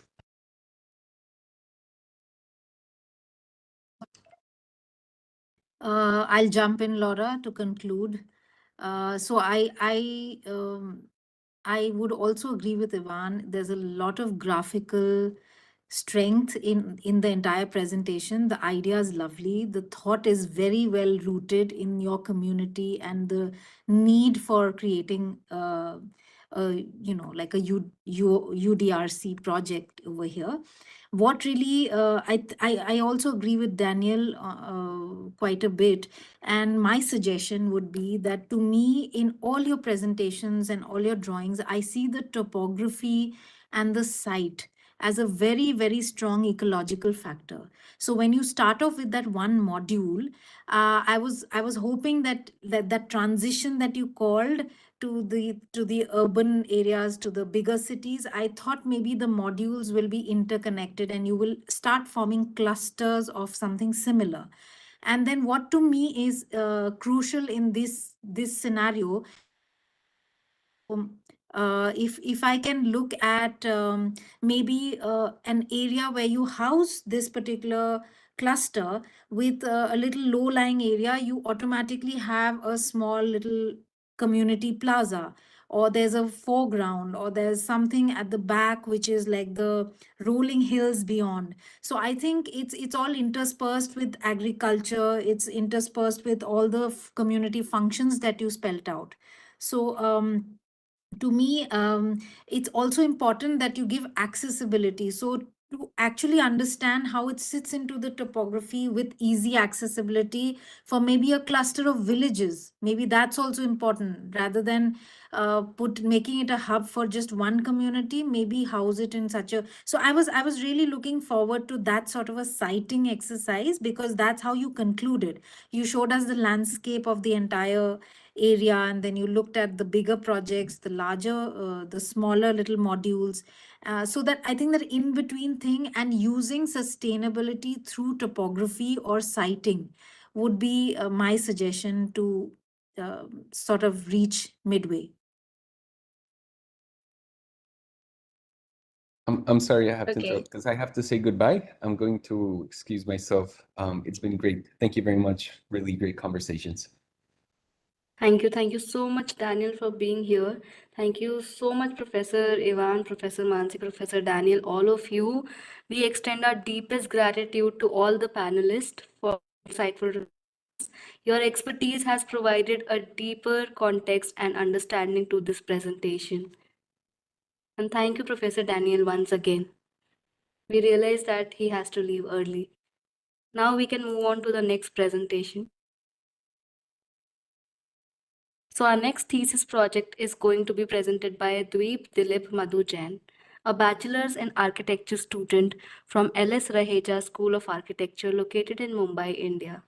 The title of this thesis is Water Edges, Navigating Inequity and Dilemmas Related to Urban Water, guided by Mritula Pillai under the theme Urban Management. Dweep, the floor is all yours. Over to you now. Yeah, am I audible? Yes, you are.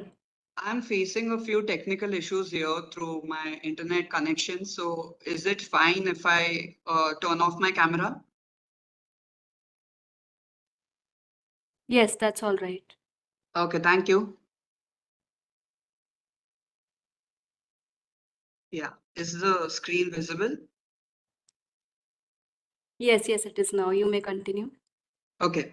Greetings to the respected panelists and everyone present here. I'm Dweep Jain, and today I'll be explaining my undergrad thesis on water edges, navigating inequity and dilemmas related to urban water. So the genesis of the thesis started from the preliminary research questions. That is, what is a river boundary? How does one define it? And what are the repercussions of creating water boundary in urban realm? Just a second. There's some glitch. Okay. Yeah. So one of the prominent example of creating these edges was observed on the source of river Godavari in Nasik, also known as the southern Ganges of India. So in the left, it highlights how the urban fabric continued to expand on the coast of river's width. So the image illustrates the transformation of the floodplains into flat concrete bed along with 17 natural aquifers to cater large footfall, as the river is one of the 4 sacred rivers for Kumbh Mela event. So I observed a trend. Where the river that once shaped society is now getting reshaped and managed by pinching and pulling effect to fulfill city's needs and its ambition. and they usually neglect the natural ecosystems that the river have. So the true rejuvenation demands more than just cosmetic enhancement. So this is termed as inequity, and in the context of water, inequity means the beneficial gains experienced by altering the natural characteristics of water.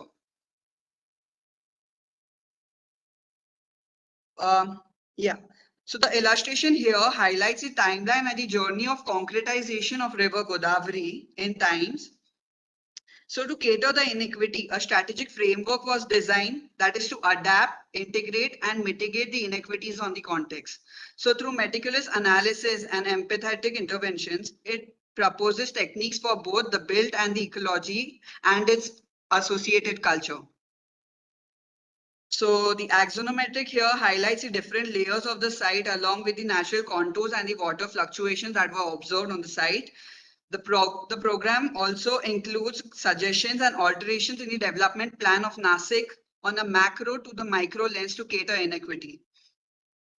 The strategies included letting the river flow, addition of green sponges in the build, treating wastewater and including bioswale drain networks, as well as adapting temporal platforms for the Kumbh Mela scenario. So the site is demarcated by understanding the immediate need for interventions to cater inequity for the precinct with a strong religious background, culture, and loss of ecology and the immediate emergencies that it need to be catered. So the current map shows the scenario and the distress on the site due to constant vehicular movement in the precinct zone. Concretized riverbed and loss of floodplains are also observed. The ghats are transformed into parking lots and precincts getting encroached by cars and informal markets. And a framework of bridges caused river congestion. So to understand these multitudes of inequities, the site was divided into 3 zones for strategic interventions on a micro scale. So this is the proposal for the master plan, which focuses, the first focus mainly on deconcretizing the riverbed and the concrete ghats into a permeable gabion ghat that ensures flow of water and recharges the groundwater. Then second is prohibition of vehicles in the precinct and pedestrianizing the precinct with provision of inclusive spaces to embrace sites, culture and traditions and mitigate the immediate need of the devotees. The design of the proposal was divided into 3 zones for a better micro-contextual approach, where Zone 3 consisted of riparian ghats with inclusive informal markets. Zone 2 consisted of cultural ghats and community-inclusive recreational parks. And Zone 3 majorly consisted of the Godavari Aarti Ghat, where the devotees gather and worship the river Godavari. So the program focuses on embracing the dichotomy of water as nature and culture. So the flat sloping concretized terrain has been transformed into a permeable gabion ghat, embracing the flexibility and culture of the precinct. This is the scenario during Kumbh Mela where temporal steel frameworks of decks and decks will be installed on the ghats. So here this embraces the impermanence and temporality on the site, which happens once in 12 years during Kumbh Mela. So Kumbh Mela is a mega event where millions of Indian devotees gather together on the site next to the river edge. Then this is water as nature. So this is in Zone 3 where we have the riparian ghats included with the normal ghat, and we can also see the informal markets happening beside the main pedestrian road.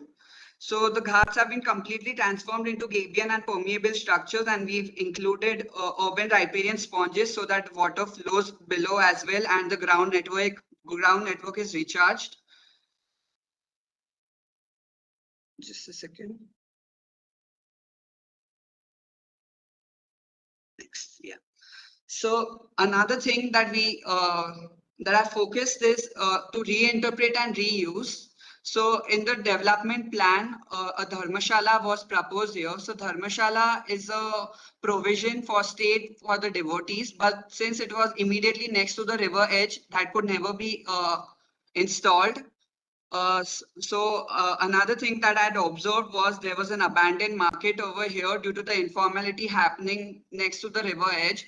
So as a proposal, it was important to transform the abandoned market into a dharmashala So that even helps in reducing the cost as well as it accommodates and celebrates the immediate footfall of the structure. So the ground floor majorly focused on public zones where a lot of communal activities used to happen, and the first floor have the stay facilities with it. And it has been majorly installed around courtyard so that there is natural flow of wind. Yeah. Just a second. Yeah. Then secondly, we had I'd even focused on developing the public toilet. The current situation was not in a good state. So a modular phase development program was designed for this. So this majorly focuses the phase 1, which is built around the courtyard as well. And this is during the phase 2, where the toilet expands when the footfall increases. So this is the section cutting through it. And these highlights the change in the phases. And even in this, I've focused more about the green innovations that could be integrated. So the courtyard, the section through here, and even including green micro indoor plants so that the microclimate can also be managed. Yeah. So the larger picture here is, hence through urban management, the site can be transformed from a static to a dynamic form that adapts to the ever-changing climate and the cultural needs. This approach is not just about preservation, but it's about creating a sustainable, equitable framework that addresses contextual and climatic concerns, ultimately creating a resilient and a thriving precinct. So these 3 isometric ghats shows the different zones and the temporality happening there. Yeah, thank you. Thank you so much, Dweep, for a truly engaging presentation. I was personally struck by different nuances you have studied in your thesis, especially water as culture and water as nature. To further discuss this topic, I would now like to invite our esteemed panelists to share their reflections. First, I would like to invite Professor Mansi to provide her thoughts. Over to you. Hi, Dweep. Hello. Thank you so much for your wonderful presentation. It's very energizing to see such wonderful graphics. And I think in the understanding of trying to make and just juxtapose all these layers, half the battle is won. Again, a very complex study, I would say. Essentially, it is a waterfront development, Dweep. So there was a very interesting thing you said in the beginning, that there was this dichotomy of sorts. Through your presentation, I was just trying to think of how you're trying to open up the riverfront by sort of non-concretizing it. You were looking at the concepts of like a gabion retaining and maybe other landscape elements could come into play. At the same time, there's a very thin line between refurbishing the old structures that already lie within the precincts. So I think the overall scheme, like you've divided it into 3 zones, and they're very distinct in character also, I feel. So it's really a lot to study, but I think in the detailing and the nuances, we do miss out if we take such large schemes. So my one worry was that when we refurbish versus we create something new, it's going to be a very difficult gamut of trying to sieve through structures which have a lot of political, religious, or heritage significance to versus to what structures you can actually just tear down and redevelop, like the toilet scheme that you were talking about, or many others maybe. So I think that understanding of and mapping also is essential before you come to a resolution in terms of design and function. Overall, we do understand the intent. So there is also this thing of building and removing the built form, like in terms of loosening up that riverfront and looking at ways where you use less hardscape and you look at more, perforations through the floodplain zones and all of that. So I think that's also tricky, and we need to scientifically address that before we can conclude. But overall, a good attempt. Thanks, Dweep. Thank you, ma'am. Thank you, Professor Mansi. Now, I would like to invite Professor Ivan to share his perspective on this presentation. Over to you. Sure. Thank you, Dweep. I will add just a few comments to what Professor Mansi was saying, and also commend you on the graphics and the kind of scale of diversity, the scale of the project from the from the master plan of sorts all the way down to kind of these sectional cited details.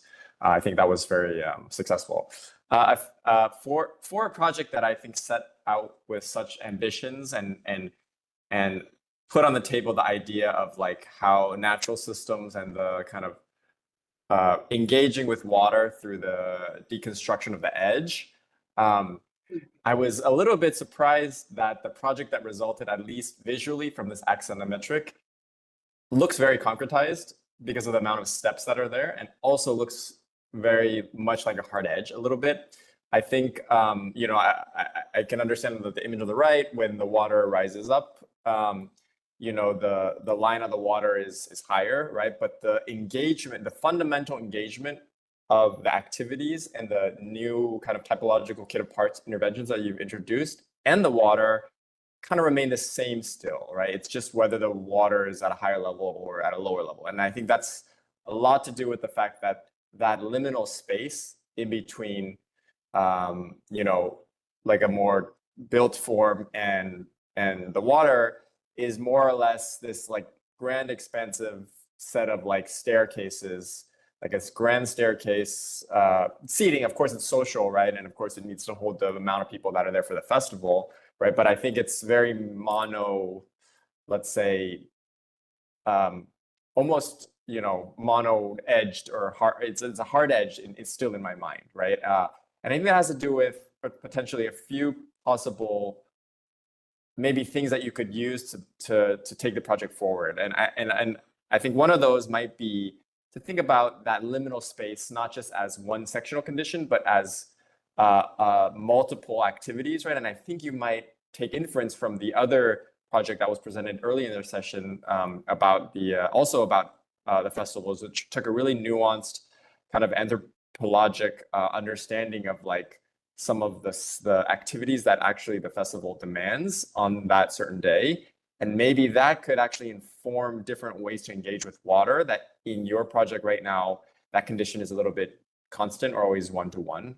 And so are there ways in which the festival engages and activities of the festival engage with water in a different way or need to engage it with it in a different way? And therefore, how can that inform the design of this edge to be a lot more performative or multi-use potentially?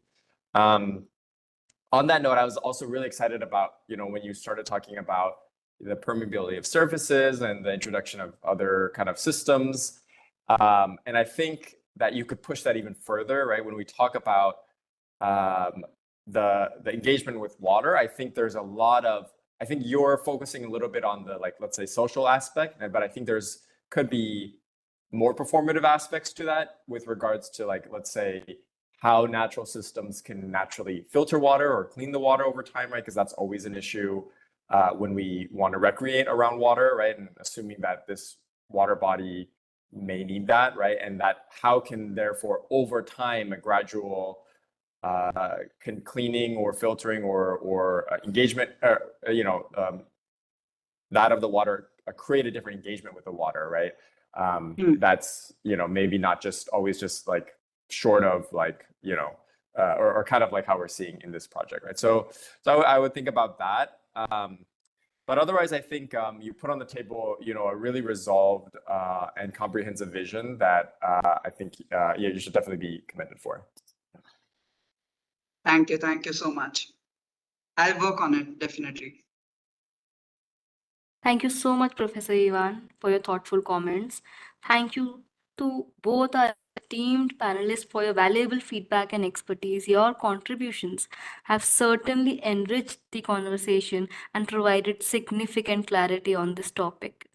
Now we'll move on to our next presentation. We have two thesis projects remaining. So our next thesis project is going to be presented by Aayushi Prakash Goyal, a bachelor's in urban design student from Sept University located in Ahmedabad, India. The title of this thesis is Advancing Gender Mainstreaming in Sanitation for Urban Poor, guided by Gargi Mishra under the theme Urban Management. Aayushi, over to you. Thank you.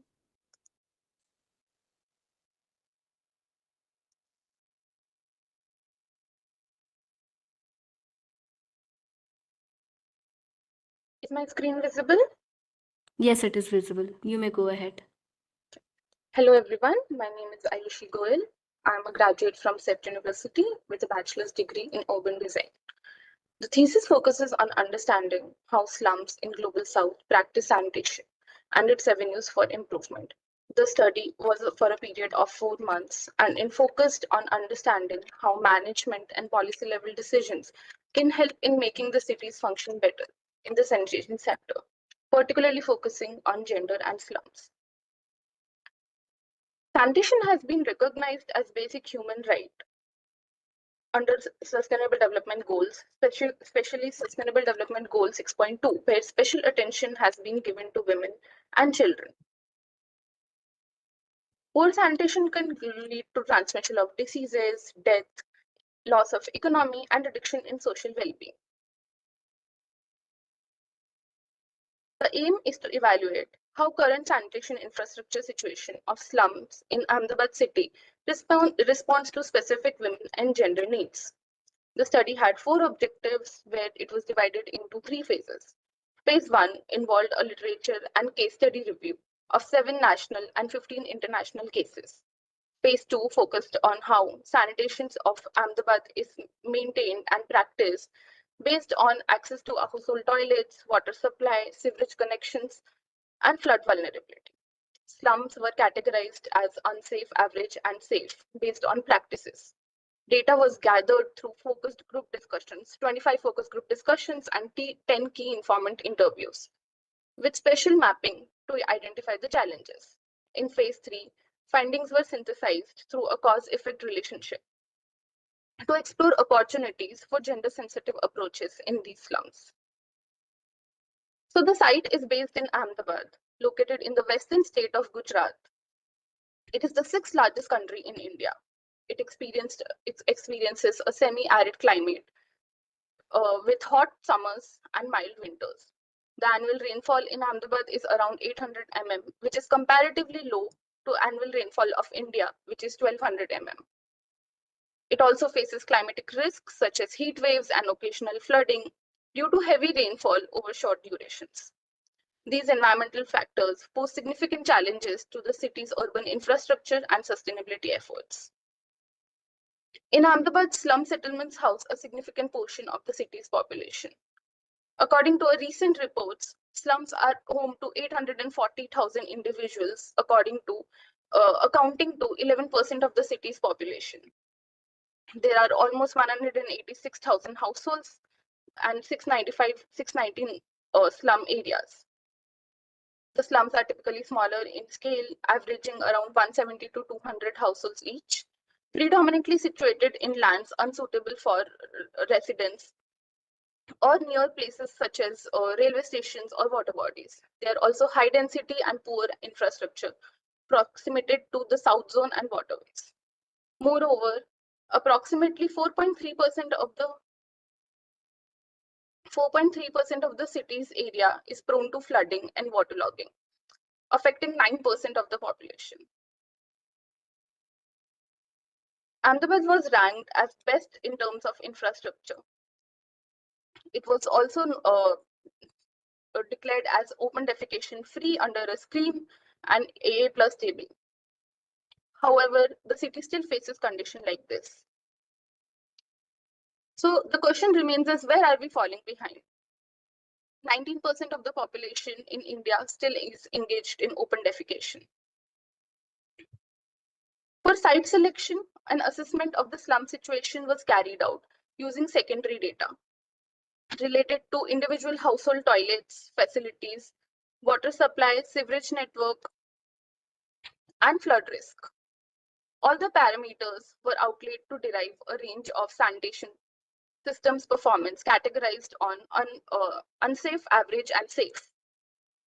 To validate the secondary review, a survey of 20 slums were done, out of which 4 slums were selected from poor to safe, namely Banjaravas, Shankar Bhuvan, Mochivas, and Ara Shukla. The slums were then put on the Sustainable Development Goals Sanitation Ladder, which is a framework developed by World Health Organization and UNICEF to monitor progress towards achieving Sustainable Development Goal 6. It can be seen in the ladder on the top front that no slum can put into a single rung of this ladder, signifying the complexity of the sanitation condition in the slums. Further, to study the site, an analysis framework was developed to assess the slum sanitation, and an approach based on assessing the supply side of the sanitation service chain.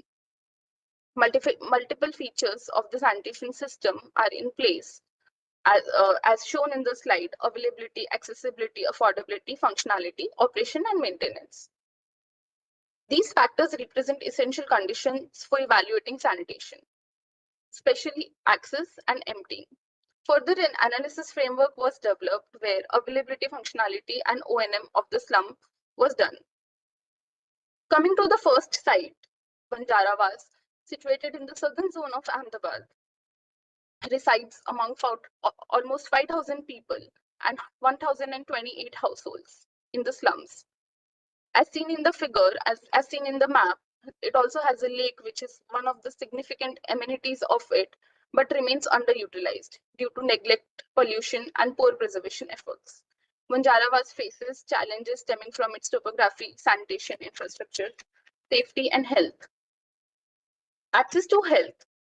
The Banjaravas has toilets in the slums, but most of them are located outside of the slum, which causes unsafety to the women. Households also have improper infrastructure, which again leads to unsafety and lack of usage of the toilets. There are houses which have enough space in them to have the house toilets, but due to economic results, they do not have the toilets in their houses. There are also shared toilets where multiple houses in the community use single toilet. Access to sewerage network. As you can see in the map, these lines represent the two lines where there is sewerage network. Due to the lack of space in the slum, there is no sewerage network in the slum, resulting into soak pits and disposal of waste in this narrow lake, which leads to health issues and overall social well-being. People also do not have storage facilities of water, because of which they store the water in the drums, such as these shown in the figure. So those who do not have access to individual toilets have to be dependent on the community toilet. According to the national guidelines of sanitation in India, it suggests that a community toilet should be in the vicinity of 500 meters. This community toilet is in the vicinity of 450 meters radius, but it is still unsafe for women to go there, as the route is not very safe. There are problems of alcohol issues, there are no street lights, the infrastructure is really poor, which results into open defecation. And the open defecation space is also very dark and dingy, ultimately leading to women's safety, lack of women's safety and dignity and privacy.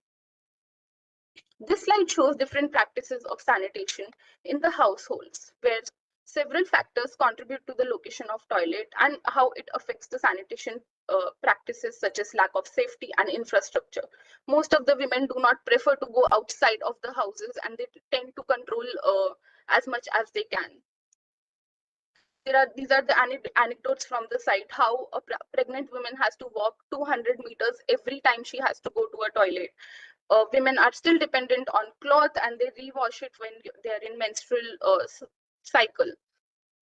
when they go to community toilets also in India, there are cases when the people are using alcohol and abusing women. So coming to the assessment, there is a lack of infrastructure availability and funds, which results to lack of infrastructure and sanitation practices in the slums. There were 3 more slums which were studied on unsafe and average conditions, which I'm not showing due to the lack of time. So the findings were based on assessment of various indicators, and it has been represented in the traffic light matrix. In this matrix, the conditions have been shown in unsafe, average, and safe. It is evident that Vanjaravas and Shankar Bhuvan are categorized under unsafe sanitation condition, highlighting a critical need for immediate intervention. In contrast, Mochivas is rated as average, indicating moderate risks that require attention, while RR Shukla shows comparatively better conditions, falling into the safe category. So further, the study was done into a root cause-effect analysis, where 3 major causes were identified: availability, functionality, and maintenance. Geographically, many slums are situated on lands prone to waterlogging and flooding, making it difficult for residents with outdoor toilets in slums which are outside. However, some are compelled to practice because of which some of them are practice unsafe practices and open defecation, which leads to health issues, safety and dignity, groundwater contamination.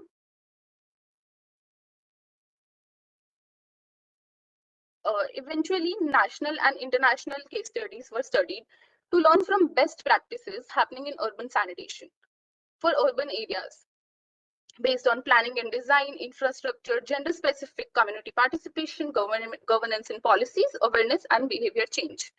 The case studies shows how slums have changed from poor conditions to safe and inclusive sanitation condition in various parts of the world. They also show based on various other parameters and how it can be implemented in India as well, which can especially focusing on gender needs, which are slightly focused on behavior change and awareness as well. So at the end, a roadmap for safe sanitation was developed from how we can change from unsafe to safe sanitation with special focus on gender and women. So to achieve safe and adequate sanitation, a comprehensive and inclusive approach is very important. The roadmap shows pathways to ensure safely managed sanitation. Sanitation should be looked as a holistic and inclusive approach, and it should always look as a need for individual, irrespective of gender, class, caste, and race. Sorry to interrupt, Aayushi. I would like to remind you of the time limit that we This is have. my last slide. All This right, is my please. last slide. Thank Yes, you. thank you. So there is an urgent need to fill the data gap, as the last data gap in Ahmedabad also was, as the last data collection for sanitation in Ahmedabad was also done 12 years ago, which is a long time. So after getting the data, it can identify the vulnerable or unsafe areas, and further pathways and targeted measures can be taken. The aim must be to eliminate open defecation and provide inclusive and sanitation for all. Addressing the uneven distribution of household individual toilets and inadequate provision of community toilets should be done. NGOs are performing very well in sanitation sectors in slums of Ahmedabad and different areas, as it was also performing in one of the slums which I studied. So educational and awareness campaigns can also be a very good motivation for improvement of sanitation sector. Eventually, monitoring and feedback mechanisms, private players, governance, and routine health checkups. But at the end, slum redevelopment is something which should be looked at to further improve the sanitation situation. Thank you. At the end of the slide, I would like to thank my guide, Gargi Mishra, and all the people who contributed to my research. Thank you. Thank you very much, Aayushi, for sharing such a thoughtful and engaging presentation. Your insights have certainly added a great depth to today's discussions, and I truly appreciate the way that you have approached this topic. Thank Now you. we will hear reflections from our distinguished panelists. I kindly invite Professor Ivan, followed by Professor Mansi, to share their views in sequence. Over to you.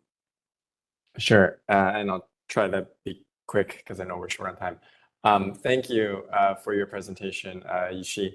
I think I want to commend you for obviously the great amount of time you spent on the research in this. I think it clearly is a research project and it shows as such. And the amount of kind of on the ground information you're able to obtain as much as possible, the photography, the interviews, the kind of mapping of the place and the kind of ethnographic kind of capturing of that data, I think is in itself very useful. And there's two quick things that I would suggest. I think one is, you lightly landed at the very end on your last slide about what are the, let's say, conclusions and suggestions. And I think that needs to be much more, or I would push it much more further and continue to push this as a research project, but that has potential, let's say, actionable, concrete items that result from it. And I think a lot of the things that you're talking about, the conclusions, are actually like policy and management, right, strategies and rules, or even, let's say, even endeavors that are needed, right, in these communities. And I think the result of research like this is, of course, the research itself, but should be actionable items that could lead to tangible policy outcomes that you could like a handbook or even like some sort of like guidebook that you could go around and pass to the people that are there from bottom up or even top down to like government officials. And even like what would that educational / instructional handbook look like and mean to different organizations, right? And it would be very different, I think, if you were to approach this more from a top-down perspective, right, versus like best practices, sanitation practices from a bottom-up practice, right, perspective, right?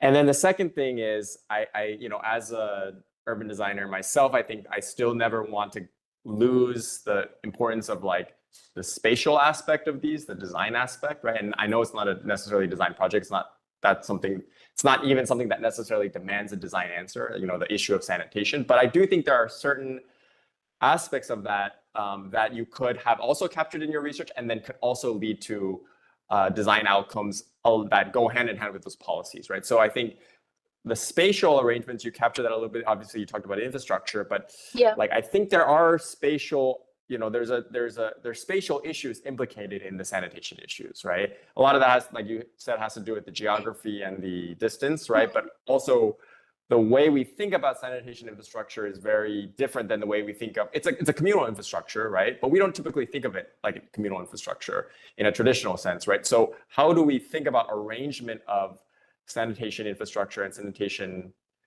sheds or buildings even of sorts as they relate to other land uses, as they relate to other informal ways of collecting people or not, right? And I think hovering in that space will be really useful. And that will also result in certain more actionable items, not just for policymakers, but even for like designers, which are more top down, but even bottom up for the community members who are, I assume a lot of these facilities are just, or sanitation sheds are just like constructed bottom up without any, larger, kind of idea. So like, I think even bottom up from that kind of spatial way, how can we organize our infrastructure in a way that could be more, put best practices forward. So I would frame it like that.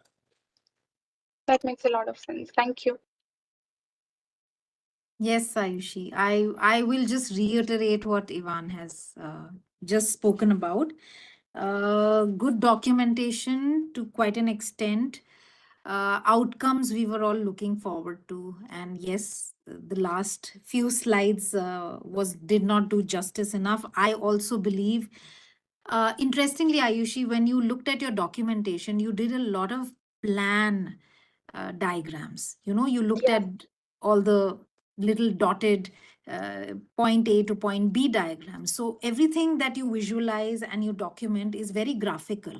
It's not like a purely research-based thesis. So I'm very confident that there will be some spatial solutions as well, because you have gone through a lot of surveys, you've spoken to the people one-on-one, you've looked at the different categories within the same gender. So you've looked at maybe the elderly, you've looked at pregnant women, etc., maybe children.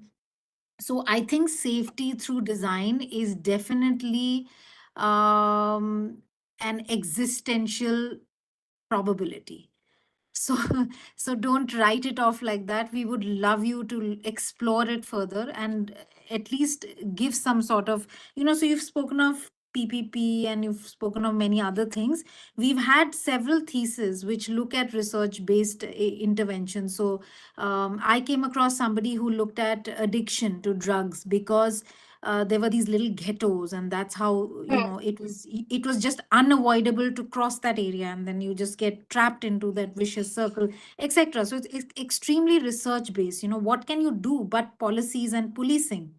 But I do believe very firmly that we can, through design, make convivial spaces. We can make, eyes on the street is one good concept that we That's used true. to talk about. So there are a lot of things where safety can pitch in. So explore more. We'd encourage you to go beyond. Thank you. I totally agree with your comments that it could have led to a design-based research as well. But the major reason that I focused on policies is because for my postgraduate, this is something I'm looking for in planning and policy. So Yeah, that's we agree to that. yeah, But you don't need to do intensive design based. We always right, encourage, even in research based thesis, you should have an aspect or a little component of the spatial design. right. Yeah, yeah. You And can sorry to always include it. jump in. Yeah, Yeah, it yeah, doesn't no, take yeah. away. Sorry, It sorry. doesn't take away from your research. Yeah, and I think, sorry to jump in, but I absolutely agree with that, Professor Muncy, and that it will only become stronger, and it actually behooves the project to touch on both, because I think a lot of the issue in like the way we practice urban design and urban planning, at least from my experience in the kind of North American context, is they're very divided, and there's much less of a dialogue between how spatial practices and policy practices inform each other and must inform each other, right? The design people, they do their little thing, and it's not even realistic sometimes. And the policy people, they write a code and they without an understanding of, or rules without understanding how that results in the space of the city that it affects, right? And so there's these projects, the strongest projects engage in both. And of course, if you specialize in the policy aspect, it should and could only be supported even more strongly by the spatial aspect too. Yeah. Right. Thank you. Thank you so much, Professor Ivan and Professor Mansi. Your input has greatly enriched the discourse and expanded our perspectives on the topic. Now we'll move on to our last presentation for this session. Our last thesis project for the theme Urban Management is going to be presented by Adriana Pierina Rojas, a Bachelor of Architecture graduate from Pontifical Catholic University located in Lima, Peru. The title of the thesis is AgroPark, a model for reconnecting the food network of the urban and agricultural landscape of Huancayo, guided by Susana Lopez, Augusto Roman, and Cesar Tarazona under the theme Urban Management. Adriana, over to you.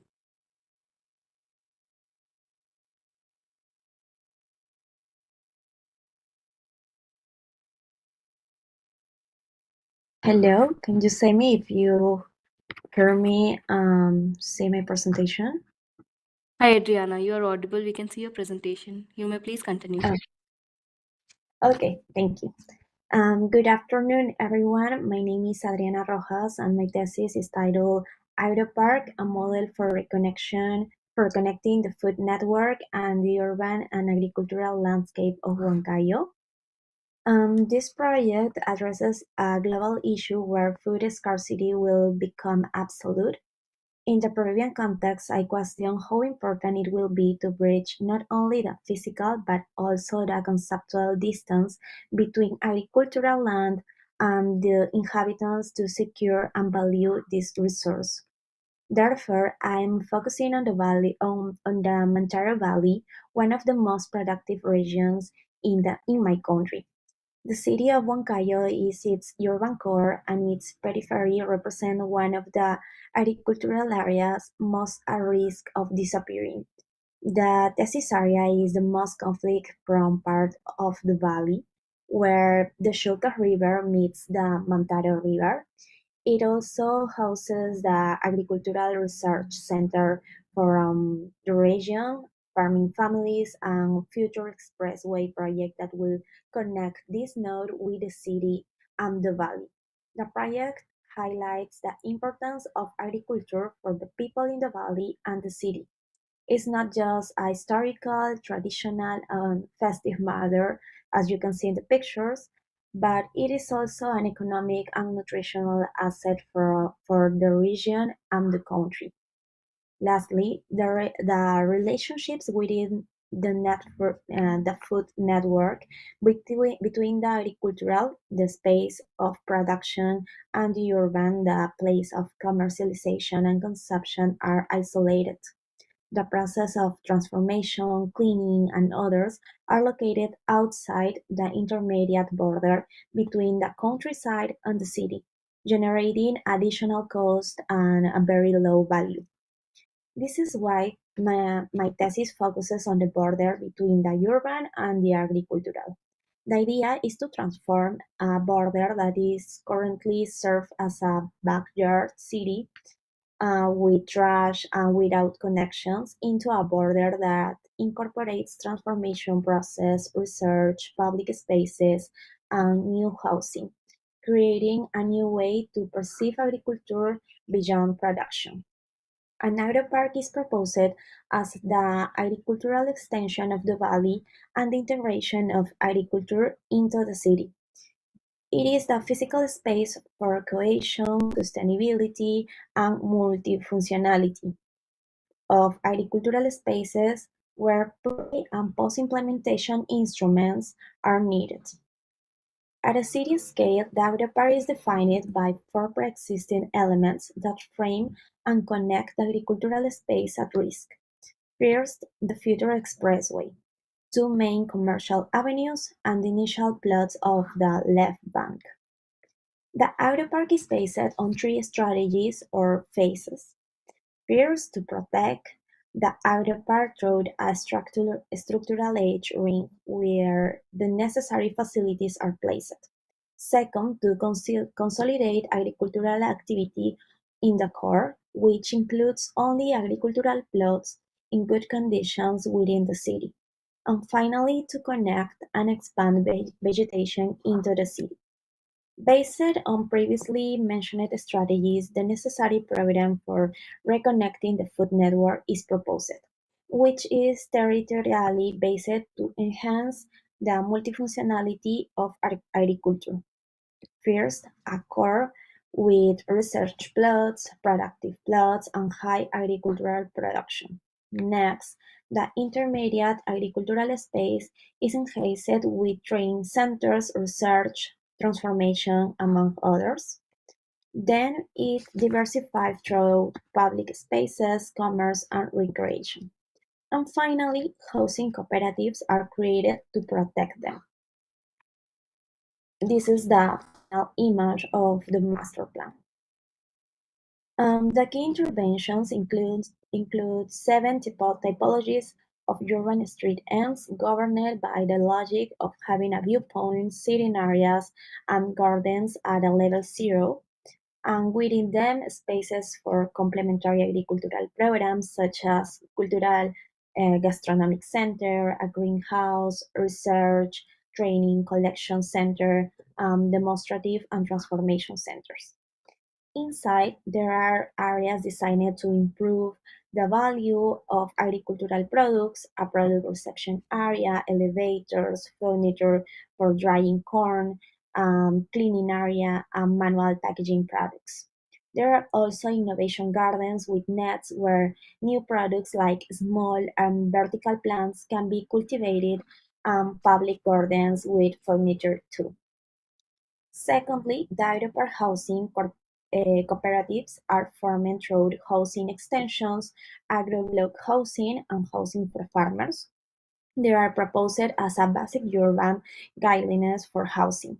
Productive extensions are proposed to attach to terrace or rooftops. Their construction will be progressive and voluntary, with families interested in creating their own garden. In the image, the public space intervention of the ring can be seen, establishing relationships of purchase, sale, low scale, and family production. Then there are agroblocks, which are transitional urban housing, taking a collective courtyard for gardens, forestry, or ornamental plants as the main nucleus. Additionally, within the agropark, housing for local farmers is proposed. It is suggested in phases and with an intermediate unit for families whose function varies from greenhouses and others. And you can see in this image some of the interventions that I was talking about.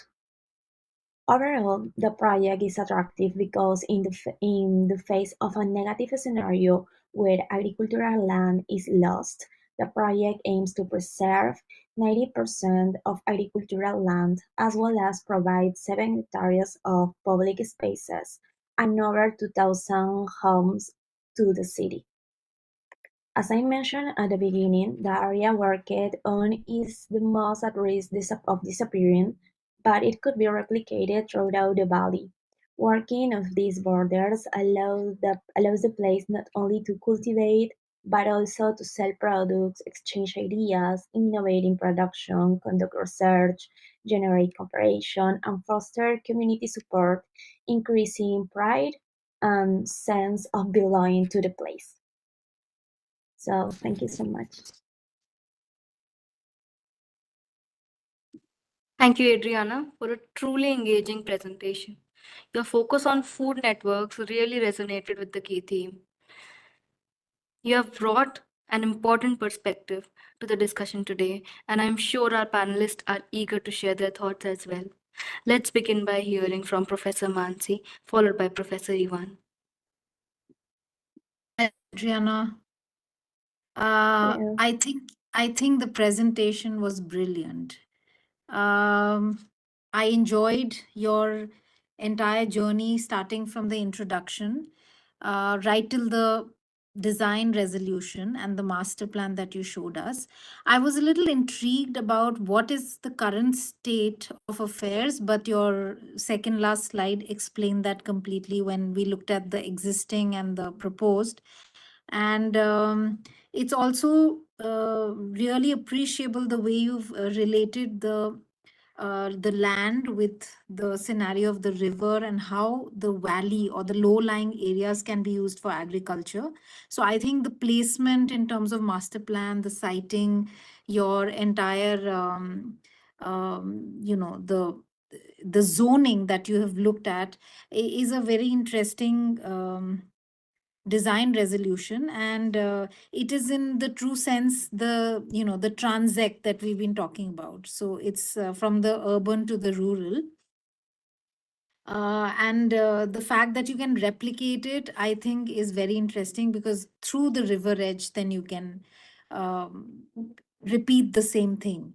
Also, are there any cities or urbanized areas which are far removed from the river? And then are you not looking at any agrarian land which is not going to sit, in other words? So are we going to just cash upon the riverine edge for the entire agricultural belt, or the agro park as you call it? Or do we have some more opportunities somewhere else? I'm just interested in understanding it. Well, in the proposal, I focuses on the agriculture. There is a border that is in contact with the nature and with the river too.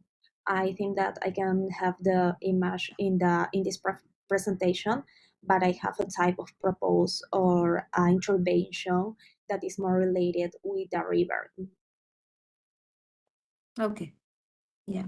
And how much would this stretch be, for example, this particular site that you've taken? In miles and kilometers, how much would this be?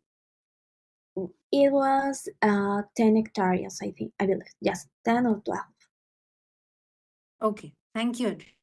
I enjoyed your work. Thank you. Sure. So I'll jump in now, I guess. Thank you for your work, Adriana. I also really enjoyed this project a lot. I not only the graphics, but the way you told the story, and of course the very relevant and important thesis and topic at hand. The things that I was really intrigued by, I think the way you, I'll talk about maybe more the design portion, because I think you spent a lot of time on that, and it builds off of a lot of good research.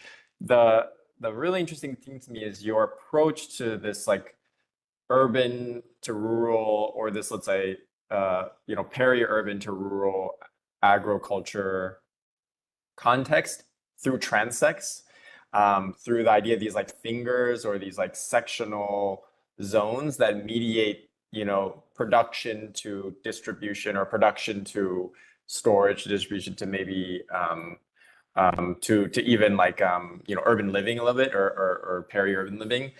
And I think that as a strategy is very unique and really quite useful and replicable, right? So the idea that the water's edge to the fabric of the city, or of some sort of settlement, right? And then the transition in between as it relates to the programming of the food, and then I can imagine that this be used not only at the scale that we're looking at here on this slide, but also like as a kind of replicable strategy all along the river, which is what you suggest. In that way, I would actually suggest maybe even thinking about a term or a word that Professor Mansi used in an earlier project, which is the idea of a pattern. I think that could actually really, if you think about it, the aggregation of the transects as a pattern, it could actually, I think, continue to reinforce your project even more strongly in the future.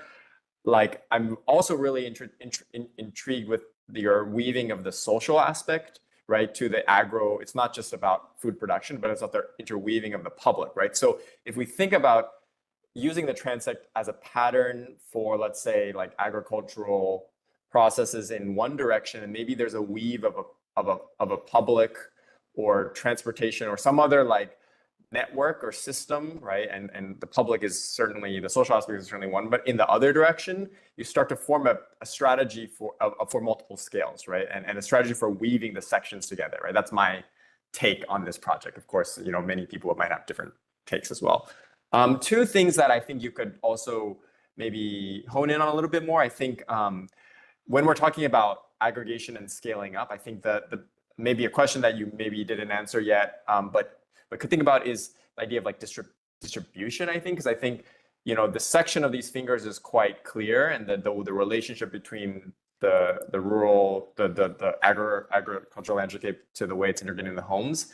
But then, there's that scale is clear, but then let's say, and I'm taking your word for it, that a lot of this is going to be generating plus food, right, for a wider network. How do we then distribute that food, not just to the homes that you're introducing or you're intervening in on the site, but even to the region around? Like, what happens when the transect ends or the section ends and continues, or even like aggregates? I think that's just a more open-ended question, right? All the way to the regional scale, right? Because you've kind of really addressed the local scale.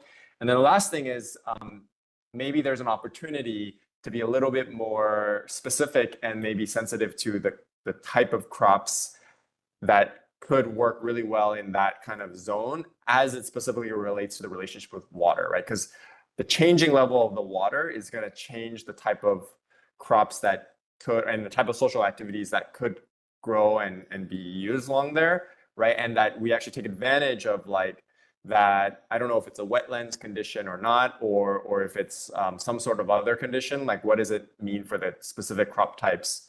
And then how does that work as a model to then, this is another project, but like a different type of crop? Is there some sort of like exchange or distribution, as it relates to that, right? So that's just that would only, further strengthen a very strong project. Okay, thank you all for the commentary. Thank you so much, Professor Mansi and Professor Ivan. On behalf of everyone here, I would like to extend our sincere thanks to the panelists for their insightful and engaging comments. Your expertise has certainly enriched this session, and we are grateful for your contributions. Now we'll move on to the next part of this session. I want to take a time to tell you that in this session, we have seen some remarkable projects.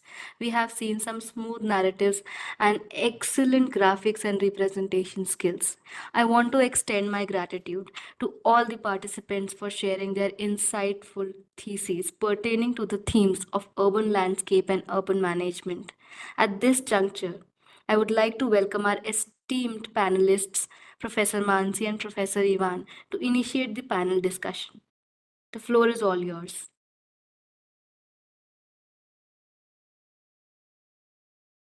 Ivan, you want to go ahead?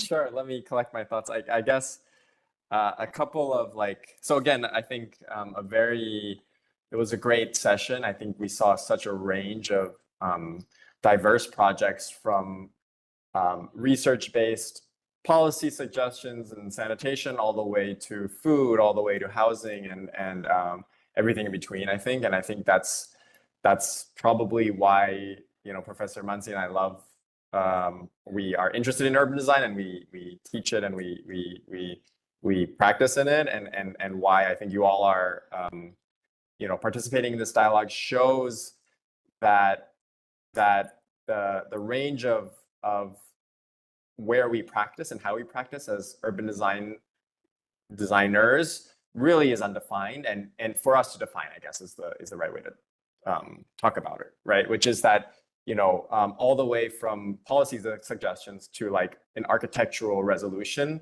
to the detail is all under our purview and should be under our purview. So I think the projects that today were, let's say, the most successful are ones that actually spanned across both scales, but also were able to touch and address the multidisciplinary aspect of our discipline.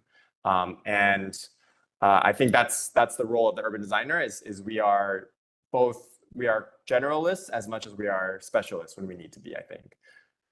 So I think I would just commend everybody for that. And what I also want to commend is that every project had a very clear thesis, to varying different levels of resolution, but it was very clear the research that set up why you are intervening in the way you're proposing, right? And I think that is a great success. Yeah. Yeah, so thank you, everybody. It was so interesting to go through all the projects. Amazing variety, range of thoughts, and like we said, there is no definition, there is no line that divides a research project to a design project. There is no design without research. And I firmly believe that every research also can conclude in a little bit of a design. Like I mentor a lot of students, it's been a lot of years now that I've been taking thesis as a subject for several students. The plethora and the range of topics are interestingly changing with the time. So it's very relevant to today's day and age. And it's very important for us as researchers and designers to understand that we're contributing somewhere to the urban scape and to the city. So it's not a small gesture, it's a larger intervention that affects a large mass of society in various levels. And it's very important to take it seriously and to revel in whatever whatever touches you, you can choose that and pursue it for your research and further programs. The other thing that I wanted to reiterate is, especially in thesis, it's very, there are no thumb rules.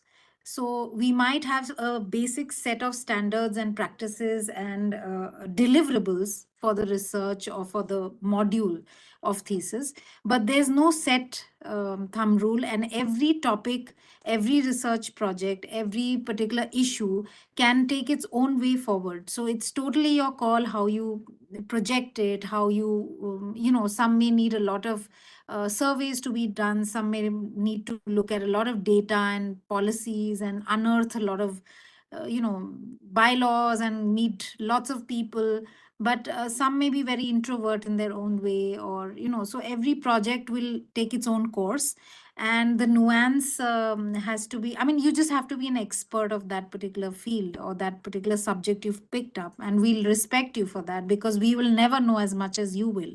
So just want to say thank you to everyone. It was a wonderful platform, and it was heartening to meet virtually the two other panelists. I'm grateful for that, and it's so enriching to go through all the projects. Thank you again. I'll maybe add one last thing, and I share the thanks and to UDL for organizing this wonderful platform, also bringing us together. I think that's what's so useful is the shared conversation, and for you students to see each other's work and to actually use this as points forward in your emerging career. So I would definitely suggest everybody get a hand on the publication as a resource.